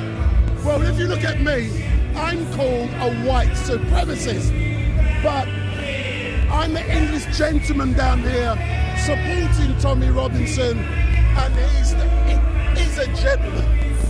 You know, I can't change other people's perceptions. If they did their research, they would find out what a great man Tommy is, and I will do my best to raise awareness of the great work he's doing. Literally, when I came to the hotel, Tommy picked up my luggage, dropped it to my room. He checks on me every 5 seconds, even though he has millions of people to also be aware of. Like, he's the nicest, most humble person, and I can't believe people are trying to demonize him. Yeah, and the point is, those terms racist and far right are sort of meaningless now, right? It's meaningless. But it does make me laugh when I'm at Speaker's Corner every week. Yeah, I'm called a racist. How can I be a white supremacist? I love my country. I will do my best. Okay, Brother Wendell, Basin Bougie, good luck. Thank you so much. Let's cross back to Tommy Robinson. Big up, big up, big up. Big up, brother. Yes, brother.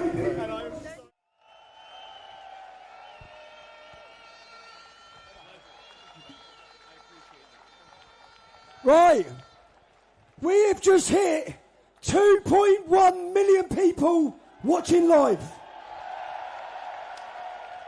Do you know how many people are watching Sky News?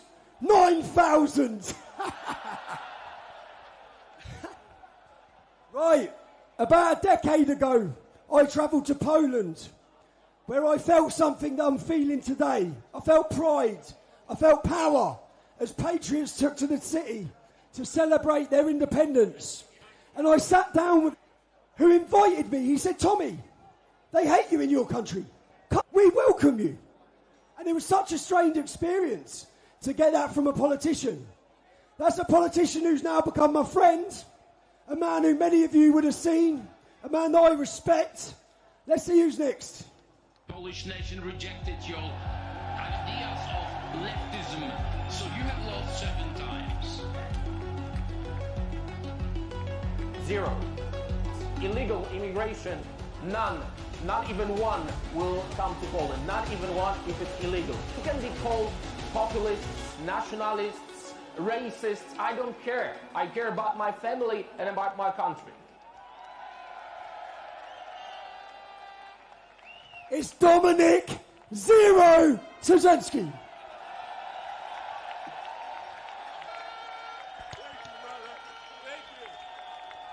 Raise your voices, Lions! Raise your voices! How are you? How do you feel?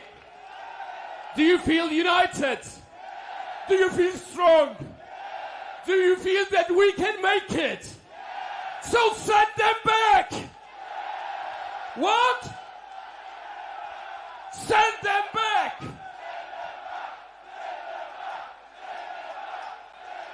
Let them hear you at the Westminster. Let them hear you in the Westminster, and let them hear you around the world. Over 2 million people watching us now live on Tommy's X. Let's say thank you to Elon for freeing the bird. Thank you, Elon.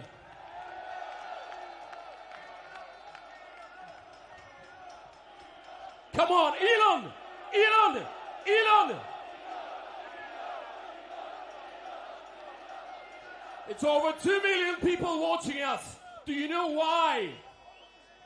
Because we are not a silent majority anymore. We are not silent. Let me hear you, Lions. Show them. I want to ask camera guys, can we show the crowd? They're going to say it was about 100 or 200,000. They will say 300,000. It's over 3 million. And we are taking our Christian Europe back. We are taking this continent because this is our home. I love Poland. I was born Polish and I'm so proud to be Polish. But I'm also a Christian European and I want to live in Europe. If I would love to live in Africa, Asia or any other continent, I would move. But I love you. I love Europe. I love my culture. I love my identity. I love this crowd. I love being European. So what we have to do? We have to send them back.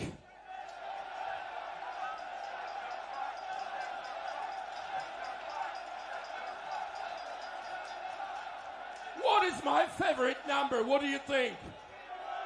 0. What is it? Why? Because we have to be very radical. 0 means 0. Enough is enough. We had enough. So now, I want you to know you are not alone. You are not alone. The whole Europe is watching you now. We, Polish conservatives, we do support you. We want our continent back. And we want to be a European family with you. With the British Lions. Raise up your colors. Raise up your colors. Look, show it. Show it to the world how proud you are. There you go. So my message to you is very clear. Be brave. Fight for your country. We are not silent majority anymore. We are majority, but not silent anymore. You will decide about your future. You will decide about the future of Europe. Great Britain. Make it great again.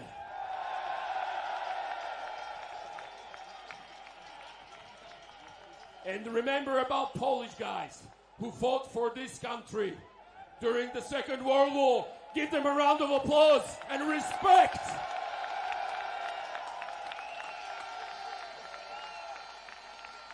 Let the world know that our Christian civilization built this beautiful continent, that we love it, we fought for it, we died for it.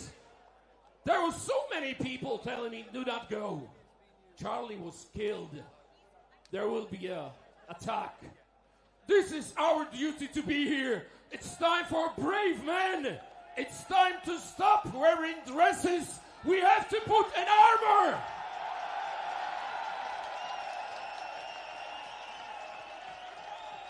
And these are not just the words. I'm leaving you with a very strong message. Be a man. Protect your family. Protect your children. Be responsible for this time on the planet. And be brave. Fight for your country.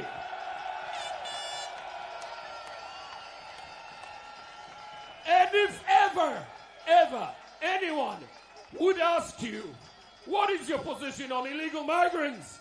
Is zero. Thank you very much. God bless you. And round of applause to my friend Tommy.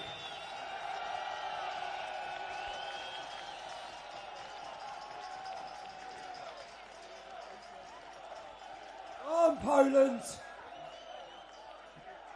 Do you know what is the answer to the cancer of the mainstream media? Citizen journalism. All of you here, there's 170 citizen journalists. Many people here, I'd love to give a nod to every one of you, but many people here in this country wouldn't have seen the truth of what happened in Epping without one certain citizen journalist. So let's show our appreciation to all of them. But Adam Brooks is here somewhere. Where are you, Adam? Adam! He doesn't know though, look. Come on. Come on. All right. Show your appreciation for Adam Brooks' citizen journalism. Open everyone's eyes to what's happening.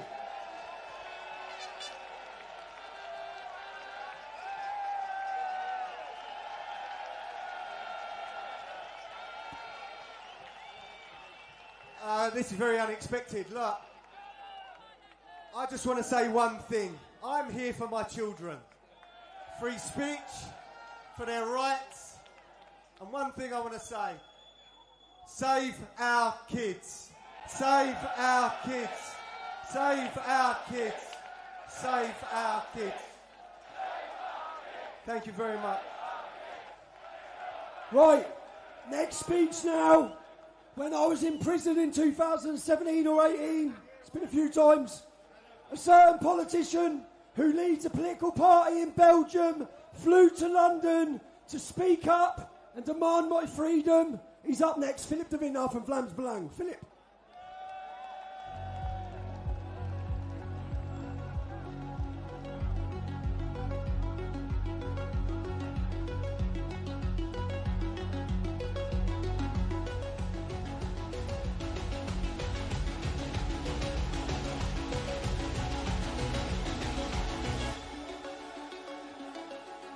London. I'm not standing here because I'm a politician. I stand here because I'm a friend of Tommy Robinson. And we have to understand one thing. Tommy Robinson is not an ordinary English guy from Luton. He's a legend. He is bigger than life. Because he's a symbol of our struggle for freedom, for democracy, and for freedom of speech. And that's why I'm standing here today. Because we are all Tommy Robinson. We are all Charlie Kirk. We are all Pim Fortuyn. All those people who have been persecuted, who have been killed because of their beliefs, because they fight for their family, because they fight for their children, because they fight for their country, because they fight for their traditions, because they fight for our future, for our European civilization. Dear friends, let me ask you one question. At what time London became Pakistan? At what time, at what moment Europe becomes North Korea? The answer is simple. London becomes Pakistan and Europe becomes North Korea the moment our authorities don't respect the freedom of speech anymore. And let's be clear, freedom of speech is under threat because we live in a so-called multicultural society. Mass immigration and multiculturalism are the Trojan horse of Islam. And Islam is the most dangerous thing for our society ever. It's a threat for the freedom of speech. It's a threat for the equality between man and woman. It's a threat for the separation between the church and the state. It's a threat for all of us. It's a threat for our children. It's a threat for what we stand for. Liberty, Europe, England, our kingdom. Dear friends, therefore, the conclusion is very clear. Diversity, multiculturalism, and freedom of speech is not compatible. It has to be clear that Islam is our real enemy. We have to get rid of Islam. Islam doesn't belong to Europe. Islam doesn't belong to the UK. And the answer is simple. Stop the boats and send them back.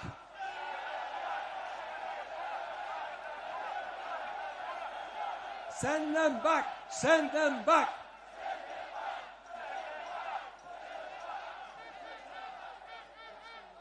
Dear friends, we have to be clear about what we want and where we stand for. Our fundamental freedoms are curtailed not because we are racists. We are no racists. We are realists. And because we are realists, we will never tolerate Islamic colonization of Europe. Europe has to stay Europe and belongs to the Europeans, not to the North Africans, not to the Muslims, not to the Africans. And there is only one response to the persecution, the intimidation and the silencing. Organize the resistance and fight back, because we will not be silenced, we will not bend, we will never give in, and we will take our countries and Europe back. Thank you very much and have a nice evening.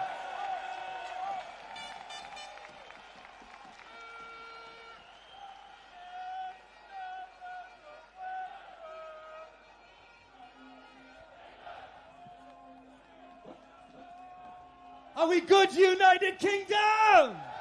Just put your thumbs up. In the image of Jerusalem, the kingdom of God. And right now, in this day, and this age, and this time, we need to stay united. What is so brilliant today is that the future of the media is here. Two of my Outspoken favourites, Lauren Farrow, who is reporting for Urban Scoop today, and Jack Hadfield, who you'll know as Jack Hannes, who has done the most brilliant coverage of the hotel uprising over the course of this summer. And I wanted to speak to you both because you have been watching what's going on today, and Jack, you've been seeing the counter-protests and the trouble that Antifa is causing, yet the mainstream media today are reporting that all of the trouble is being caused by the Patriots here. Can you reveal what's really going on? Yes, I certainly heard that there was trouble just only in Trafalgar Square, and obviously that is where Antifa, Stand Up to Racism, etc. have gathered. You know, there's been some sort of violence instigation in some of the protests I've covered previously, but every time that's happened, it's been instigated either by Antifa or the hard left, or where the police have sort of forced people, kept them in, where, you know, tensions are high, you know, the police instigating, I think, violence, and I think, you know, everyone here has been completely peaceful. You know, when you don't have the police pushing back against them, we don't have Antifa throwing punches. You know, there are hundreds of thousands, maybe a million people here right now, and they're all completely peaceful. And by the way, it is safe here. I was just smiling. I'm not sure if you can saw. I was just smiling at Tommy's ex-wife, who is here. She's here with Tommy's 3 teenage children. It is a completely safe environment. And Lauren, why is it that the mainstream media are so determined? Just come on over, Lauren. Why is it that the mainstream media are so determined to paint a picture of violence today, which just doesn't exist here? Because the narrative was written before today even happened. They are never going to tell you the truth. I'm a mother of two. I would not be here if it wasn't the same. I have met people from all walks of life, and this is why it's dangerous. You have to disregard the mainstream media. Look at this. It's full of Christians. It's amazing. The energy is incredible, and it's Antifa that have more trouble. Only them. Patriots are here, united. But Jack, the BBC are describing today as a far-right protest. It doesn't make any sense, you know. The BBC, the mainstream media, these people, frankly, I think it's over for them. You know, we have you, we have me, Upderlis, my great colleague Emma Dunwell, AY Audits, Wesley Winter, Martin Gauci, just to sound a few of these great people out.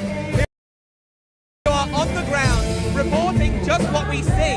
You know, we're not spinning it, we're not lying it. Now, of course I have my own views, right? But people know what my views are. They can look at it through the lens of that. Whereas the BBC, they pretend to be neutral. They pretend to be the arbiters of truth in this country when we know that they're not. The people here are not far-right racists, and that's not the attitude that I've seen at any of these silent hotel protests either.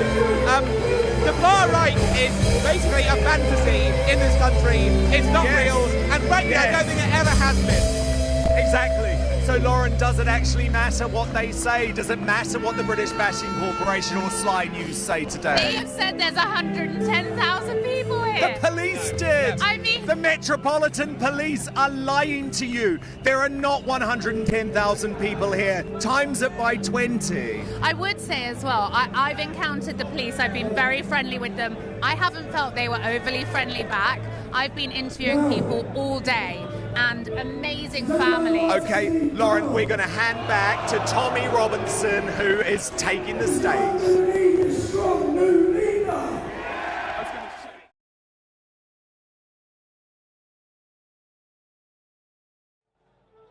Does anyone like Sadiq Khan? Does London need a strong new leader? A man that's not going to bend his knee. A man that's going to stand up for every one of you. A man that served our nation. London's next mayor.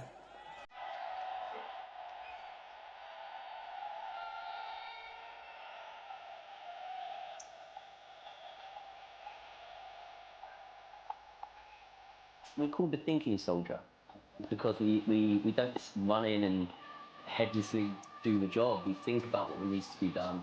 There's no easy way building up a special forces operator. There's no shortcuts to it. And being in a combat zone is not a joke.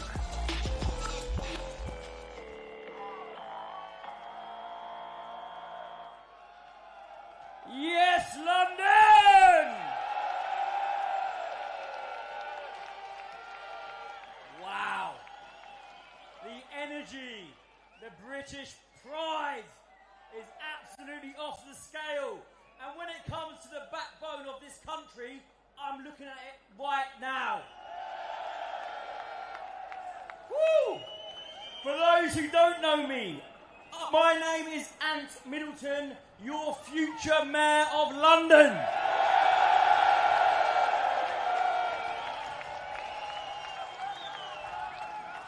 Now, I walk through London on multiple occasions, and what I see in London, I see British culture, but I don't feel it.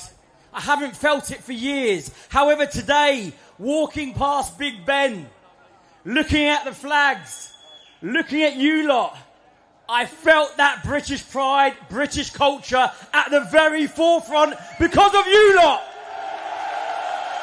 It's because of us British patriots that I felt British culture come alive today in London than I've felt in a very, very long time. Something we must not let the establishment eradicate. Our British culture, we should be proud of it, and it is right in front of me. It's us, it's you. Now, a lot of people ask what British culture is. British culture is British history. It's our rich history. It's our heritage. We should be extremely proud of that.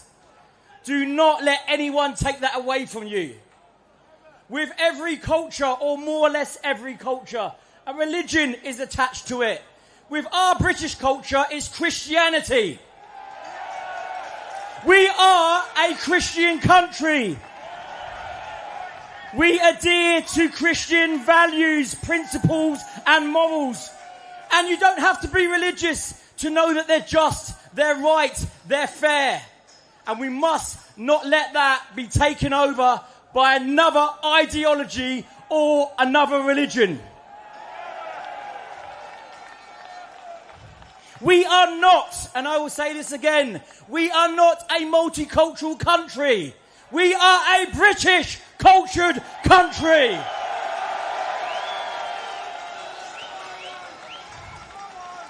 With a multicultural society. Very important that you realise that. The umbrella culture is British culture. If you want to come in, if you want to integrate, if you want to fit in, then accept our British cultured umbrella, which is based on Christian values, principles, and morals. For too long, it's been taken away from us. It's like death by 1,000 cuts. Who remembers back at school when you sat down in assembly and you got your hymn book out and you started singing off the hymn book? When a night on his spurs, keep oil in my lamp. I didn't know what I was singing about, but I knew it brought us together. I knew it was establishing that British identity in us. And that's very important. That's been taken out of our schools.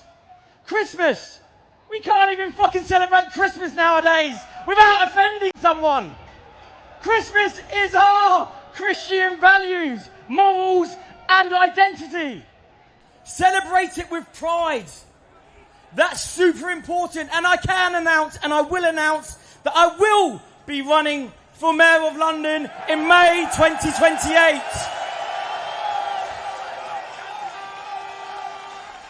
And I will be running independently for you. Not for any political party, but for the people. I will be your voice. I will be there to action stuff. I will be there to keep you safe. And I will be there so you can have that unity, so you can go about your business, concentrate on your family, and concentrate on what's important. When it comes to safety and security, I know my stuff. Trust me. Being in the Special Forces and protecting my country, seeing how it operates, I know exactly what needs to be done. And that will be my priority as Mayor of London, to make this city one of the safest cities in the world within my first term. And I will achieve it, mark my words.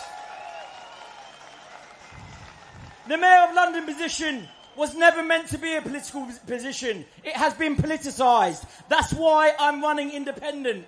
I will take the politics out of London. I will take politics out of our police force. Our police force has been compromised and is being used as a political tool. I will stop that straight away. We will function under our British cultured umbrella. We will adhere to the boundaries of that umbrella. Doesn't matter who you are, we will make sure that you adhere to it. You will also be sheltered by our umbrella. By all means, come in, fit in, integrate, and you will be welcomed. However, go against it and we will force you out. As simple as that.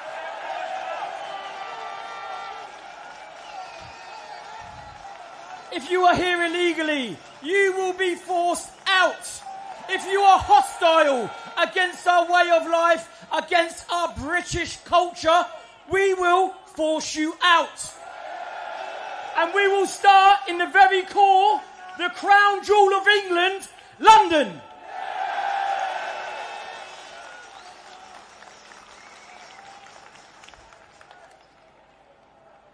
I must wrap up now. Time is calling. and they're going to pull the plug on us. But today marks a monumental day of unity. Look when everyone comes together.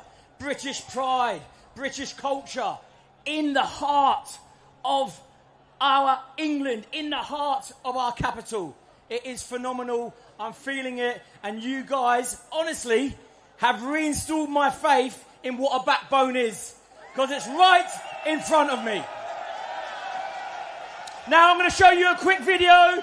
A quick video is going to be shown.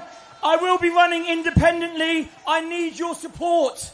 I will be running for you and you only. I need your support. But remember, we're here to fight for our country, to fight for our capital, and to fight for one another. Never, ever forget that. If we can put 2 to 3 million people in our capital city today, just imagine what we can do when the time comes. If it comes. London, you're amazing. British Patriots, I fucking love you.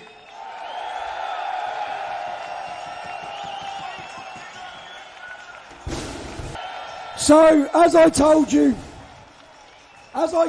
we've exceeded our time. We're going to make an appeal to the organisers. We're speeding it up.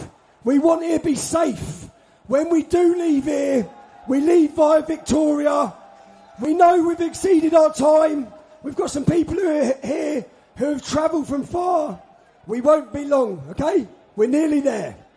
Now, there was a terrorist attack a few years ago in London. And our government tell us to run and hide if there's an attack. When has it ever been the British way to run and hide? Never. In Israel, when there's a terrorist attack, they don't run and hide. They run towards the attacker. For those of you watching this at home, there's a football club in England called Millwall. They have quite a reputation. Their song. So today, we're going to recognise that man. That was absolutely brilliant. Stand here, we're going to be live in one moment. And we are live with Anne Middleton, who was just off stage. And that was incredible. There's a bit of news, though. The police are trying to shut us down. What are you hearing? Yeah, they're trying to pull the plug. I think we've gone over our time, but to be fair, they've been very good today.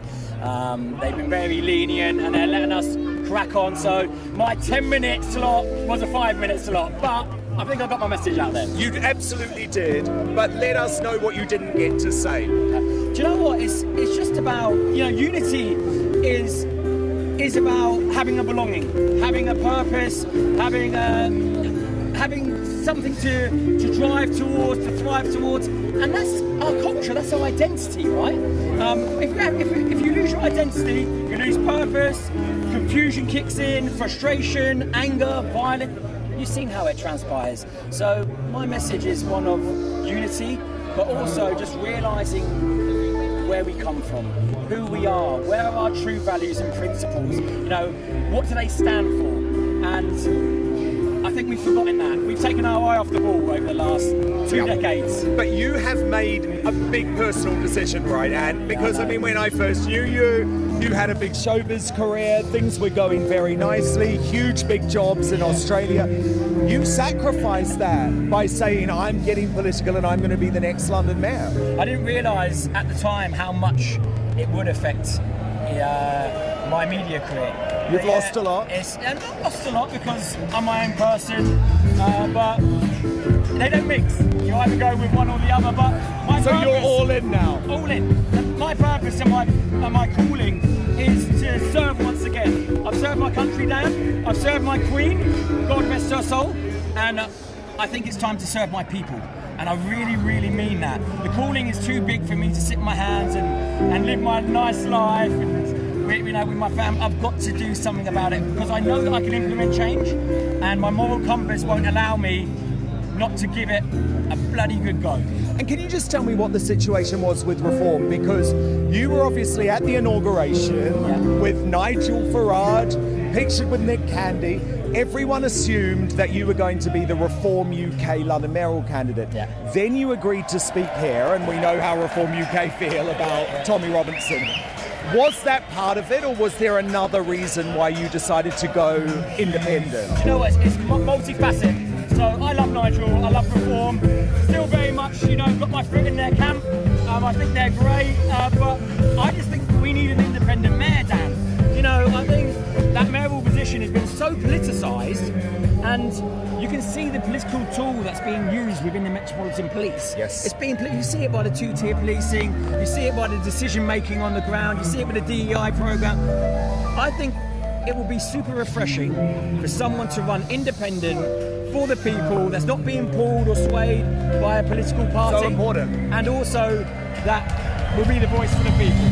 Just to take away the politics. And look, we have to talk about the damage that Sadiq Khan is doing, though.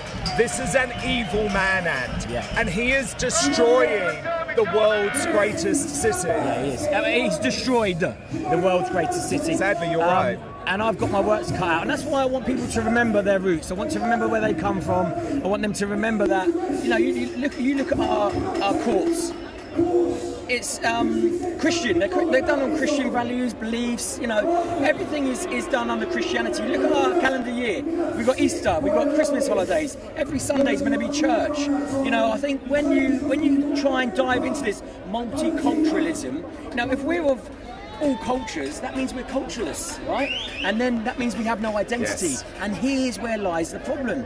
Sadiq Khan promotes his religion over his people.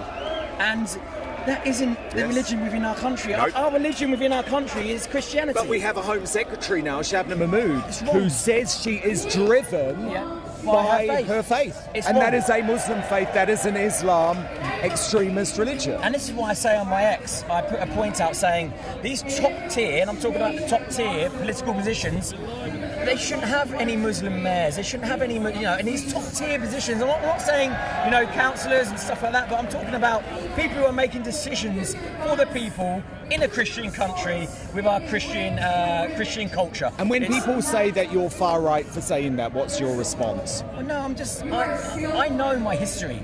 Right? People say, what is British culture? Well, it's pretty simple. It's British history, Dan. When I signed the dotted line at the age of 17 to protect my country and my queen, talk about a history lesson thereafter. I found out everything, about World War I, World War II, where we come from. Christianity is intertwined in our foundations, and we shouldn't be ashamed of that. So when something doesn't go to plan, what do? You always fall back on the foundations, don't you? You always fall back on your training. Well, that's what we need to do, because London and the country is so out of control. We need to almost wipe the slate clean, fall back on our foundations, which are Christian principles, values and morals. And guess what? The courts, our police force, everything, the rules and regulations. There's our British culture umbrella. You will be sheltered and protected. Don't get me wrong. But you step outside of these boundaries, then you're going to be punished no matter what. And just a final word on Charlie Kirk. Obviously, you're a security expert. Yeah. How afraid should we be? What can we do to keep ourselves safe, but also to keep Tommy Robinson safe, to keep you safe, to keep Nigel Farage safe? Do we have a threat in this country? Yeah, it was disgusting when they said about Nigel Farage. Sorry, we're just live. We're just live. We're streaming live.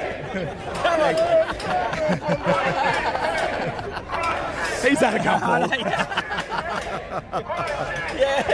But on a very serious point, on a very serious note, what do we need to do to keep our leaders safe here?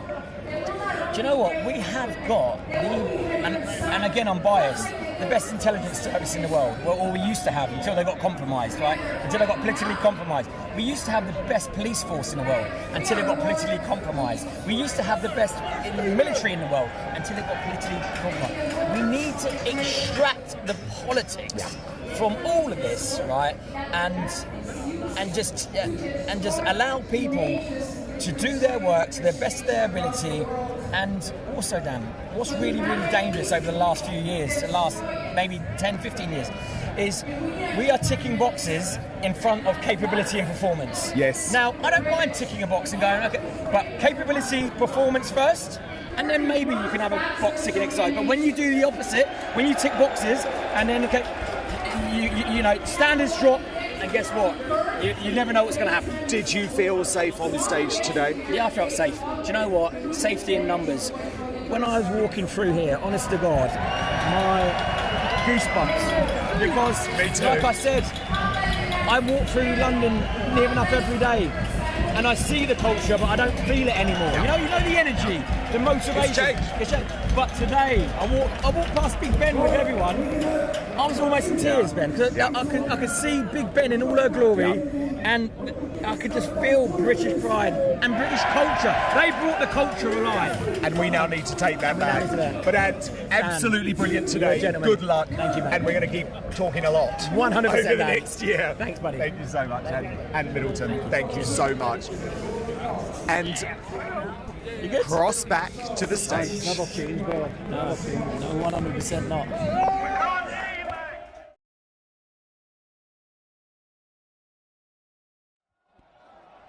Right, I've got 2 minutes. That's all I've got.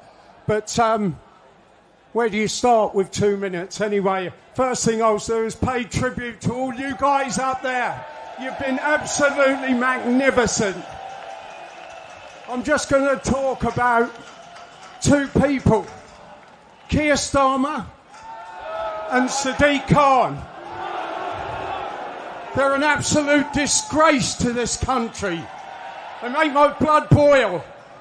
The reason I'm here today was I met with Tommy and I said I just got to get it out of my system. I literally could throw a brick through my television every time Keir Starmer comes on or Sadiq Khan comes on. They're 2 of the worst people I've ever known in my history of being in business. Been in business for 52 years, building an engineering solution provider to the aerospace and defence industries. And how magnificent that's been. We're supplying our armed forces with equipment. And you know what? I raise my mic to the armed forces and all of you here who are part of it. Right, I think I'm probably going to have to go because we haven't got time, but I've just got one thing. This is my long-suffering wife of 3 weeks and 1 day. And we're still together. Thank you, everyone. If you could be up here and see the view we've got with those flags and national pride, it's absolutely amazing. Thank you, everyone from London, everyone from Great Britain. Right, we've got these lads have turned up to speak. Unfortunately, the council can come down on the organisers. We have a good relationship, so lads, I'm sorry, man. We're going to have to end it here, which means I'm sorry. I feel bad. They're going to. We don't want any trouble. There's a load of riot police out the back. Right. Thank you, everyone who's turned up here today. Thank you. Thank you. And we're going to have to come back and finish this off. Sorry, lads. Lads, we're planning already the next event. Unite the Kingdom, unite the West. London has been chosen as the battleground. Go to the web. We have a website, utk.events. We'll keep you updated with the next date. Thank you for the way you've impeccably behaved. You've embarrassed them. And lads, as I said, young Bob, you've all followed young Bob. Let's hear it for him. Cole Benjamin, everyone, let's hear it for Cole Benjamin. He's been around since the start. Andrew Bridgen, the only MP, the only one, and Billboard Chris, who's travelled here from Canada. Right, everyone, we'll end it on Jerusalem, so then as we're leaving, yeah? Can you You can only, lads. Sorry.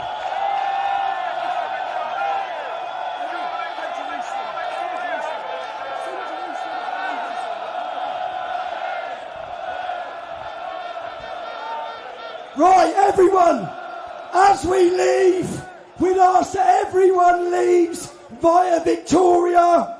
Once again, thank the police. We've overstayed our time, but we're very grateful for the way this has been policed and the day we've had, yeah? So now we'll as we leave in an orderly fashion to the most beautiful tune of Jerusalem.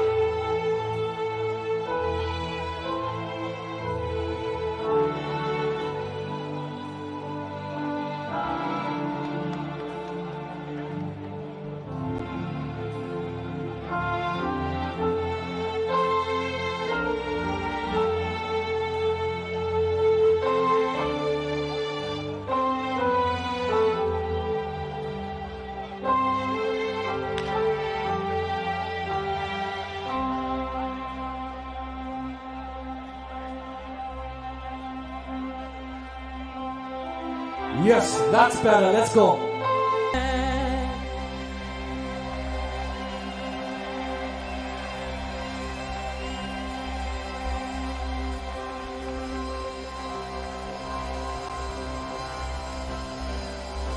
Right, remember everyone, leave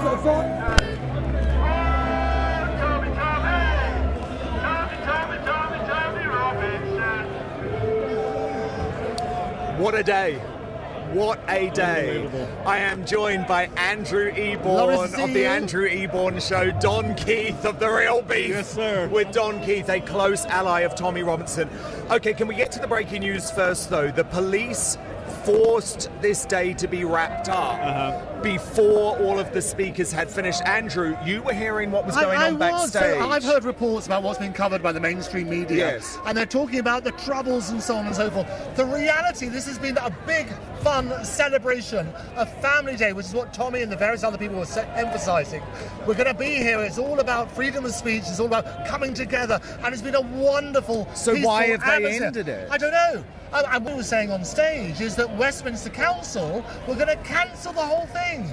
And so he had to turn around and say, let's talk to the people, let's go, talk to the authorities. And the great news is, and well done him for doing this, he turned around and said the police were so supportive, they wanted him to do it. So it has been a brilliant event. I have to say, it's been fantastic seeing old friends and new coming together to say freedom of speech is great. What I also love, Tommy's been on my show several times, as you know, Elon Musk, his father Errol was on. Yes. Elon Musk was there. Yes. How good was that? That was one hell well of a done, moment. Elon. Thank you for that. Brilliant. Don Keith, though, it is a real shame because think about this. There were some incredible people we didn't get to hear from. right. Young Bob, who was the representative for Turning Point UK.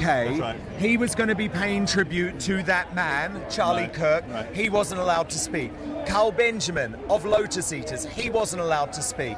I say shame on the police for not allowing this peaceful event to go on. Yeah, you know, it's too much free speech for the Labour government. They're probably all breaking out in hives today. Yes. But yeah, like you said, they'll do anything to put a damper on such a great event, and it was very peaceful. Everybody had a great time. You know, this is the 6th one of these I've been to, Dan and Andrew. This is the 6th one. This is the most massive I've ever seen. You're an OG. Yeah, I'm an OG. I'm an honorary Brit, is what Tommy calls me. But yeah, it was so electric. The energy was incredible. When we were marching here, the weight of the crowd was so much.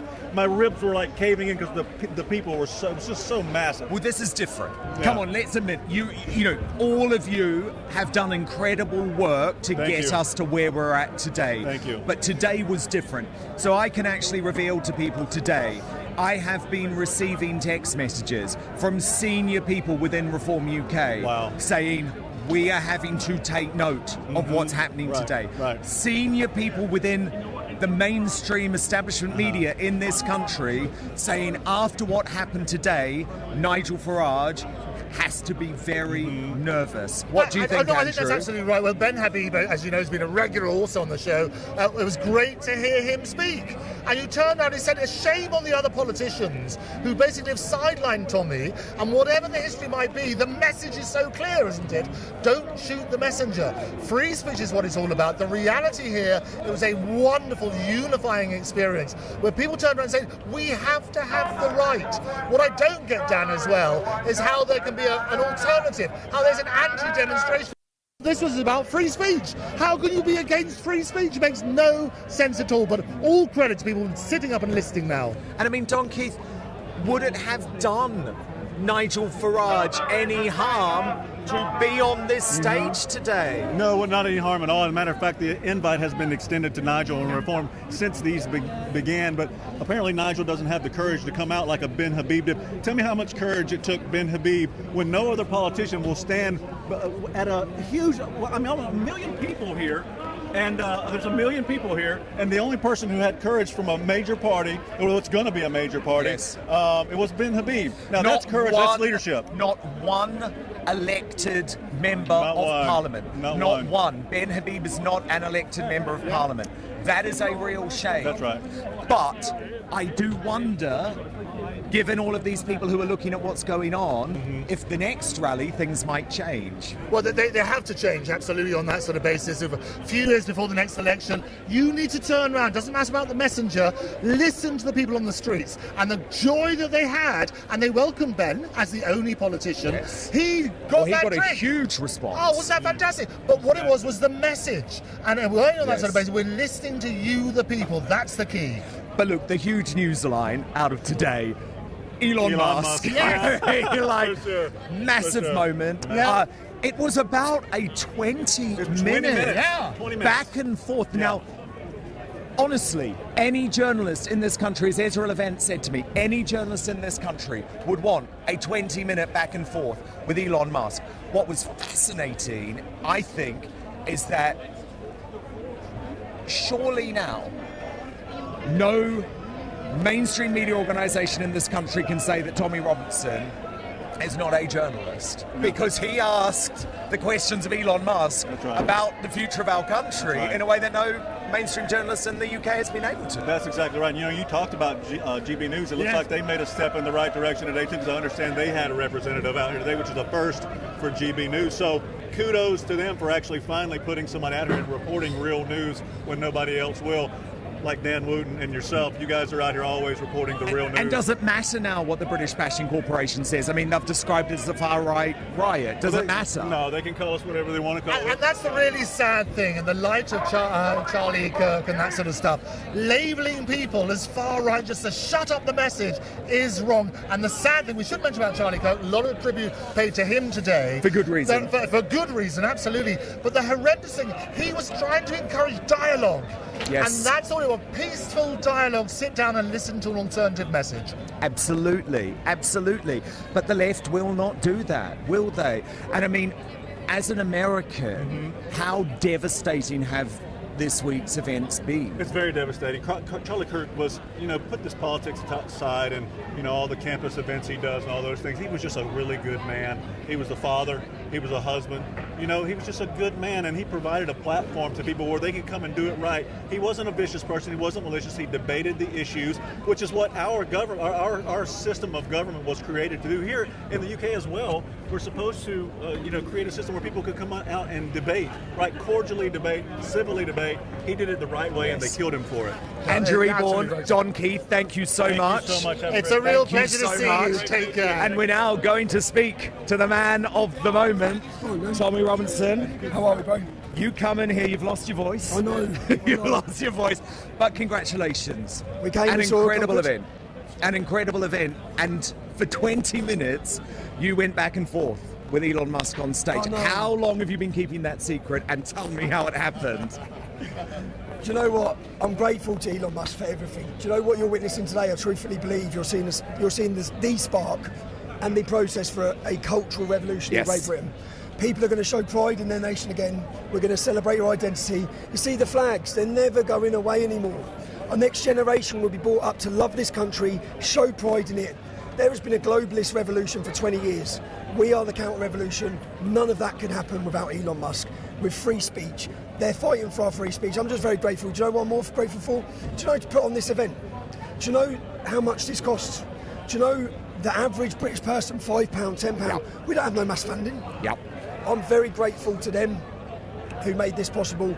I'm grateful to the stewards. There were teams of stewards here, all volunteers, women, Kaz, Tony, Carla, groups of women who have come together to help organise this, that none of this day, it's not, I play a role, but none of this would have happened without the people donating, the people supporting, without security, without everyone coming together, and without the public turning up with the right attitude, because you know the British public, they have a right to be so bloody angry. Yes. Right? They didn't bring anger today. Yes. Right? They didn't bring anger. They didn't. They brought love. And when you think about what happened just this week to Charlie Kirk in America, we have got through today safely. Sure, the mainstream media... Let's this be a message for Neil Oliver, for all the other people who tried to scare the public into standing up. You're as much, if you tried to scare people, you're as much of the problem. At the same time, many of us have got targets on us. You don't have, not just by the left, okay? Camilla Tominley, she said I'm a white supremacist, she put a target on me. Yes. Nigel Farage lied and said that I have convictions of violence against women. He's put a target on me. Yes. It's not right. We don't just have the far left or the left wing. Every establishment figure, yes, right, left, yes, if they're in the establishment group, they are lying, smearing and putting targets. But unfortunately, there have been lies today, Tommy. I'm not sure if you're aware. The BBC, British Bashing Corporation, has spoken about a far-right demonstration. The Daily Mail splashed on its front page before the rally had even began, brace for violence. So it does feel like the mainstream media are still the big enemy here. They're digging their own grave. Do you know why? We had over 2 million watching live. Yes. Dan, how many of you had? We have had over 1 million on YouTube today. So over 1 million on YouTube already. We are the media, and do you know those million who tuned into you, the 2 million who tuned into us, and the millions who turned up today? Yeah. They've seen it's the great British public. It's families. Yes. It's women.